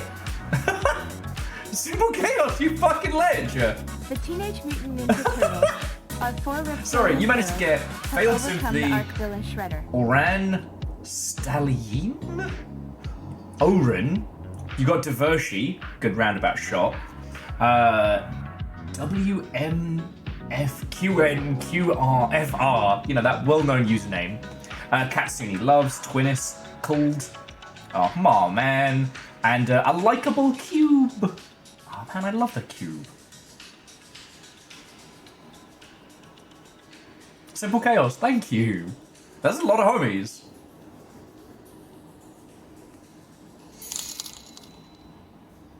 We talking good food in here? Yeah, we fucking are. Holy shit. Okay, so Agananarchy, the Yaldum is now yours. You fucking legend, thank you. And I forgot I put the donations in the pint glass maneuver. So you just obliterated. I'm glad House Order has taken today off, because otherwise... Yeah. Power unrelenting. That's you. That's you. You did that. So Phyllis is a place in Bellevue that does Indian burritos. Huh. I mean, Indian food sans the naan is a tragedy. And if you're just gonna put my rice and my curry inside bread, you're just saving me a... You're saving me a step. It's called the Roll Pod. My friend used to... It's just free. Just help yourself. What's wrong with it? Don't worry about it. Huh. So we actually do know the name of the man who invented the sushi burrito. Was Peter Yen of San Francisco. In his fast casual restaurant called Sushi Rito. Huh. Good on him. I hope he made $1 squillion. Oh man, and let me tell you that the cheese snacks are not taking the edge off for this food conversation.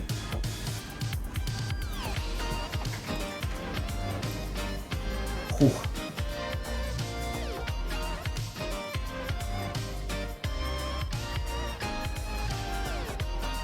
Beautiful terrors.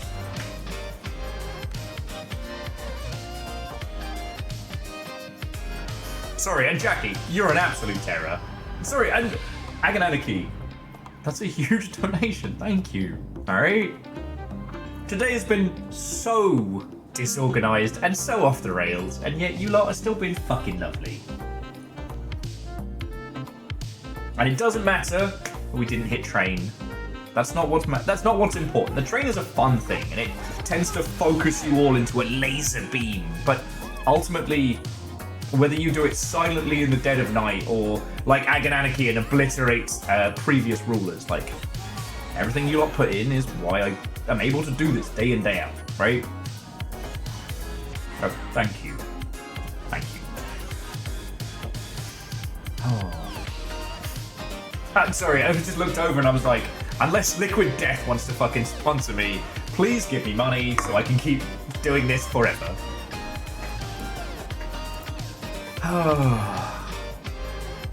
I also feel like I've been a little discombobulated of late, but mostly because, like, game news is simultaneously calm and chaotic in equal measure, which makes it really weird to talk about, you know? You know, we have these conversations about the state of the industry and things that happen.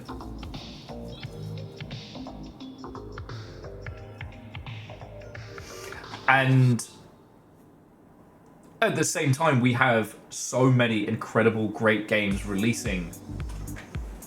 Like, it's unrelenting. Like, I'm not struggling to find games to show you all, friends. I'm struggling to pick the right ones.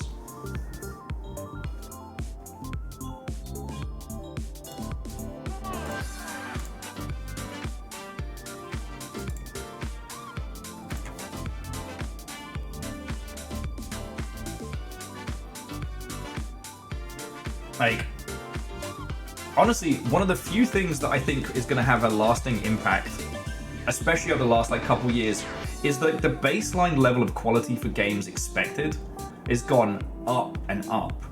And I don't mean quality in terms of polish, I mean quality in terms of either originality or experience, right? People won't really give time of day to anything that's mid.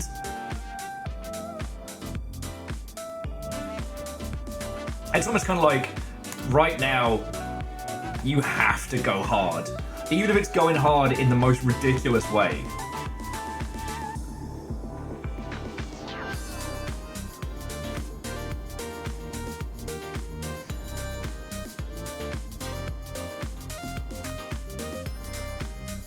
Exactly like snails.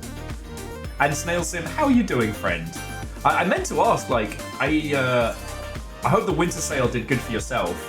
I didn't get the chance to ask Damien, and I don't know if they're still lurking now. I'm curious to know how this winter sale did with the whole, like, there was the autumn sale, then like a week and a change, and then the winter sale right after.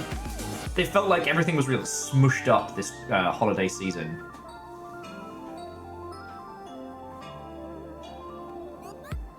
Oh no, Divershi, you misunderstand me. When I say mid, I mean bland mid. I mean quality threshold not there. I don't mean mid as in like a smaller title or something that's a bit strange or a bit weird. I'm not talking like early EDF. Hell, the game we're about to play, to my understanding, like the visuals are in 3x4 or 4x3. It is chunky, it is low poly, it is like homebrew UI nonsense. And Fable 6, I think Starfield definitely fits towards that account. And the reason why I bring that up is because like Starfield is a huge undertaking. It is not a small game, but it has no personality? No, that's wrong. It has no... It's mid. Like, you have your shipbuilding, like the modular shipbuilding stuff that's fucking cool, and there's nothing else to really speak of. It does have an interesting New Game Plus, which is a continuation of the story rather than, you know, rather than just start again but with shit.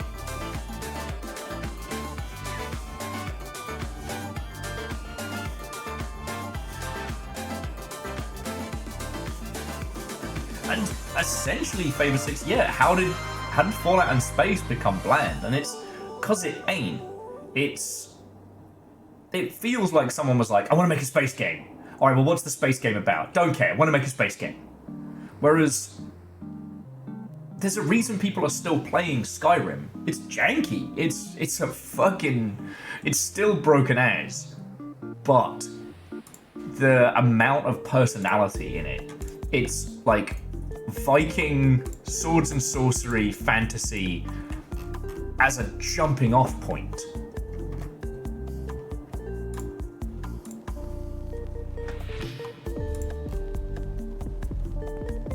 Wait.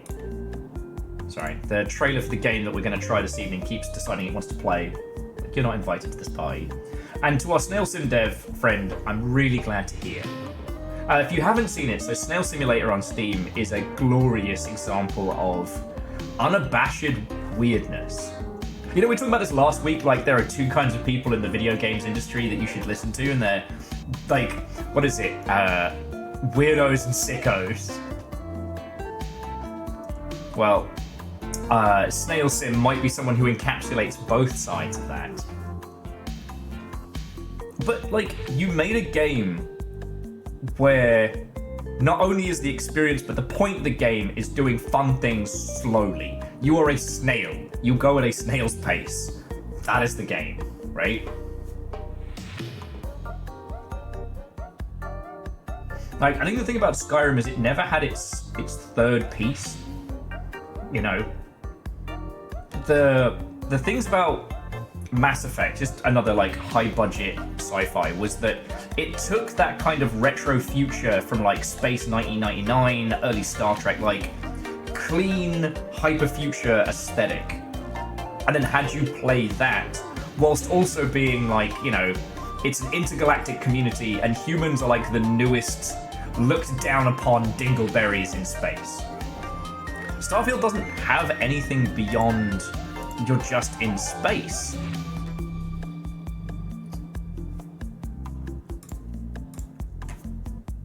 You know? There isn't another hook to it. Cowboy Bebop has that wonderful kind of space jazz. Like, it feels like those early wave, like, 70s kung fu movie type cheese, but also in the hyper future. There's a heart and a passion to it. And sorry, this isn't meant to be a then Will slam dunks on. I mean, I guess it could be. This isn't meant to be just Will shits on Starfield, because it's mean-spirited, and that's not what we're about here.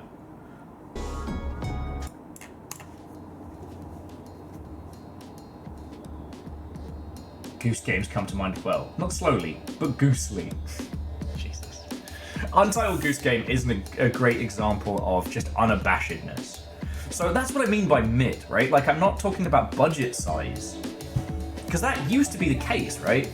Maybe that's why everyone's so discombobulated on the consumer end, right? Like, the size of the team and the ranking of the studio no longer bears any resemblance, no longer has any correlation between quality and experience, right? You know, two fucking weirdos out of their house in Wisconsin can make a galaxy-spanning epic, whereas a team of hundreds upon hundreds of super professionals can make something that's, you know, the kind of thing that you would have expected from those mid-tier developers back in the day, right? Because that used to be their whole thing. You'd have, well, I mean, indies didn't really exist back then, but the smaller studios would make interesting stuff, but cheaply. Or they'd make things that they felt were for a market and then give it their own spin. Like, a lot of interesting FPSs coming out during the early 360 years and stuff like that. But now, like, there is no correlation between size and quality, or size and creativity as well. You know? I encountered a few games recently that are incredibly well made, but I couldn't tell you anything about them except for you shoot dudes. I know that's nothing new, but like, I like love it or loathe it. Like, Hyperlight Breaker is not dull. It is not boring.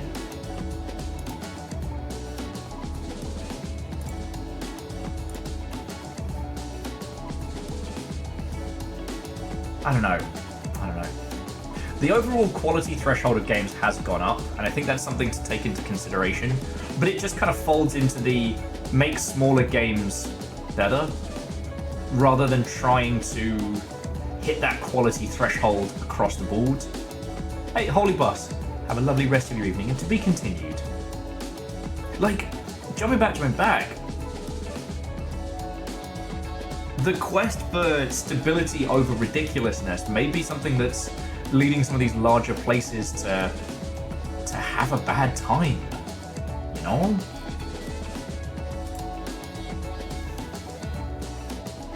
Because, like, as I told you all, like, I've been fucking around on Stalker 2 in the evenings, and I'm loving it. I'm genuinely loving it.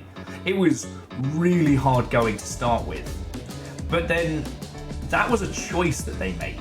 It's not poor design, it's not badly thought out of. They want you to feel like a new Stalker in the zone, and boy howdy do they.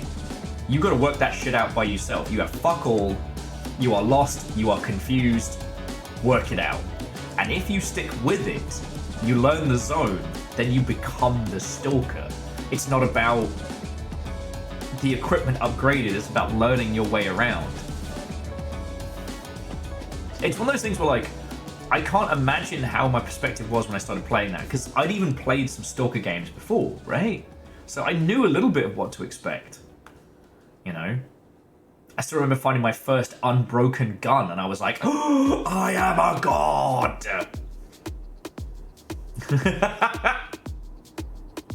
No empty shelf is safe from me. The Stalker.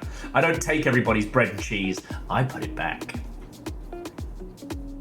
Made your favorite, babe. Skyrim dinner, and it's a hunk of cheese and a hunk of bread. I don't know. Because the thing is, I'm still thinking about Shadows of Doubt. I'm still thinking about it. Like, again, if they just been able to bake in the character names.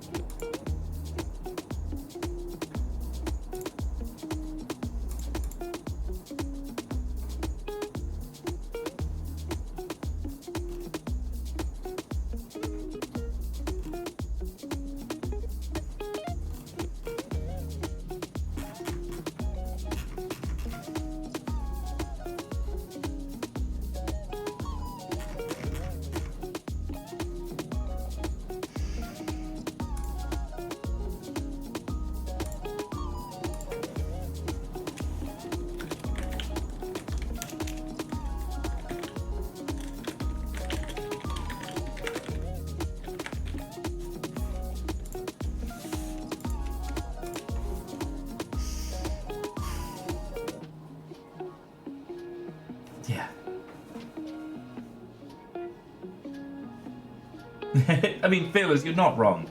And it's not the most hardcore of the kind of, like, you know, survive the wasteland games we've encountered. But God, it has such a unique feeling to it.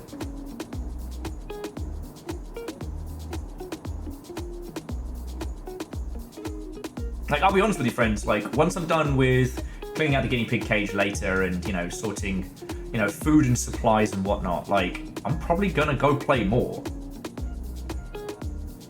Alright. So, I want to show you a game. I want to show you a game that nobody I know has played. No one I know has wishlisted. No one I know has even seen it. Alright? It currently has one review on Steam, and it came out a week ago. One review. It is strange, it is janky, it is chunky, low poly weirdness, and it is called Vault. Now, maybe it's good, maybe it's terrible, but we have the power to bring the thunder on this one.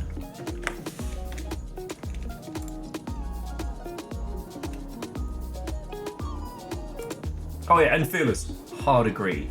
It takes a while for the atmosphere to kick in, but when it does, fucking hell. That's the kind of shit we need AAA budgets for. But anyway, this is a weird exploration photography game. And, like I said, no one else has seen this. There's one user review. The developer is Kevin Schrelth. the 3rd under the under the dev name of "It'll be fun," they said. Make a game. It's super easy. Making video games is super easy, friends. Did you know? It's so easy to make a video game. And we are going to dance around this one. Oh, is it even on? It is on Twitch. Alright, let's pause it up. But yeah.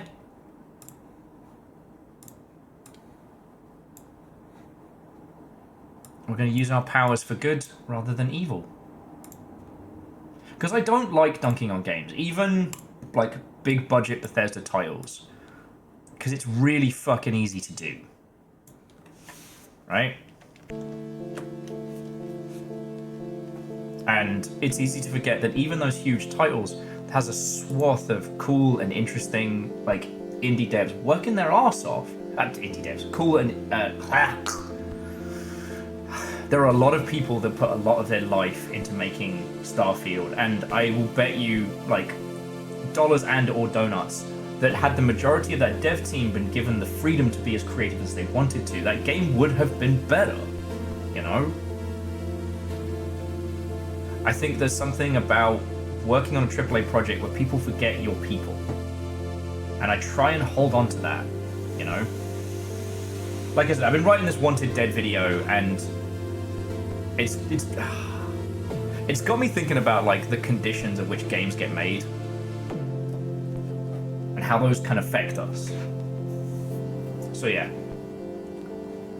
let me show you Vault. Jeff! Today my search begins. Hopefully it will not be long before I return. Until then, don't attempt to reach me. I have barricaded myself inside the house. I shall return with news before long. Restless Roots has summoned Jeff. How are you doing, friend? Coming in.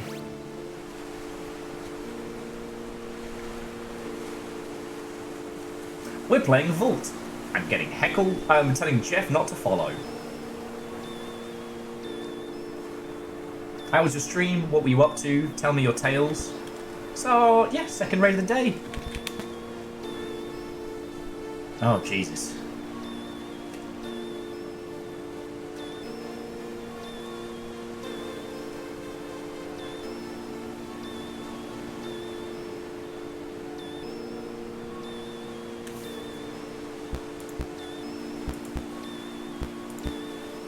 Okay, this is wild.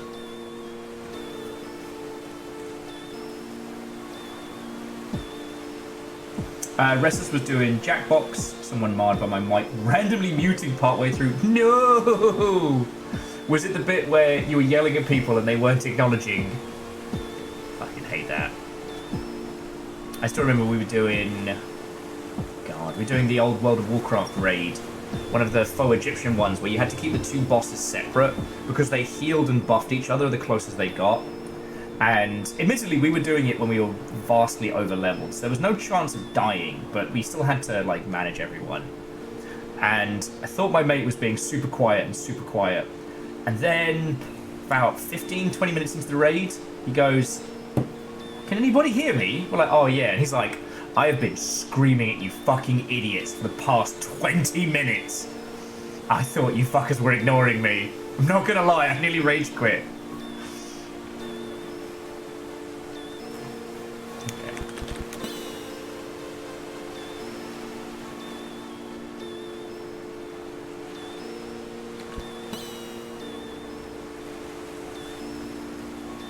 There's a lever.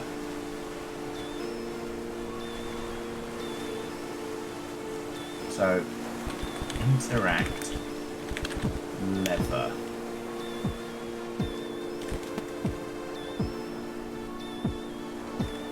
Photo? Oh, this is pretty metal.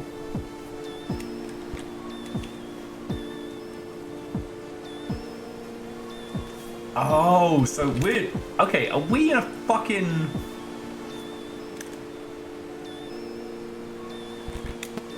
There we go. Are we in a text adventure? I guess we are.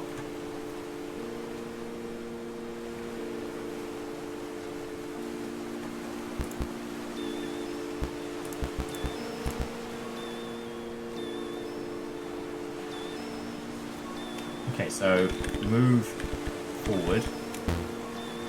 Okay, move F. Should test the brakes. Typing anything should work. Okay.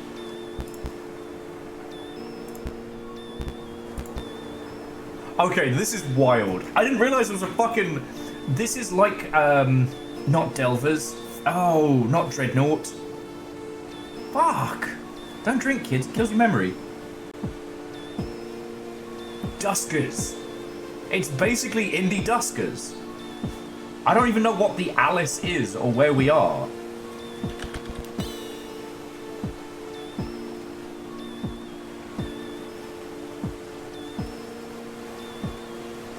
So there's a lever at 202, or 2.02, negative 47. We're currently at negative 52.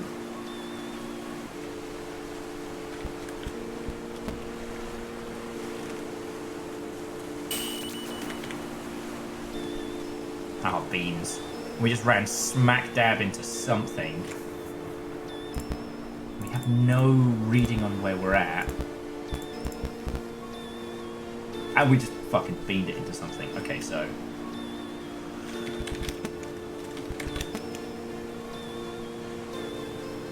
rotate 90.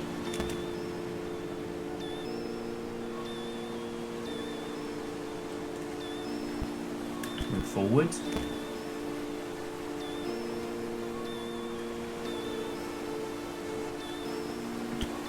Can't remember what's up ahead. A photo should help. Ah, that seems fine. Okay. There's a boulder blocking the way. There has to be a way to move it. You scan to check.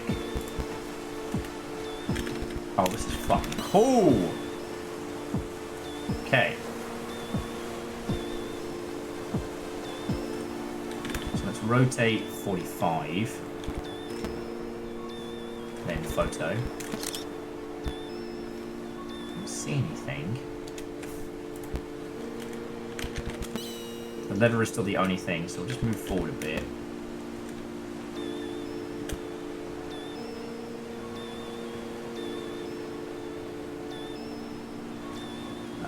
Rotate 70, 65.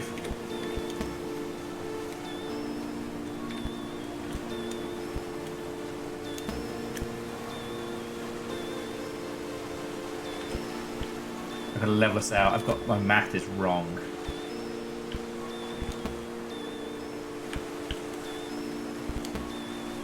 Whatever. Okay.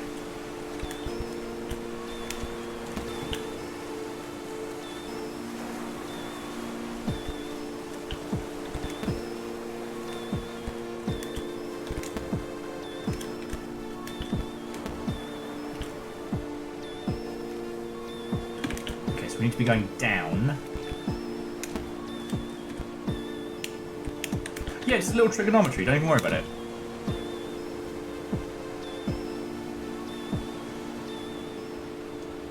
Okay, once the lever is in range, we can use interactive. Okay. There's the lever. Alright. God, this... I mean, okay, friends, you get how clever this is, right? Like, we are in a 3D environment, but we're just using these commands and doing, like, single renders. So we have to feel our way through it fucking Babelfish style. Fuck, this is cool. Okay. Interact.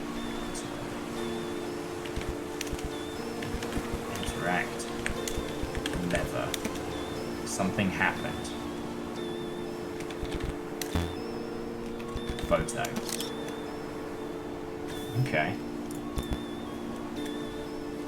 So let's rotate 180 degrees, looking the other way. Give us a quick look at the environment. Seems fine.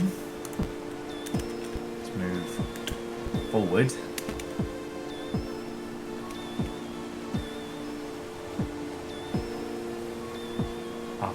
Lever will post this command. Oh, piss. Just ate shit moving full tilt into the fucking wall because I was just trying to work it out. Alright.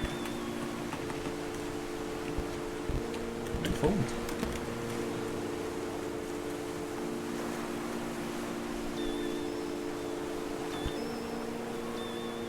Just need to drive straight into the water now. What water?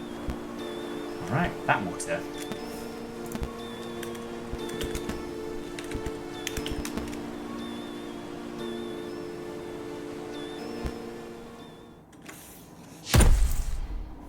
Okay.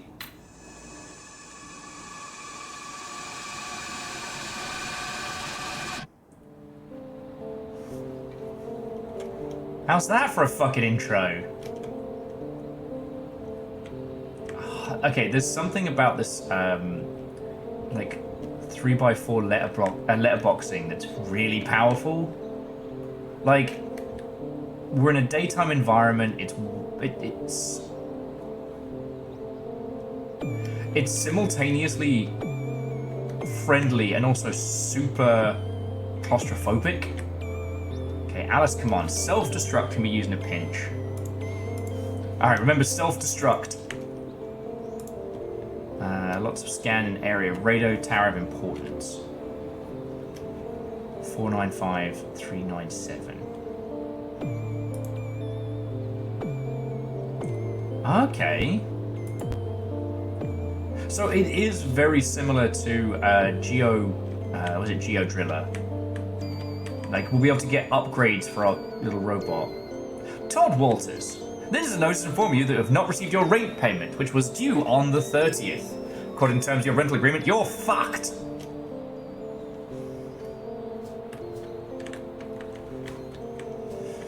On a scale from 1 to 10, my friend, you're fucked. Oh, I'm gonna miss TikTok.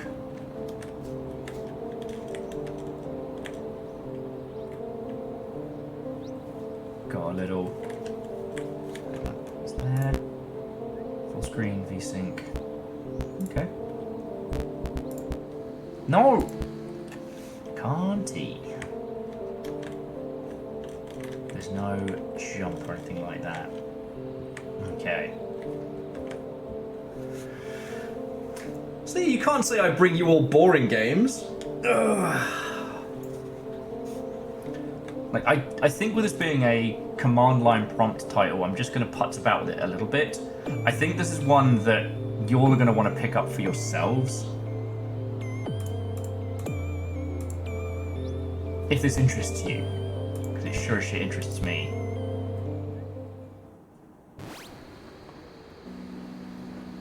Okay. So land your first drone on the island. Let's get a look first. Alright. Save that one. Alright, we got 2 locations for scrap.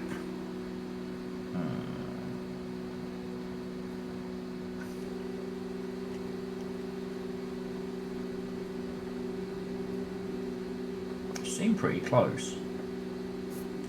Now, do we get a...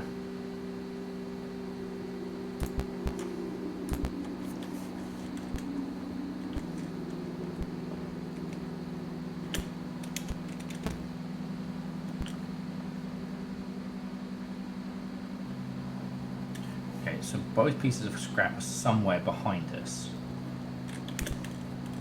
180 times around. The fuck is that? The fuck is that?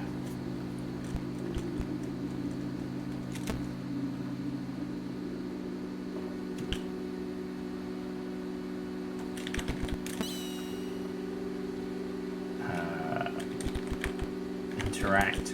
Scrap.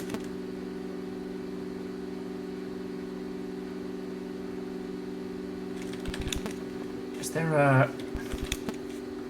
Okay, scan, interact, or I. Seeing if there's like a grab thing. No, it's just I scrap.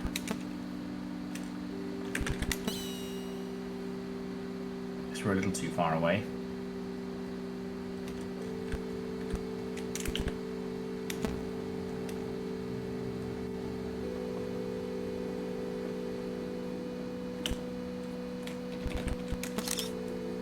Okay, it's a fucking tree.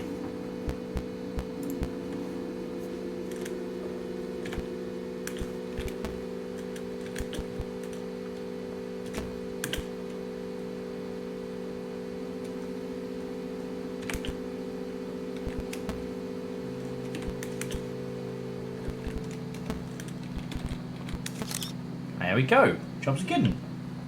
It could be get scrap, but snail. I think my calculations are off because I was going by both numbers together, and scrap is at 525, and we were. Sorry, there was 512 is where I thought we were. We're not. So.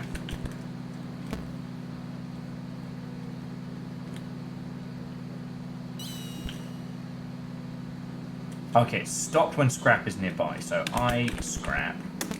You collect the scrap. There we go. Look at this. Fucking trees and shit. It's right good. And the map doesn't show us where we are. It shows us where we spawned in. Okay. Okay, you've got to admit, friends, this is definitely interesting. Now, so Snail Dev. Alright. You wanna fucking pitch? You take this. Or the same system from Duskers, and you put it in a 3D environment. So whilst I'm here controlling my little drone like a nerdy little guy on a Evangelion style like hard book, it's actually in a 3D world moving around. Yeah, you're fucking welcome, Snail Sim. Honestly, Snail Sim, you and Virals should definitely chat at some point, because, like, you're both successful indies, in my view. Well, Damien as well. But, like, Virals has been basically doing the million-piece content nonsense. And you've been doing online stuff, you know, the scary shit. And Snail Sim, essentially, the user experience would be similar to a mod. So, like, look at this, like... The only time you need to you have an environment, but then you can be like, I get one single frame from this.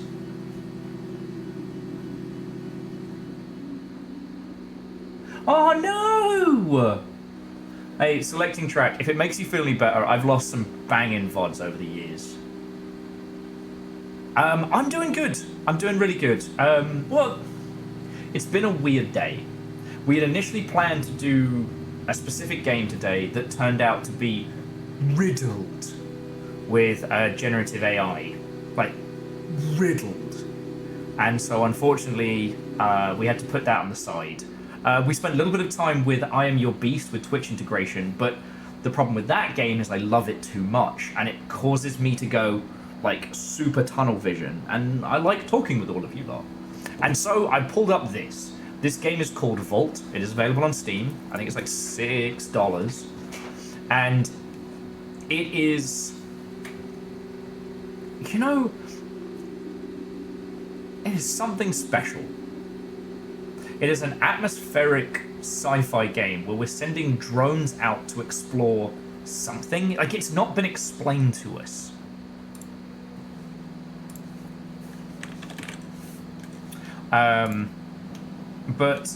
So Snail Sim, this is the other one to look at, and this is called Duskers, if you haven't seen it.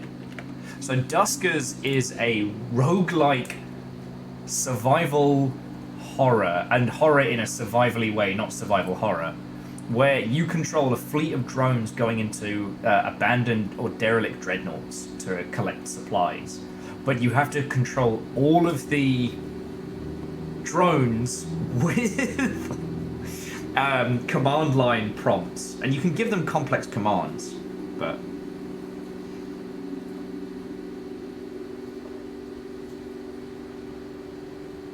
Yeah, no, Snail Sim, it's a genuinely incredible game. Duskers is a lot scarier than this.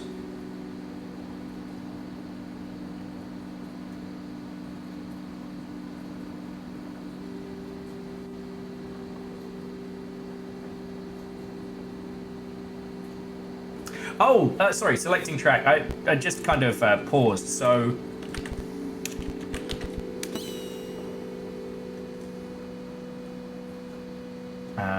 so we found some scrap.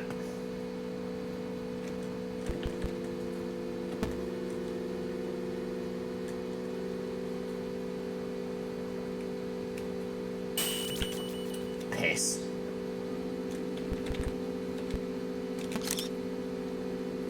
Ran us into a fucking tree. But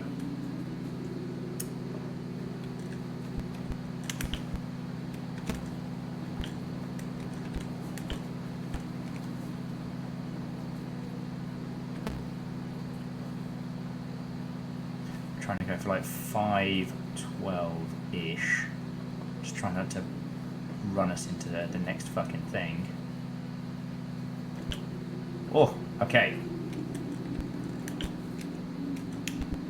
Then rotate 180 degrees. Move forward as best we can. It's a tree I nearly ran into, don't worry about it. Hit another tree.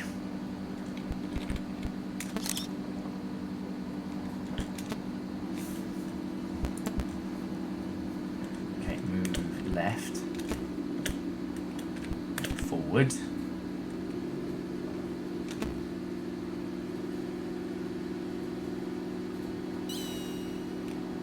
Okay, and then I scrap and collect the scrap. So now what do we do to leave?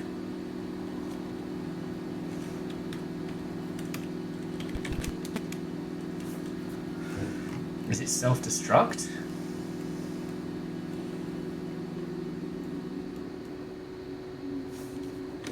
Do one more scan. Alright, nearest resource. Oh shit, we are miles away. So I've driven us into the fuck you forest. Okay. But yeah, so selecting track, I'm sorry that happened, friend. It happens to the best of us, even seasoned dingleberries. And we've not quite finished Alan Wake 2. We've got the lake house to do. But we did have our like fancy wine and cheese night last week, which was really good fun.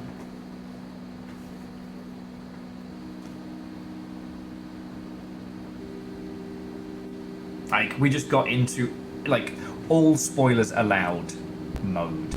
I'll save this one. Okay, so we need 495 and then, Jesus, 397. So we are quite a ways away.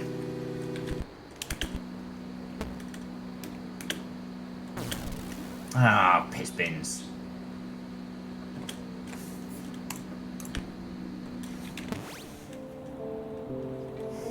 I fucked up. Ran into some shit. Oh, cool. We get like a little camera to stick out of our window. That's not sinister at all.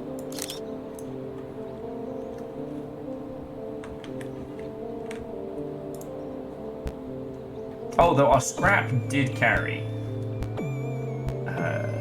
Let's get shell integrity and shell integrity again.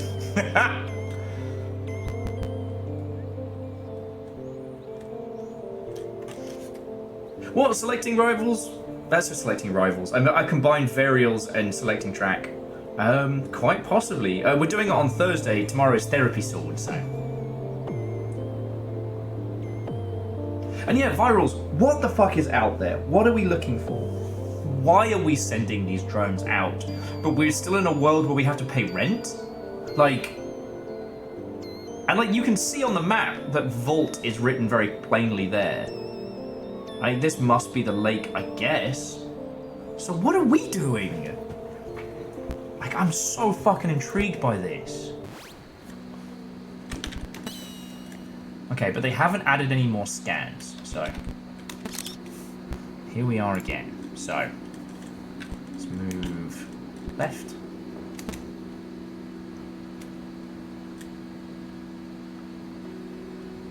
Keep an eye on that fucking radar as best I can.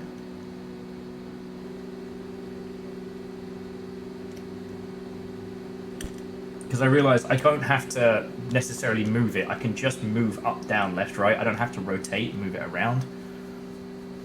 Selecting rivals is a good username. No lies detected.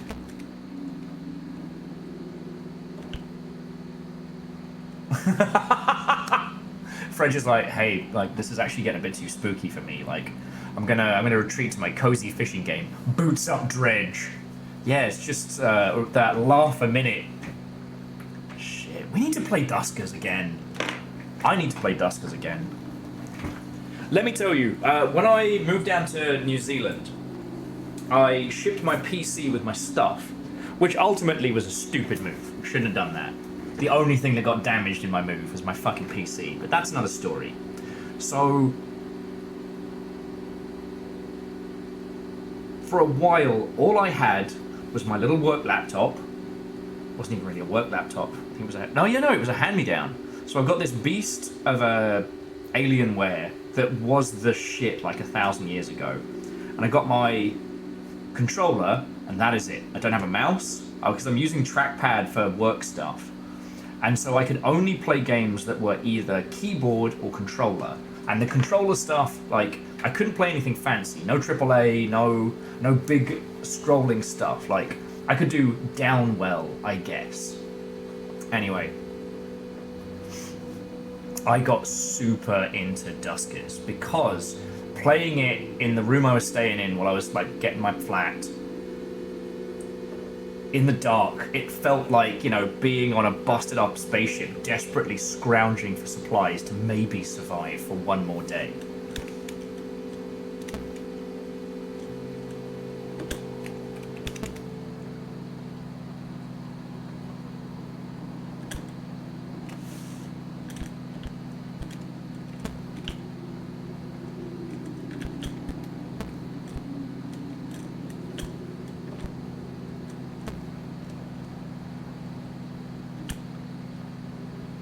Okay.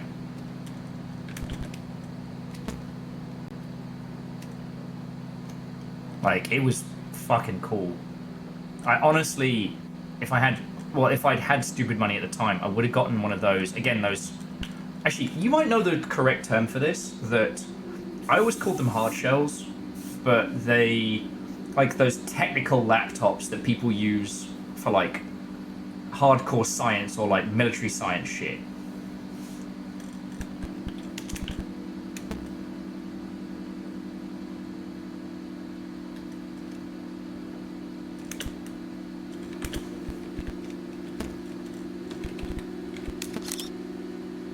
Okay, I think that's the thing we're heading for.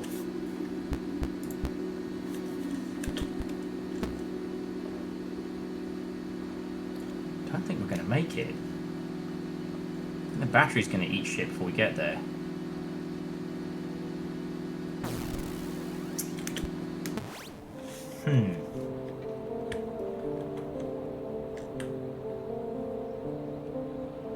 Lots of scrap and century. Radio tower important.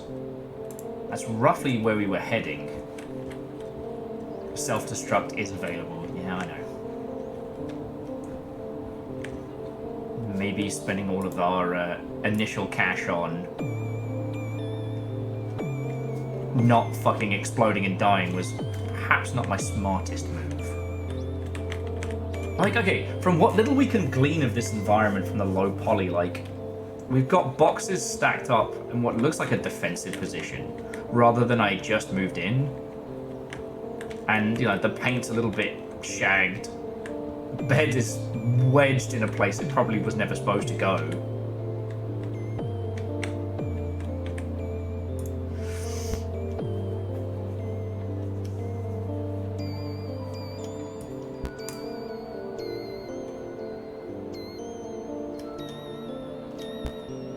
Good point, Virals. Where's the bathroom? Where are we shitting?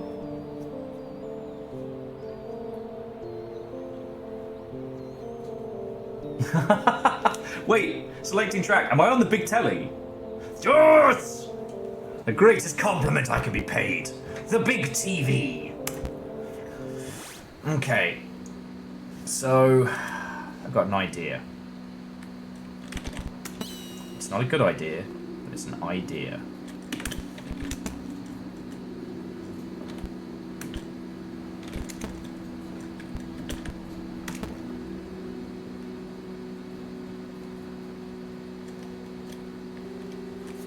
See, I've realised the challenge in this game is that it's not just getting there using command line stuff.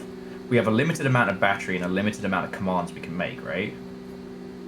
So we've got to make it make sense. We can't just Simpsons our way through this.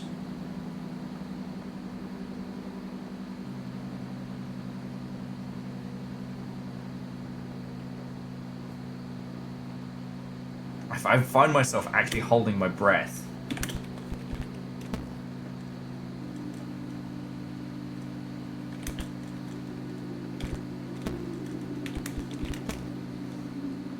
No, look, selecting track, you're entirely fine, alright? You're good.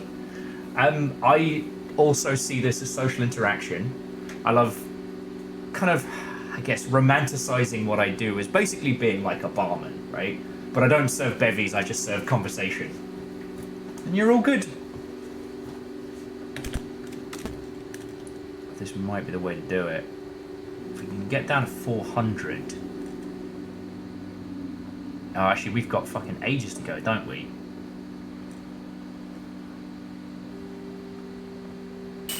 Ah, piss.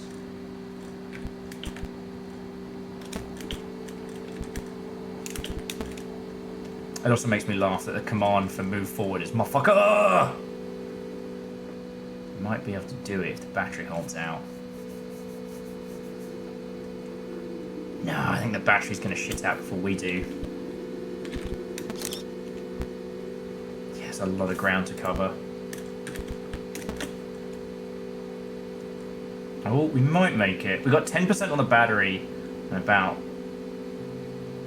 Ah, nah. Purse!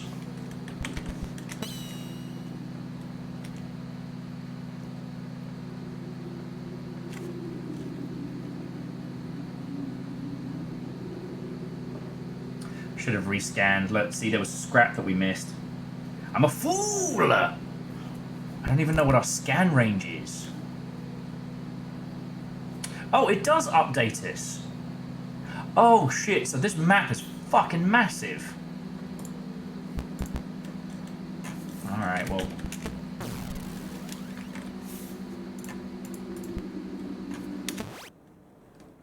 The faceless tower lies in the meadow. What? What tower? Wait! Wait! Fuck! What is happening?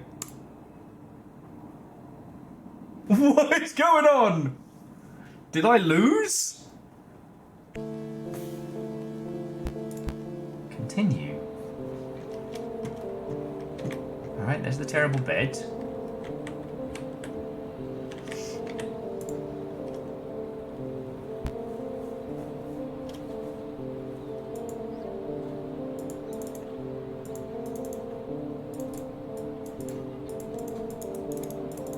I don't think we've unlocked any more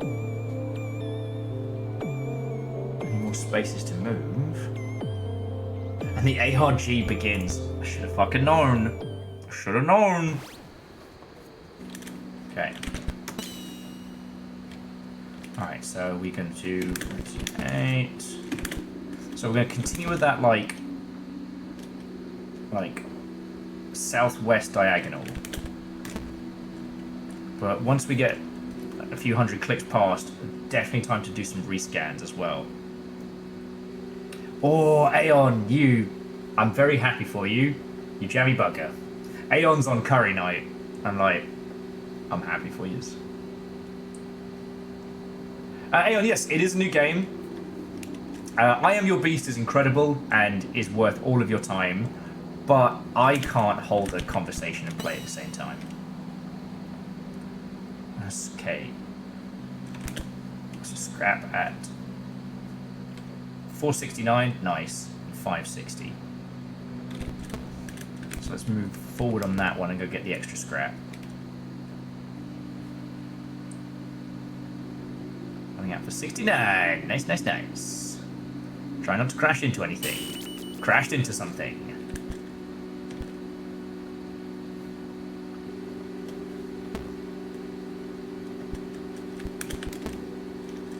So Aeon, this is like a command. Ow! That's what I get for looking away. Big tree.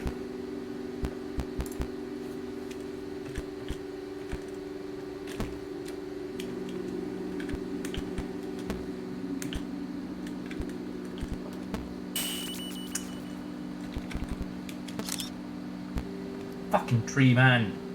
Fucking tree man. Fine, we'll move left. Oi!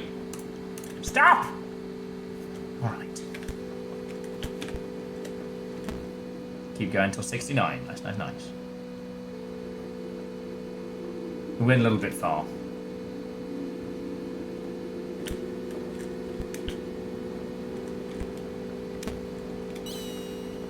Okay. We collect the scrap. Now let's give it a scan.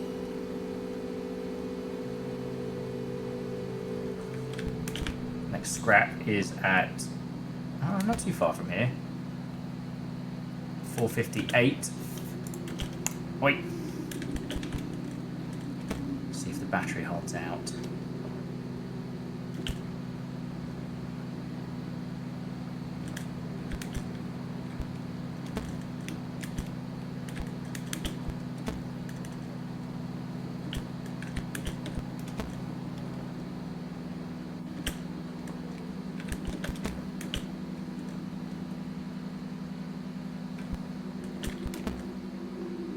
Okay, this should get us where we need to go. Go on photo just in case shit's weird out there. No, we're still caught in whatever this fucking forest of shrouded mystery is. Battery should get us there. I was wrong! Piss! Alright, so battery gets all the upgrades. Barry battery. Right, Barry BAFTA. Wow.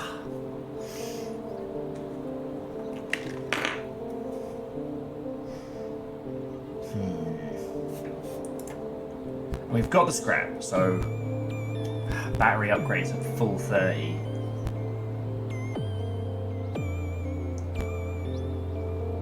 You know what? I'm gonna do it. Reason being,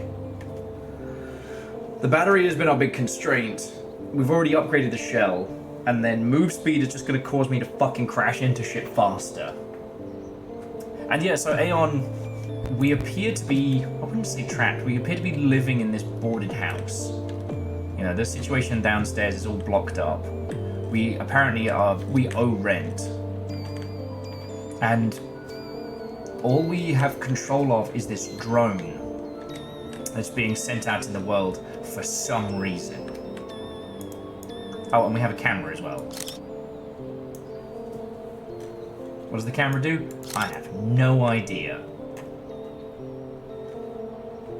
Oh, we also have a little compass, which I assume we may need later. We have a map, but it doesn't show us where we are. I don't know. This whole thing is fascinating. Like, absolutely fascinating. This game is called Vault on Steam. It has 1 review. No one else has touched this. Maybe this is the Alice Wake sequel, and we just didn't know. This is some fucking Glitter Mitten Grove shit. God, that would be cool. Though I do remember the gentleman behind Frog Fraction saying, don't make the marketing of your game entirely based around people not being able to find your fucking game. Yes, Moose, that was it. Duskers. It's like that. It's a little simpler, but the UI is so basic. Like, how is this more engaging than your average COD match? That's what I want to scream from the rooftops.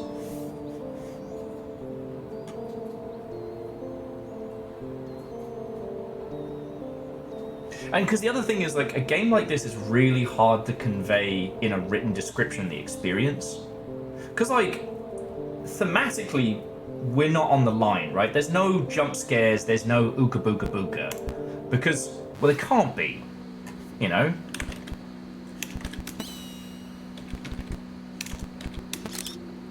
This is literally where we're at.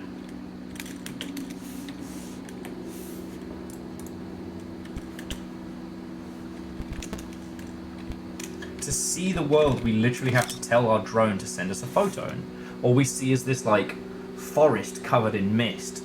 But there's so much that it could be. We're on the precipice of possibility. This could be a, literally, The Mist type game, but there's some horrors lurking in here. It's unsafe for humans to inspect. Or it could be just, you know, a cloud of fog and pollution too thick to breathe. So drones are sent in to retrieve scrap and whatnot. It's all here. It's a pumpkin spice latte of us. I do like that one. I have to remember that one when the Last of Us TV show drops. Bear with me 2 seconds, friends. 2 seconds. That's what I get for drinking water like a nerd.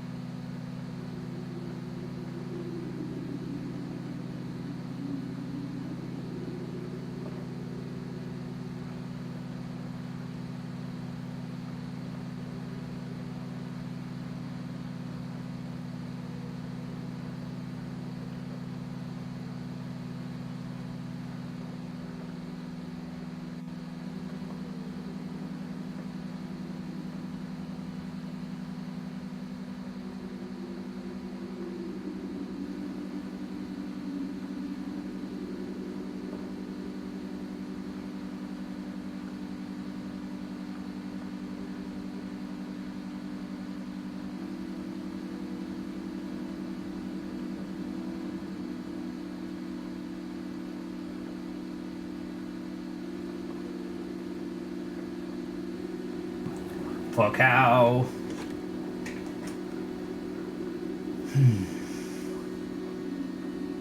You can't tell me, friends, this game is not a whole ass vibe. Alright, alright.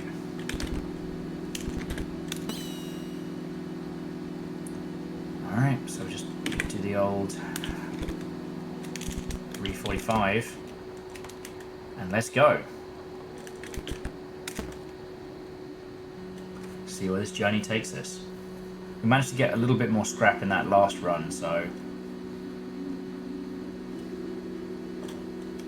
the radio tower and the nearest resource does seem to be where it wants us to be.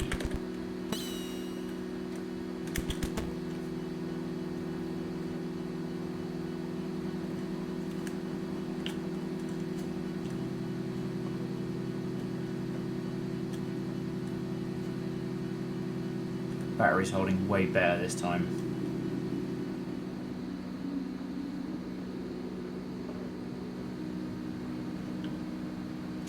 Wait.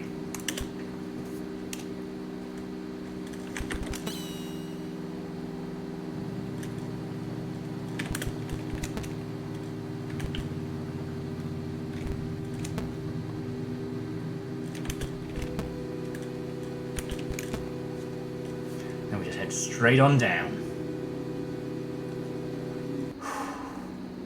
It's like every time I look over to talk to you lot, a fucking tree screams past us. Okay. We're gonna head roughly past some scrap, the radio,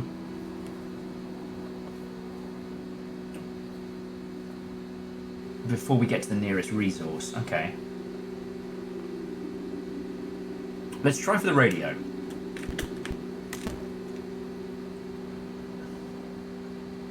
That's it. Ah, piss.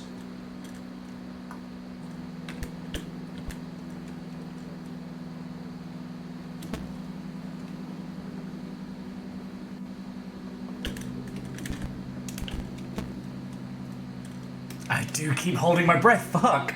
What is it with me picking games that make me terrible for conversation?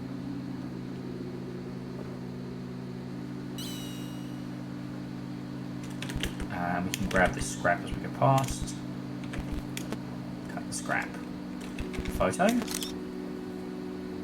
What the fuck?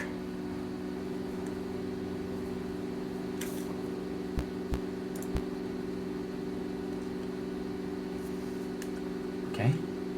Take 90. Photo. The fuck is that? Okay, rotate 90. Photo. Nothing there. Rotate 180. Photo again. Yeah, we're right in front of whatever the fuck this is.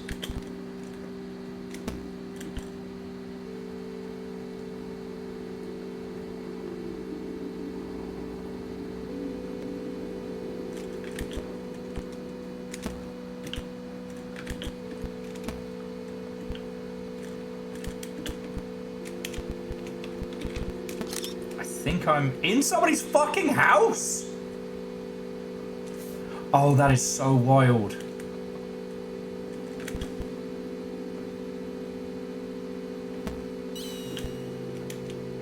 So interact radio. Let's see what we get. Hello everyone, I'm inspirational speaker Bobby Bodega, and I want to talk to you about drugs. Hippo Central doesn't technically qualify to be a drug in a way that some other drugs do. Hippo Central cares about you. That's why it wants to shape you into looking just like all those people that you see on your glowing brick. Ha! Hippo Central's a good brand, and I trust it. Wait! Joining me tonight, we have the quarterback of the local college football team, the Melbourne Whales. I'm not the quarterback. Yeah, it shows. Anyhow, we brought you in today because the Whales have just won their first game of the season.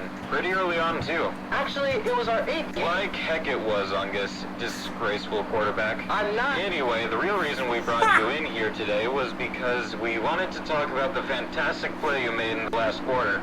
Oh, that wasn't me. Who you are not, that's very obvious already, no? Let's move on, shall we, Youngus? Sorry, Now, let's not Hippo Central is a good brand, I trust it.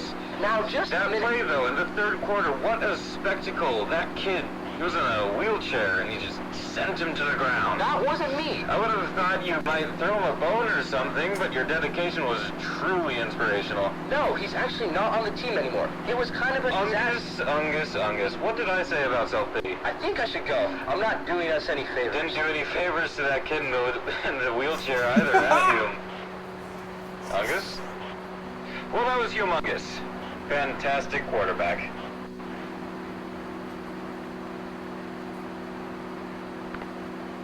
Why do I get a job just doing this for people's games?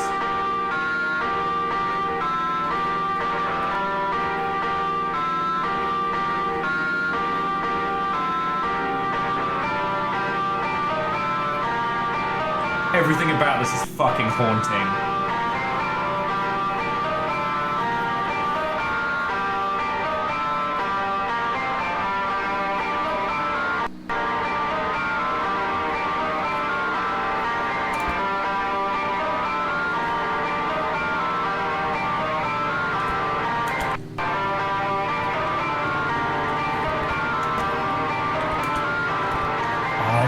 So fucked up.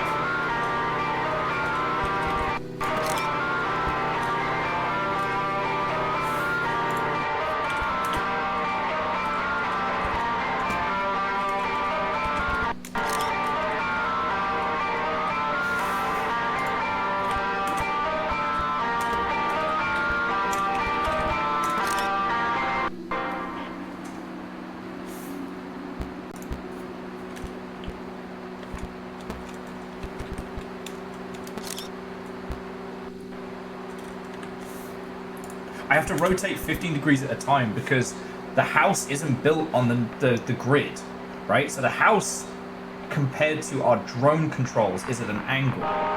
That's why the music is moving from one ear to the other.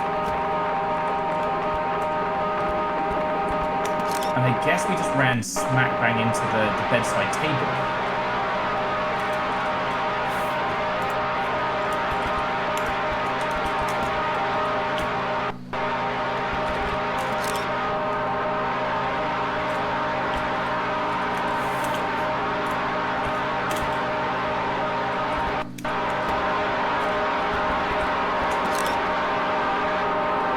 Yeah, so we're right next to the bedside table where it's at. Ah. Oh. I feel like my ears just popped. Yeah, there it is.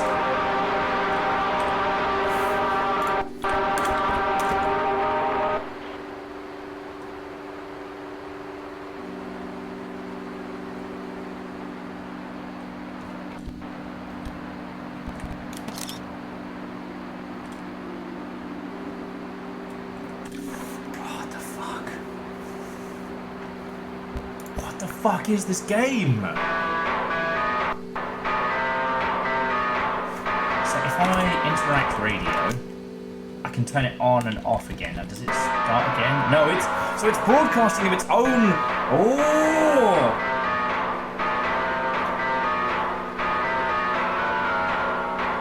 Snail sim, fucking same.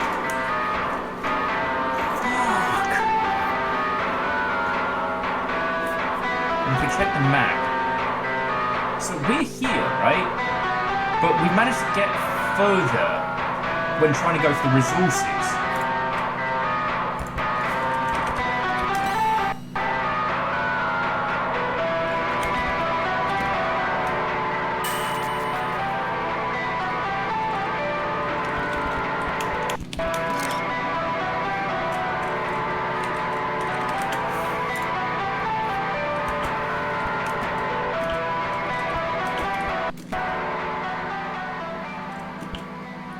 But we're definitely moving in real time. So this isn't a mud.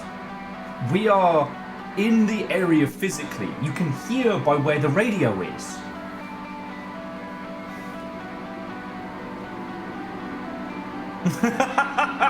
Edwin, that kind of feels this fucking game. So we're controlling a drone in some strange fucking mist forest. Like, I don't even know where to begin with this. So we have to control the drone with, like, commands, right? Oh, shit down my leg.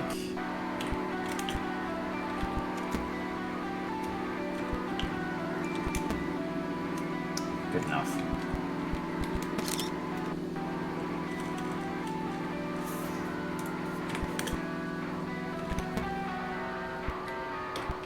And the only visual image we can get is asking the drone to send us a single photo. So there's no, like, real-time video capture.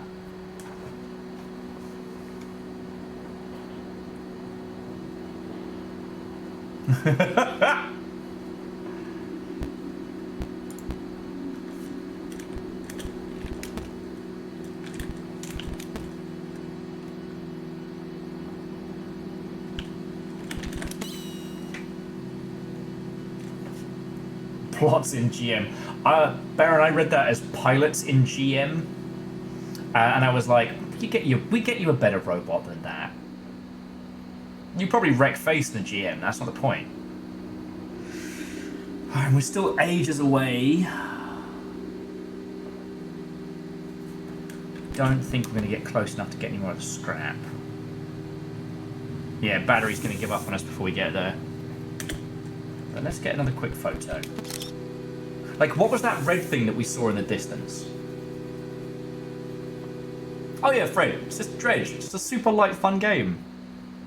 I will say, Dredge does this wonderful thing that the juxtaposition of the less spoopy some parts get, the better the fishing gets, and vice versa. It's fucking clever. But I haven't played the oil rig DLC yet. So you'll have to let me know if that's any good. That's a really good picture. Alright. Yeah, Fred, there is Oil Rig DLC.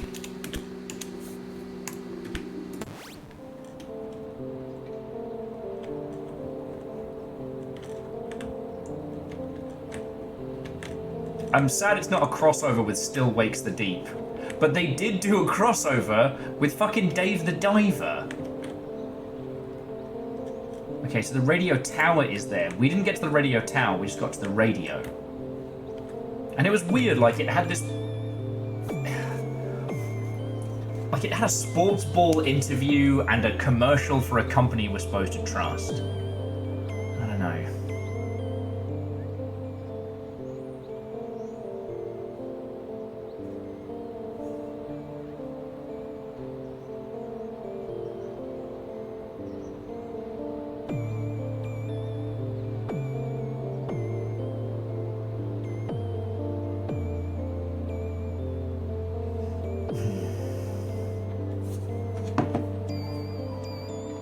Friends, I'm just...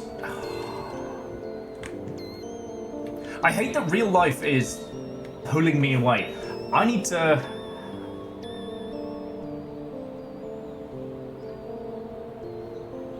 I need to go get stuff in the nuggies. God darn it. Why isn't there 24-hour stores around here? This absolutely has grabbed me by the brain. Like... What is this world? What are we trying to find? It doesn't seem to be strange that we have this, like, scannable machine. Like, what is going on? Our tiny little robot doesn't quite have enough resources to make it there. We can pick up the speed. Yeah, why do we owe rent in the end of the world? Don't answer that. Don't answer that. Like... Is this some kind of, like, the world ended and we're pretending it didn't type game? Which is entirely possible. Edwin, possibly? Like, everything does seem comically large compared to us, but also, we have our own PC and our own, like, camera.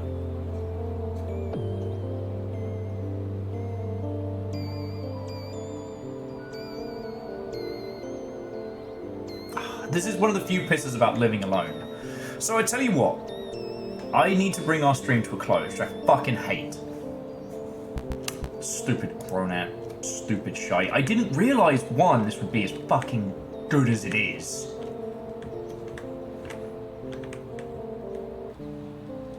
I did not think this would be a game that I would be obsessed with coming back to. I mean, that's what I'm, Fred, that's what I'm genuinely thinking.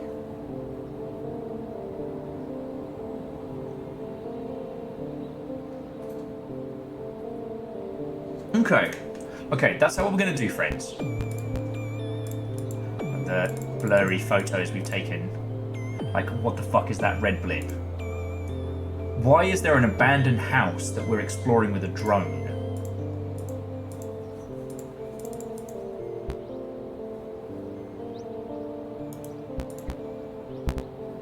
Actually, I wonder where the, I wonder where it's keeping that stuff.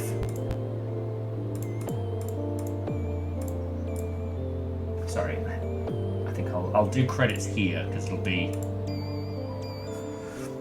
So here's what I'd like to propose, friends. Today hasn't been a wash.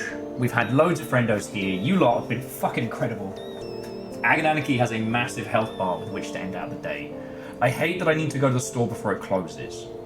I wish I had the supplies enough to just tank it tonight, because this is the reason why we clamor through indie games. Not to get hoodwinked by some generative AI bollocks. Not to be boiling piss so hard it turns plasma. But for this... actually, yeah, Vernon, I can pick up a pumpkin pie. I can probably do that. Actually, no. I'm not going to be going to Costco this evening. I'm just going to be doing a local run. Sorry. Sorry.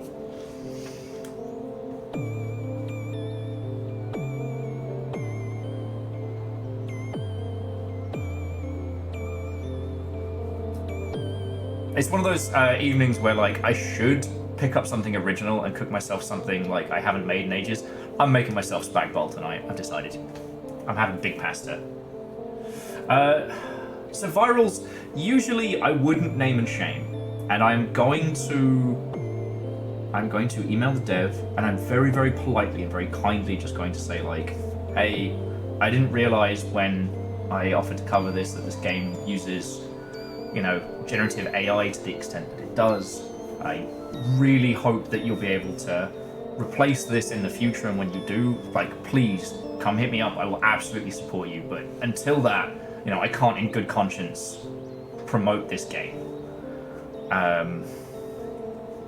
Well, the problem, I can't even say I won't talk about it because it's on the schedule. So the game was supposed to be Mecha Blood, Quarry Assault, and it had this wonderful kind of post-Duke Nukem 3D as a mech pilot shooter thing going on, and it looked fucking cool.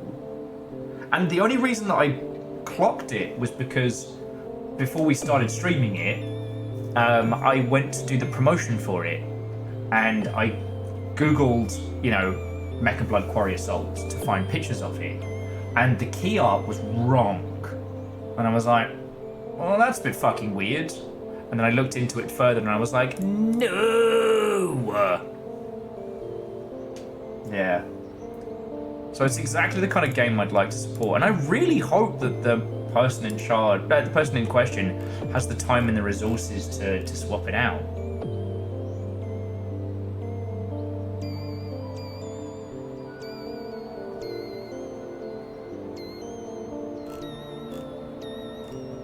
So yeah, I am going to make a post about Vault.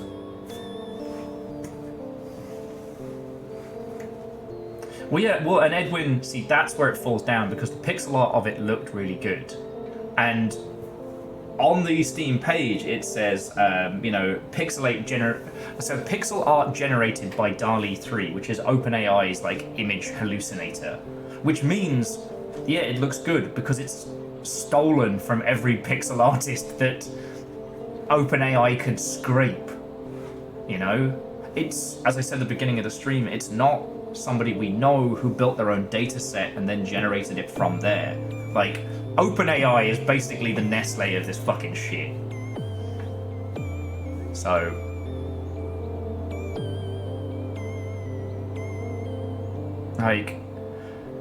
I try and stay up on these things. I try and keep an eye out for what's good, what's bad, and I will do my darndest to keep essentially our streamed games and our adventures as ethical as possible, right? But this one's a big hell no. But that is not the case for Vault. Vault, fucking rad. Oh, he says scrolling down, please don't. No, yeah, look it. I was about to say, I'm damn sure I checked that earlier.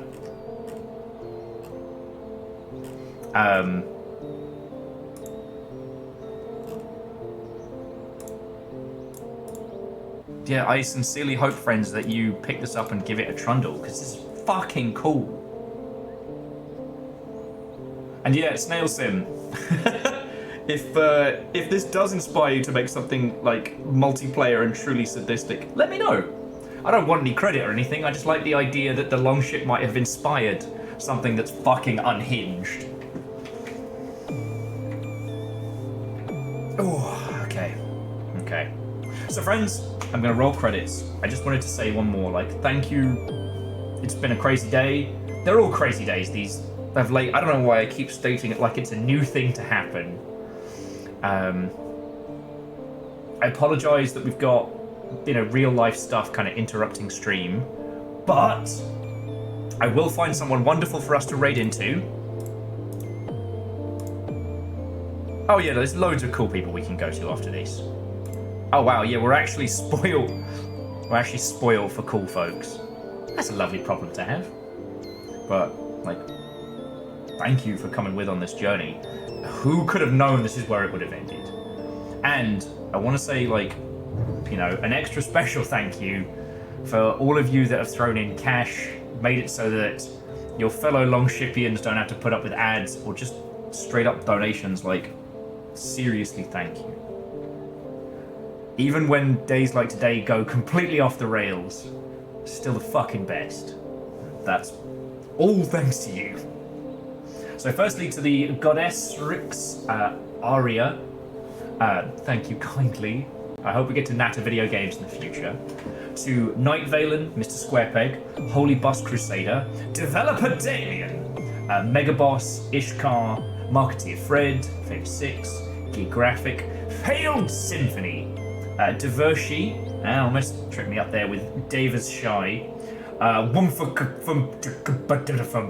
the sound of falling downstairs, Katsuni Loves, Twinnis, Kulkt, Moreman, Likeable Cube, Oran, Free Cream, fucking terror. Thank you. Whether you were House Carl donating subs or huge long sprees, thank you all. Agananiki, thank you for the massive donation. I'm literally going to use that for guinea pig stuff and for a burrito. And to Quasi, Akira Zero, Eraman, Simple Chaos, Bacon Avenger, Pun Spectre, Shitaru, J-Post, Wolfcrad, Dust in Your Eyes, Fearless Sun, Devershi, Andorf, Legend of Morad, Holy Bus Crusader, and Shadows of Life. Like, I know I say this on the daily, but it's wild that through bits and donations is how I live. So fucking thank you. A huge thank you to the whole moderation team, not just Caffeine and Nova, but also Rhymes and Moose, who likes to hide. And look at this triple threat of beautiful people. To Noski, Little Fire, and Restless Roots, thank you for bringing your raids in here. It's really fucking cool of you. And we are definitely going to share that energy forward. Alright? So...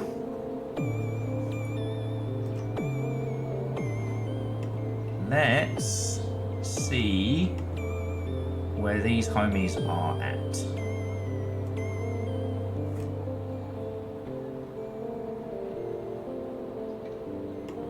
Okay.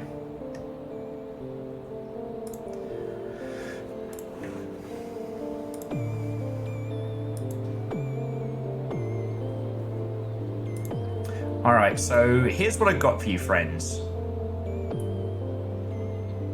I've got pointing and I've got clicking. I've got Legos. And I got cute shit. I present to you cute shit, Lego, point and click. What strikes your fancy? Edwin would like point and click. Okay.